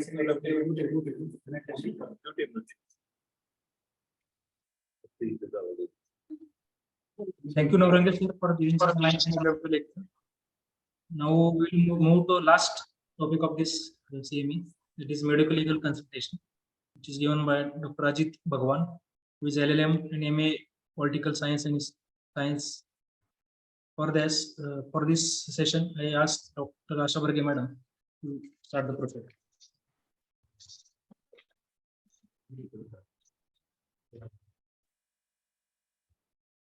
Since morning, we are learning so many things to protect ourselves and how to do safe practice. In our day-to-day practice, we take utmost precautions, but still at some moment, we may get stuck somewhere in medical legal issues, and we really don't know whom to call or whom to approach. So here we have our own friend who's doctor as well as lawyer. I invite today our eminent speaker, Dr. Ajit Bhagwan, who's BMS Pune from Pune. He's MA Political Science and Sociology. He's LLM Business Law. He's PhD in Constitution. He's retired professor of law.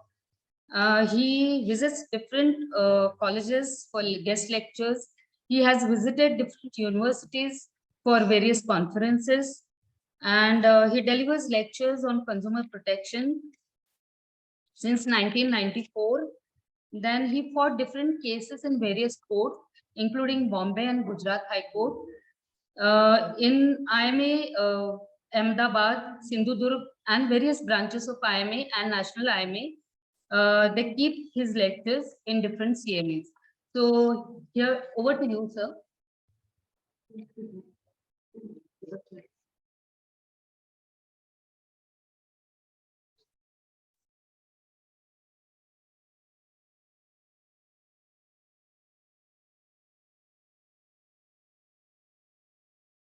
Hello, dear friends.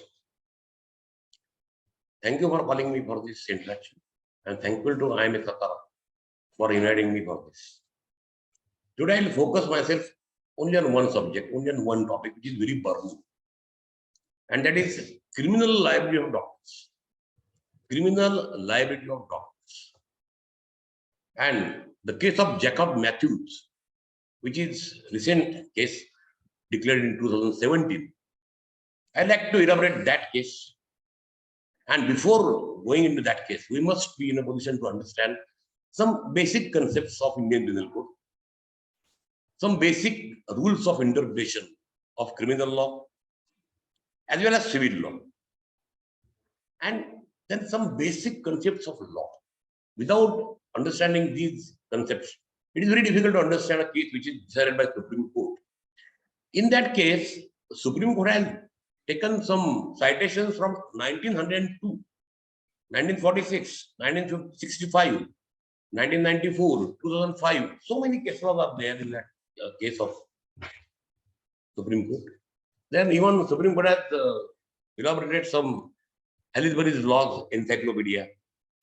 There is a famous book, Errors, Medicine and Law. Alan Mary and Matthew, these writers have written these books, very famous all over the world. Before we go into this question of criminal liability of doctors, let me show you one book which is very famous all over the nation. This book is of Arun Shourie. He has written the book, Anita Gets Bail. Now see, the person like Arun Shourie, who has written so many books, Courts and Their Judgments, Worshipping False Gods, and now this. Even Arun Shourie has to fight for the bail of his wife. Now this is something amazing. And now same thing is happening in medical law. We are worried. Bail, anticipatory bail. As far as my knowledge goes, in 1956, there was a law. If patient refuses to take the medicine, refuses to go to the doctor, refuses to get admitted or escapes, he was punished. And after 30 years, 1986, this Consumer Protection Act was enacted. And now we are in the prison. When the legal terminology comes, I'll speak in English. And whenever I want to elaborate something or I want to make it clear, I may speak to Marathi. So the basic question somebody asked me. डॉक्टरांनी ह्याच्या पुढे बाळंतपण करताना गळ्यामध्ये गळफास लावायचा का आणि मगच बाळंतपण करायला जायचं? हा मोठा प्रश्न आहे की जी डॉक्टर्स लोक एकेकाळी देव होती, आज त्या डॉक्टरांना एक अनामिक भीती पडली की बाबा आपण कुठले ऑपरेशन करतो, बाळंतपण असेल तर मी आज जाते. आपल्या गळ्यामध्ये आपण गळफास ठेवलाय का? आणि मग पहिल्यांदा आपण येतो तो इंडियन पिनल कोड 1860. काय ही गंमत आहे बघा, हा कायदा ब्रिटिशांनी केला. हा कायदा 1835 सालीच तयार, पण नंतर बंद झाला 1857 आणि मग 1860 साली हा इंडियन पिनल कोड भारतामध्ये ऍप्लिकेबल झाला. आज सुद्धा हाच इंडियन पिनल कोड 13 चॅप्टर्स आणि 511 सेक्शन्स आपल्याला लागू आहे. कारण भारतीय राज्यघटनेने laws prevailing previously will be in force till repealed असं लिहिलेलं आहे. त्यामुळे हा कायदा आजही त्याच. आता हा जो कायदा आहे, या कायद्यामधली बरीचशी काही सेक्शन्स आहेत त्या डॉक्टरांच्या हिताचे. Something has done in good faith, something is done out of necessity, something is done with the informed consent. So there are some sections which are definitely in favor of doctors. But when we come to the section 304A, then suddenly there is a fear, terror in the minds of doctors. Now, what is this section 30? So before going into that, there is one basic principle of Indian law. And without understanding that basic principle, you cannot understand, one cannot understand what is Indian law. Now, Indian Penal Code is very precise, very perfect. It is drafted by Privy Council, which was the elite body of those days of England.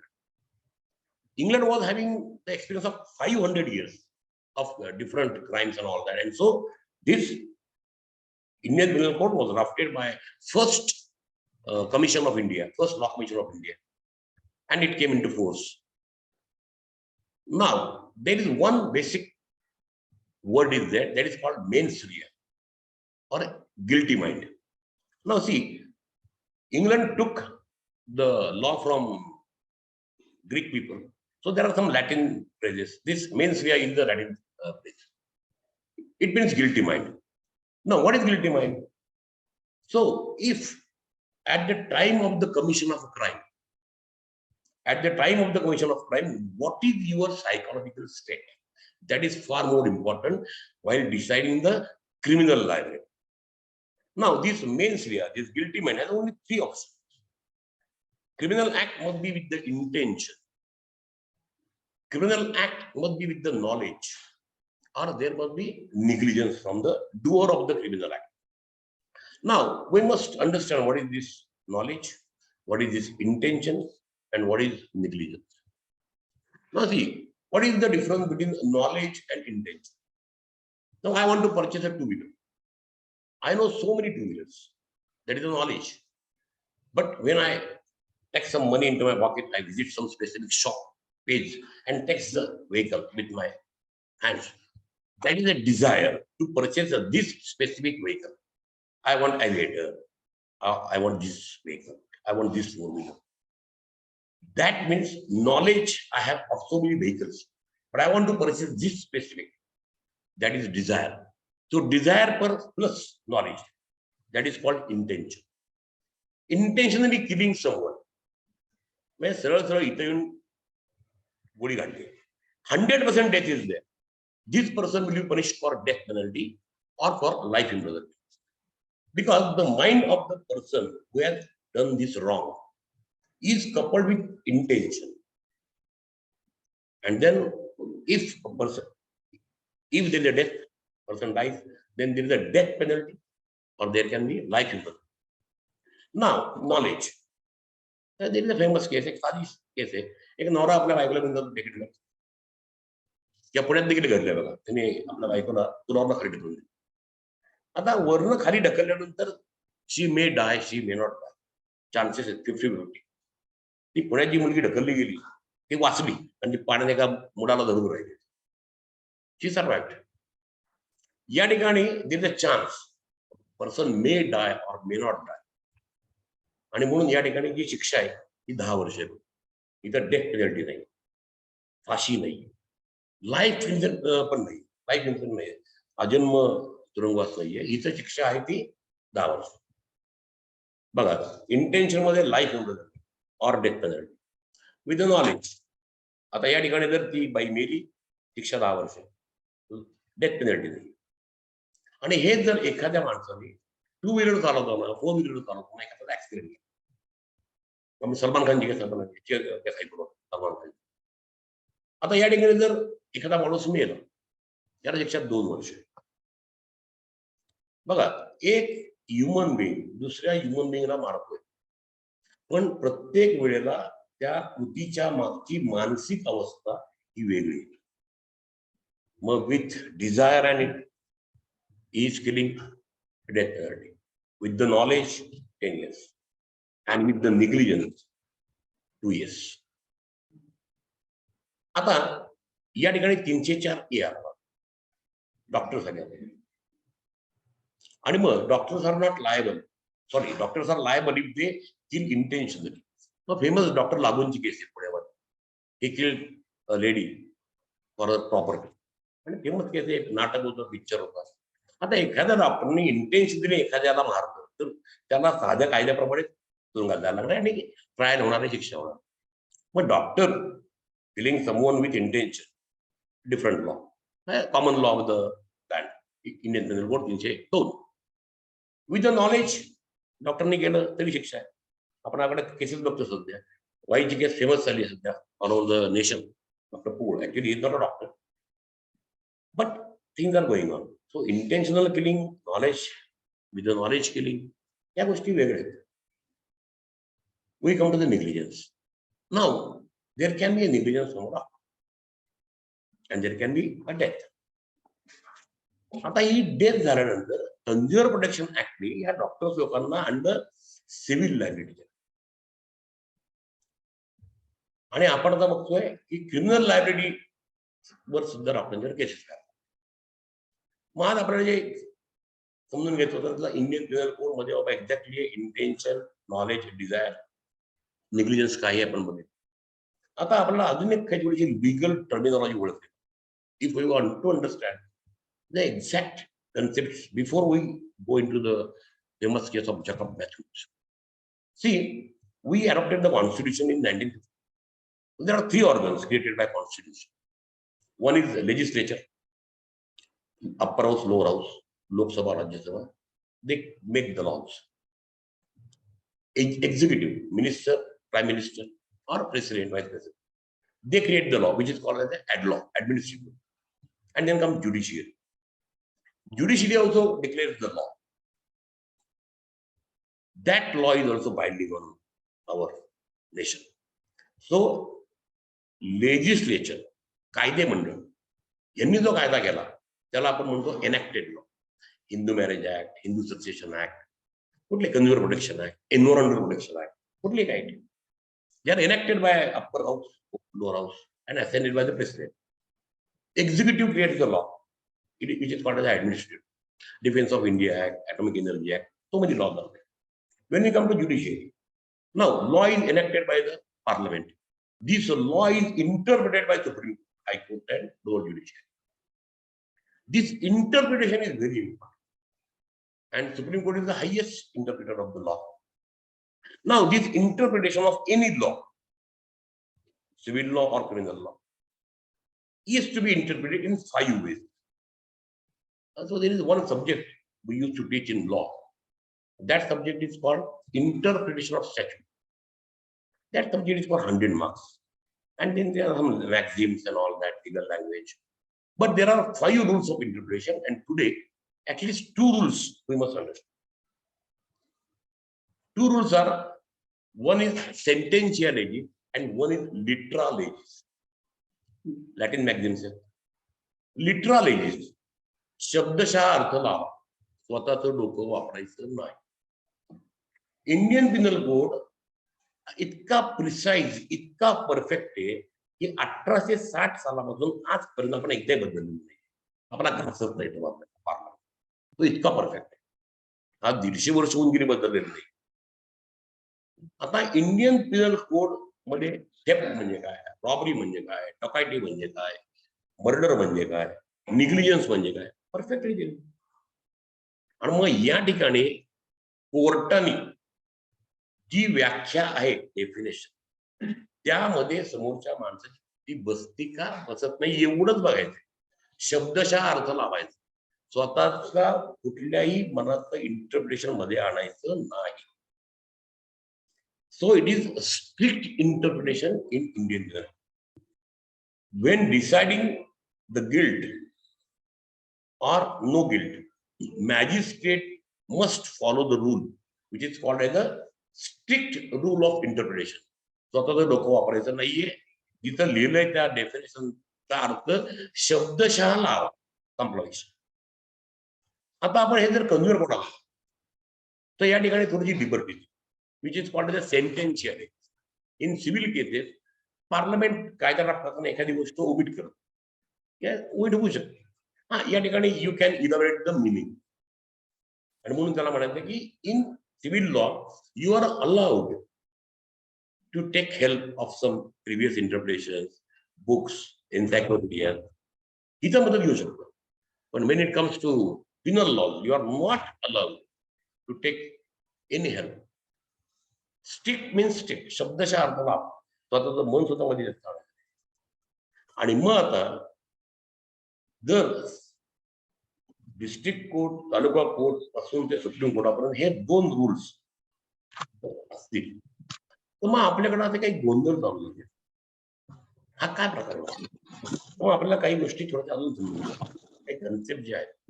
आता एक बघा तुम्ही, एक साधी गोष्ट आहे, mistake of fact आणि mistake of law. एक नेहमी लोक कन्फ्युज करतात. Fact is different and law is different. Fact can be pursued by senses. The law is having an enaction, upper house, lower house, enacted law.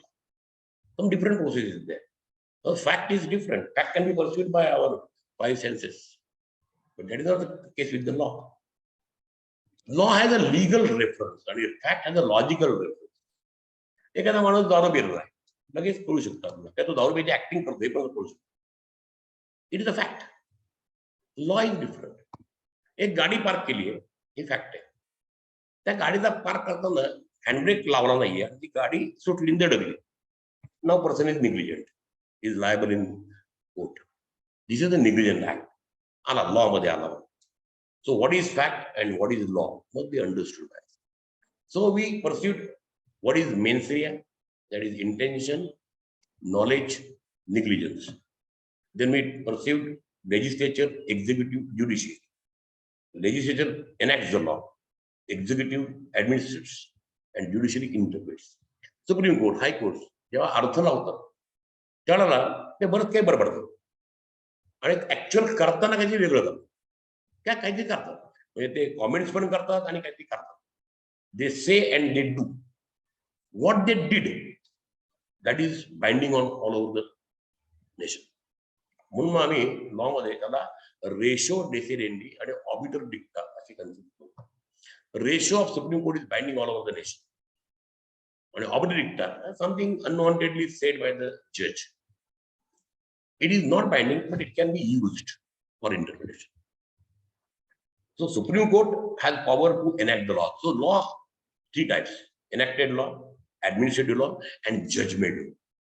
This is Jacob Matthews case. It's judgment law. It is binding. Now see, there are 22 high courts all over the nation. These high courts are there because of High Courts Act 1862. 1862 सालचा कायदा आहे. 62 तरी 22 हाय courts आहेत. आजही भारतात 22 आहेत. आणि supreme court आता जे आहे हे आलं 1937 साली.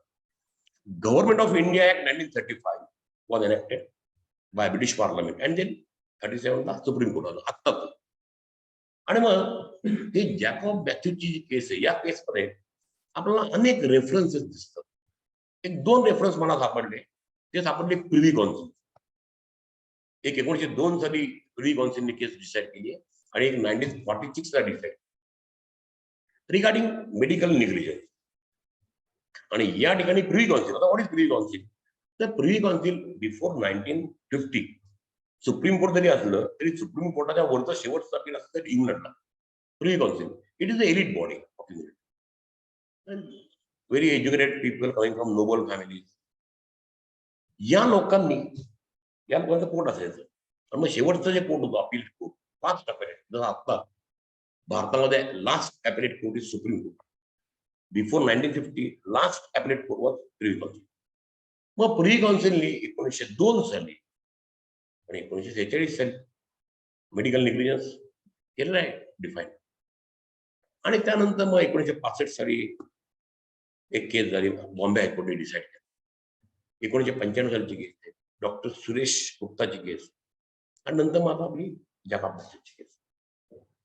या सगळ्या केसमध्ये फक्त एकच गोष्ट अशी विकसित केली गेली आहे की try to understand what is negligence from doctor and whether doctors are responsible under civil law as well as criminal law. आता या ठिकाणी काहीतरी वेगळं आहे. Civil law is different. Consumer protection act is a civil law. 86च्या अगोदर there was no consumer protection act. So doctors were not responsible for any compensation. But now doctors are responsible to pay the compensation. आणि मी जी case ऐकली त्यामध्ये highest compensation paid in India is 11 crore. 11 कोटी रुपये दिलेत एका केसमध्ये. आता ही लागली झाली सिव्हिल लागली. मग जी एक केस आहे की ज्यामध्ये केसमध्ये डॉक्टर लोकांना पैसे भरायला लागले, कॉम्पेन्सेशन द्यायला लागले. यामध्ये ट्रॅकियामध्ये थोडस कमी डायबिटीजची ट्यूब घातली गेली होती आणि patient died in due. Now this is negligence, patient is dead. मग आता या ठिकाणी प्रश्न निर्माण झाला होता डॉक्टर सुरेश गुप्ताच्या केसमध्ये की बाबा हा निग्लिजन्स डॉक्टरचा आहे, हा क्रिमिनल आहे का नाही, with this amount of criminal negligence. पण मग या ठिकाणी जे काही वाक्य सांगितले गेलं सुप्रीम कोर्टाला फार सुरेख वाक्य आहे. आणि आपल्या सुप्रीम कोर्टाचं एक नक्की मी सांगू शकेल की फार बुद्धिवान माणूस आहे. आपल्या डोक्याच्या पलीकडचे engine. It is very difficult to understand even the draft of this people. त्यांनी एक विचारलं की डॉक्टर लोकांना क्रिमिनल लॉ खाली निग्लिजन्स म्हणून जर रिस्पॉन्सिबल ठरवायचं असेल तर तुम्ही सोनाराचा तराजू घेऊन आला. सोनाराच्या तराजूमध्ये अगदी 0.1 पासून सुरू होते. असं इतकं जर तुम्ही डॉक्टरांना धरला तर दॅट इज बॅड. याचं काय होईल मग की त्या डॉक्टर लोकांनी मग गळफास गळ्यामध्ये घेऊन प्रॅक्टिस करायची असा अर्थ होतो ना.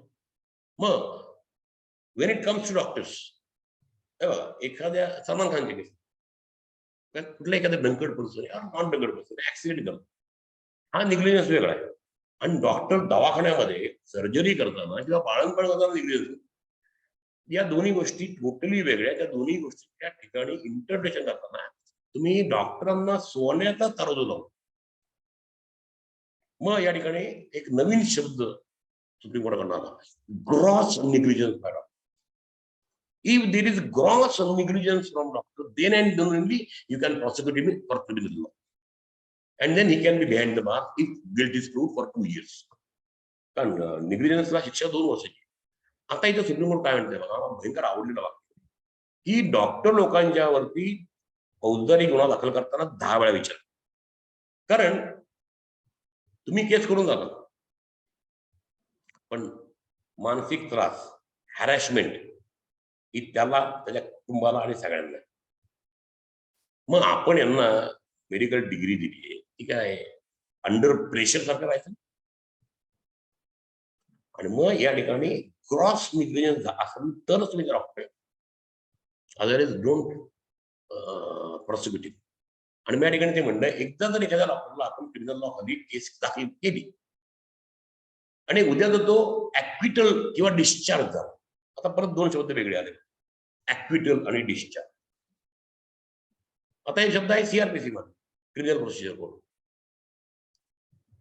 डिस्चार्ज तो सरकारी वकील त्याच्यासमोर असलेला एव्हिडन्स सगळा दाखवतो मॅजिस्ट्रेट. आता मॅजिस्ट्रेटचं काम काय आहे, हा या डॉक्टरच्या विरुद्ध एवढा सफिशियंट पुरावा आहे का की आपण प्रोसिड होऊ शकू फॉर 304A.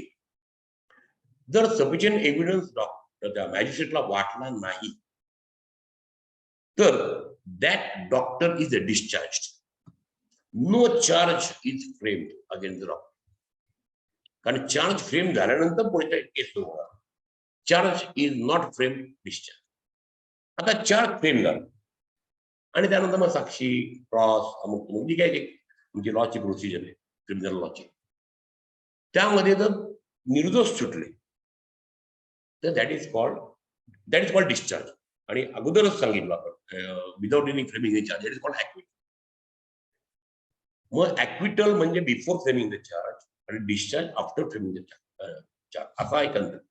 मग डॉक्टर लोकांना तुम्ही डिस्चार्ज किंवा ऍक्विटल झालं उद्या त्यांचं, पण त्यांना जो काही एक मानसिक त्रास झालाय, त्यांचं एक मानसिक खच्चीकरण झालंय, समाजामध्ये प्रतिमा गेली, त्यांच्या कुटुंबाला त्रास होतोय, सायकोलॉजिकल थ्रेट्स असतील, काही असू शकते. आणि म्हणून मग या ठिकाणी त्यांनी सांगितलं की डॉक्टर लोकांच्यावर तुम्ही क्रिमिनल लॉ लावताना 10 वेळा विचारलं. There must be gross negligence. Gross, what is gross negligence?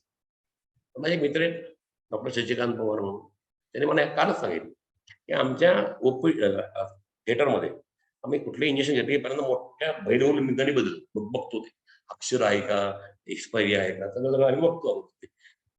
जर चुकून स्टिमिडीच्या ऐवजी स्कॉर्पियन दिले गेलं आणि त्याला स्कोलिन दिले गेलं आणि ते झालंय. ही केस माझ्याकडे आली. इन्स्टेड ऑफ स्टिमिडी देऊन टाकलं नर्सने. 3 डेथ झालं, 3 एका दिवसात. हा ग्रॉस नेग्लिजन्स. किंवा आता केस करते हारलो केस मी, पण instead of putting the things into trachea जर इसोबेकस मध्ये गेली आणि संपूर्ण हे झालं ऑपरेटिंग होऊन जर लंग्स सगळी आणि पेशंट डाईड, या ठिकाणी ग्रॉस निग्लिजन्स आहे. पण आता आपण बेसिकली काय समजून राहिलं की ग्रॉस निग्लिजन्स असेल तरच. आता यामध्ये पण अजून थोड्या 2-3 कन्सेप्ट समजून घेणं फार महत्त्वाचं. That doctor must be the direct cause of negligence, no intermediatory person. तिसरा कोणतरी मध्ये आला म्हणून डॉक्टरना गुन्हा झाला किंवा दुसऱ्या माणसाने गुन्हा केला आपल्या दवाखान्यात, हा कन्सेप्ट अगदी क्लिअर कट म्हणलेला त्या केसमध्ये की कॉझा कॉझन्स आणि causa sine क्वाझन्स.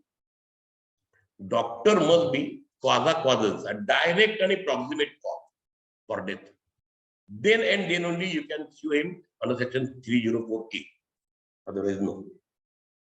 Causa sine qua non is a different concept. मग दुसऱ्या कोणीतरी काहीतरी चूक केली आहे आणि there is a death of a patient, then you are not in a position to sue doctor for 304A. मग या ठिकाणी तुम्ही त्याला विनाकारण ट्रिब्युनल प्रॉसिक्यूट करता नाही. पण झालंय कसं आपण बघतोय केसेस आर रायझिंग. आता मी बऱ्याच ठिकाणी गेले, गुजरातला गेलोय, वलसाडला गेलोय, मुंबईत बघितले, तर डॉक्टरांच्या वरती केसेस होत आहेत. कुठे अँटिसिपेटरी बेलला जा. मला अजून एक केस आवडला 2005 साली सातारमधली केस. त्याची डेथ झाली आणि त्याला डॉक्टर सुरेश गुप्ताचं इंटरप्रिटेशन आलं, जजमेंट आलं होतं आणि डोंट अरेंज द डॉक्टर.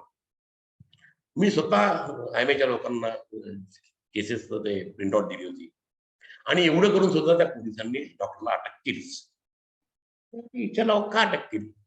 तर तो पोलीस काय म्हणतोय इन्स्पेक्टर की आम्ही जर अटक केली नसती तर इथं दंगे झाले असते, शांततेचा भंग झाला म्हणून सेक्शन 144 खाली त्या डॉक्टरला अटक केली. म्हणजे सेक्शन 144चा भंग होते म्हणून त्याला अटक करून. शेवटी कसं आहे, तो कायदा कोणाच्या हातात जाईल आणि तो कसा अर्थ लागतो आपल्याला. मग या ठिकाणी त्या डॉक्टरला अटक झाली, बेल घेतला वगैरे. पण मला सांगा, डॉक्टर सुरेश शिंदे आणि जॉकब मॅथ्यूजच्या केसमध्ये इतकं क्लिअर कट दिलेलं आहे, म्हणजे मनात माझ्या तर कुठली शंका नाही की ग्रॉस निग्लिजन्स हा पहिला सूचना केला गेला. आणि ग्रॉस निग्लिजन्स म्हणजे काय त्यांनी सांगितलं, सोनाला तर काटा नका घेऊ. दुसरं म्हणजे अगदी doctor must be the direct cause of death. आता बघा, जर डॉक्टरची क्रिमिनल लायबिलिटी गेली तर विषय संपला. अँटिसिपेटरी बेल, प्रॉसिक्युशन, शिक्षा. हा, पण या ठिकाणी doctor is liable in civil. Mug criminal law मधून सुटला, पण त्यांना सिव्हिल लॉ मध्ये नुकसान भरपाई द्यायला. मग जॅकॉब मॅथ्यूजची केसने काय केलं, क्रिमिनल लायबिलिटी म्हणजे काय, there must be gross negligence. आणि मग या ठिकाणी कोणा एक अशी हेअरलाईन डिफरन्स आहे, negligence, gross negligence. If gross negligence, criminal prosecution. Negligence, consumer protection act आणि कॉम्पेन्सेशन.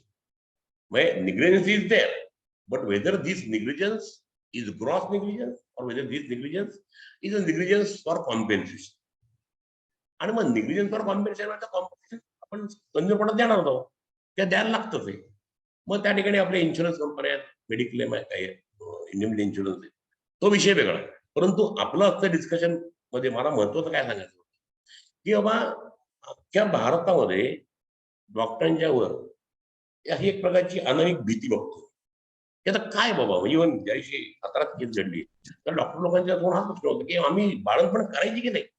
आता मला एक प्रश्न पडतो की एकेकाळी भारताचा इन्फंट मॉर्टॅलिटी रेट हा किती होता आणि आज काय? As far as my knowledge goes, it was in 1947 it was 47 per 1,000. आज किती कमी आहे? इव्हन मॅटर्निटी डेथ देखील भरपूर होते. मग इन्फंट मॉर्टॅलिटी कमी आहे, मॅटर्नल मॉर्टॅलिटी कमी आहे. यामध्ये डॉक्टर लोकांचं योगदान आहेच ना. आता तुमच्याकडे काहीतरी कायदे आले, काहीतरी शस्त्र आली म्हणून तुम्ही जुने कायदे उठवून तर डॉक्टरांना ठीक आहे सिव्हिल मध्ये लायबिलिटी आम्ही मान्य करतो, पण क्रिमिनल लायबिलिटी प्रत्येक वेळेला जर तुम्ही त्या डॉक्टरला असं क्रिमिनल थ्रेट द्यायला लागला तर मात्र अवघड होणार आहे. The entire Indian health system will be in danger. आज ही Indian health system will be crossing more than $700 billion. How many doctors, how many specialists, and how many co-workers, health co-workers, nurses? हे मोठी industry आहे. And this industry is there. That's why because of this आपण त्या Covid नंतर बाहेर तरी येऊ शकतो आणि जिवंत होता. त्यामुळं if this system is to function healthily, if this system is to work efficiently, at least there should not be fear among the doctors regarding criminal liability.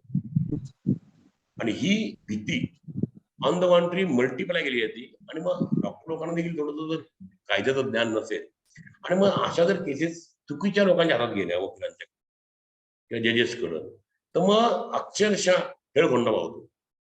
त्यामुळं मी आज या इंटरॅक्शन मध्ये IMA विनंती करणार आहे किंवा तुम्ही तुमची एक बॉडी तयार करा की before going to any advocate और before anything happens first contact this people and then proceed legally because once a legal step is taken it cannot be withdrawn. आता बघा डॉक्टरांच्या विरुद्ध निग्लिजन्स दाखल करत असताना क्रिमिनल केस एक कमिटी आहे सिव्हिल हॉस्पिटल, त्या कमिटीचा रिपोर्ट आहे आणि without that report doctor cannot be arrested. मग एखादी घटना घडल्यानंतर तो रिपोर्ट येणार आहे, मग सिव्हिल हॉस्पिटलला जाऊन आपण भेटू शकतो. We can say our things काय एक्झॅक्टली. मग इथं फॅक्ट येईल, लॉ येईल, पण there is one intermediatory body which gives the certificate and if that certificate goes against the doctor then he will be arrested. त्यामुळं एक अतिशय महत्वाची गोष्ट म्हणजे there must be a legal cell, there must be some persons to whom the person who is facing some legal problem must remain in contact. And today, because of this media and all that, it is very easy to contact anybody anywhere. But to contact a wise person is very important. आणि माझी अशी बऱ्याच वर्षापासूनची भाषणामधली एक सवय, मी एक वाक्य नेहमी बोलतो, आयुष्यामध्ये चांगला डॉक्टर मिळणं आणि चांगला वकील मिळणं हे नशीब आहे. माझं स्वतःचं वाक्य. It is very difficult to have a good doctor and very difficult to have a good advocate. आणि मग या ठिकाणी मला एक केस फक्त आठवतो. This is my ending story, really very good story from Osho. एका घरामध्ये एक आंधळा माणूस आणि एक लंगडा असे दोघं राहतात. घराला आग लागतं. दोघांचं भांडण आहे, पण आता इलाज नाही ना, वाचा येते. तो लंगडा त्या आंधळ्याला म्हणतो तुम्हाला खांद्यावर घे. मग मी तुला रस्ता दाखवतो, आपण त्या दारामधनं बाहेर येऊ, पण तुला दार दिसत नाही. आता या गोष्टीचा मी थोडस वेगळा अर्थ लावतो. या ठिकाणी डोळे नसलेली माणसं सुद्धा डोळे आहेत. तुम्हाला कायद्याचं ज्ञान नाही ना, मग स्वतःच्या अक्कल नका नका. मग आंधळा जर स्वतःला डोळस म्हणायला लागला तर केस जास्त कॉम्प्लिकेटेड होते. आणि जो पांगळा आहे तो म्हणाला नाही नाही मी मॅरेथॉन मध्येच जाणार माणूस आहे. I know everything. मला व्हॉट्सअपवर बऱ्याच गोष्टी माहिती आहेत, युट्यूबला बऱ्याच गोष्टी माहिती आहेत. हे व्हॉट्सअप युनिव्हर्सिटीचं नॉलेज आणि युट्यूबवरचं नॉलेज याच्यावरून जर तुम्ही स्वतःला लिगल पर्सनॅलिटी समजायला लागला तर हा मूर्खपणा आहे. त्यामुळे अशा भागाचा आंधळ आणि अशा भागाचं लंगड न होता योग्य सल्ला घेणं आणि नशिबी आलंय फेस करणं. पण ते फेस करताना एक स्ट्रॉंगनेस दाखवला पाहिजे. आणि I am supported by my friends आणि I am fighting my battle with good intention आणि for the betterment of society. हा जर आपण एक कन्सेप्ट डोक्यात ठेवला तर there is no need to worry while doing medical practice and giving services to the biggest democracy of the world. Thank you. Thank you very much.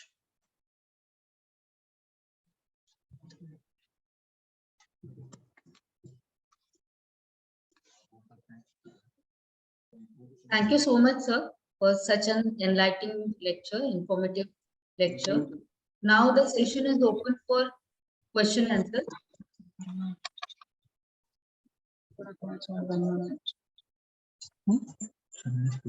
Speaker, sir.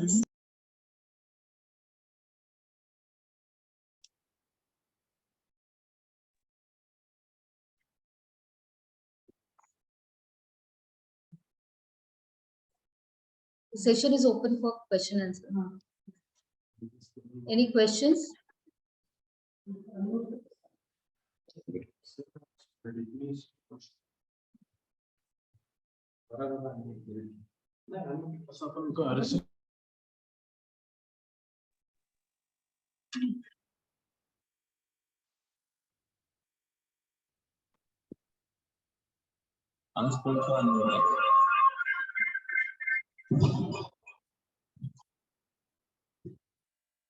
You can answer yourself and ask for any query.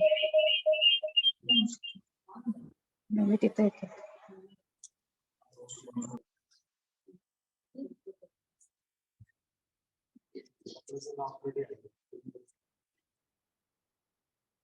Accidents don't devices.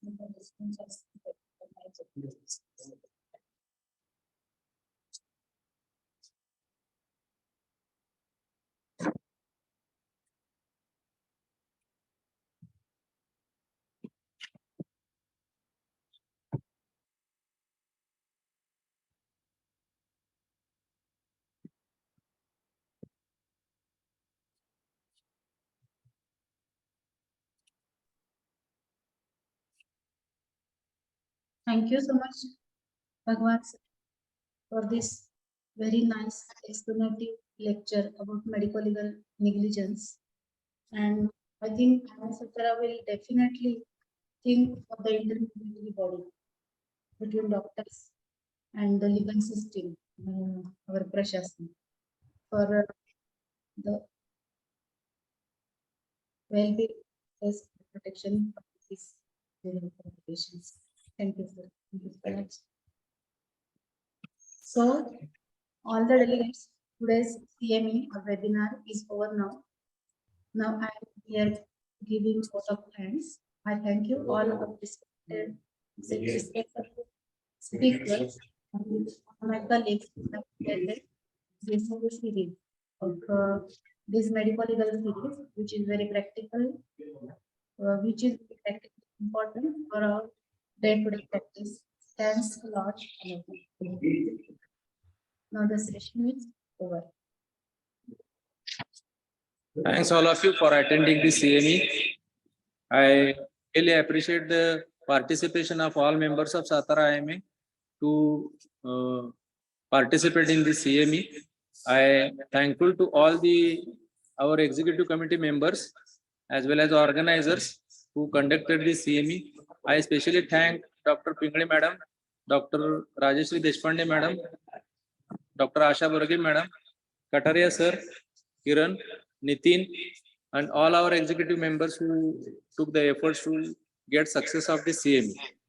I especially thanks to Utture Sir, Naurange Sir, Raju Joshi Sir, and Bhagwan Sir, also Dr. Raju Agarwal Sir, who gave us proper input and good guidelines regarding the social security scheme as well as the indemnity schemes, protection scheme, and I assure that we will definitely think of all the suggestions, and I am also we are also thinking of one indemnity for one branch.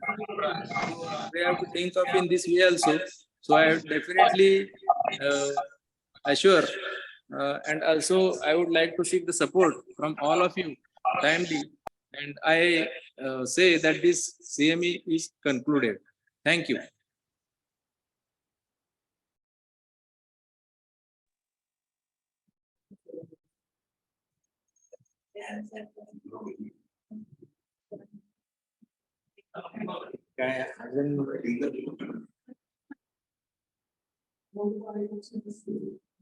I am thankful to Dr. Sagar Kataria sir, who is observer today for our CME.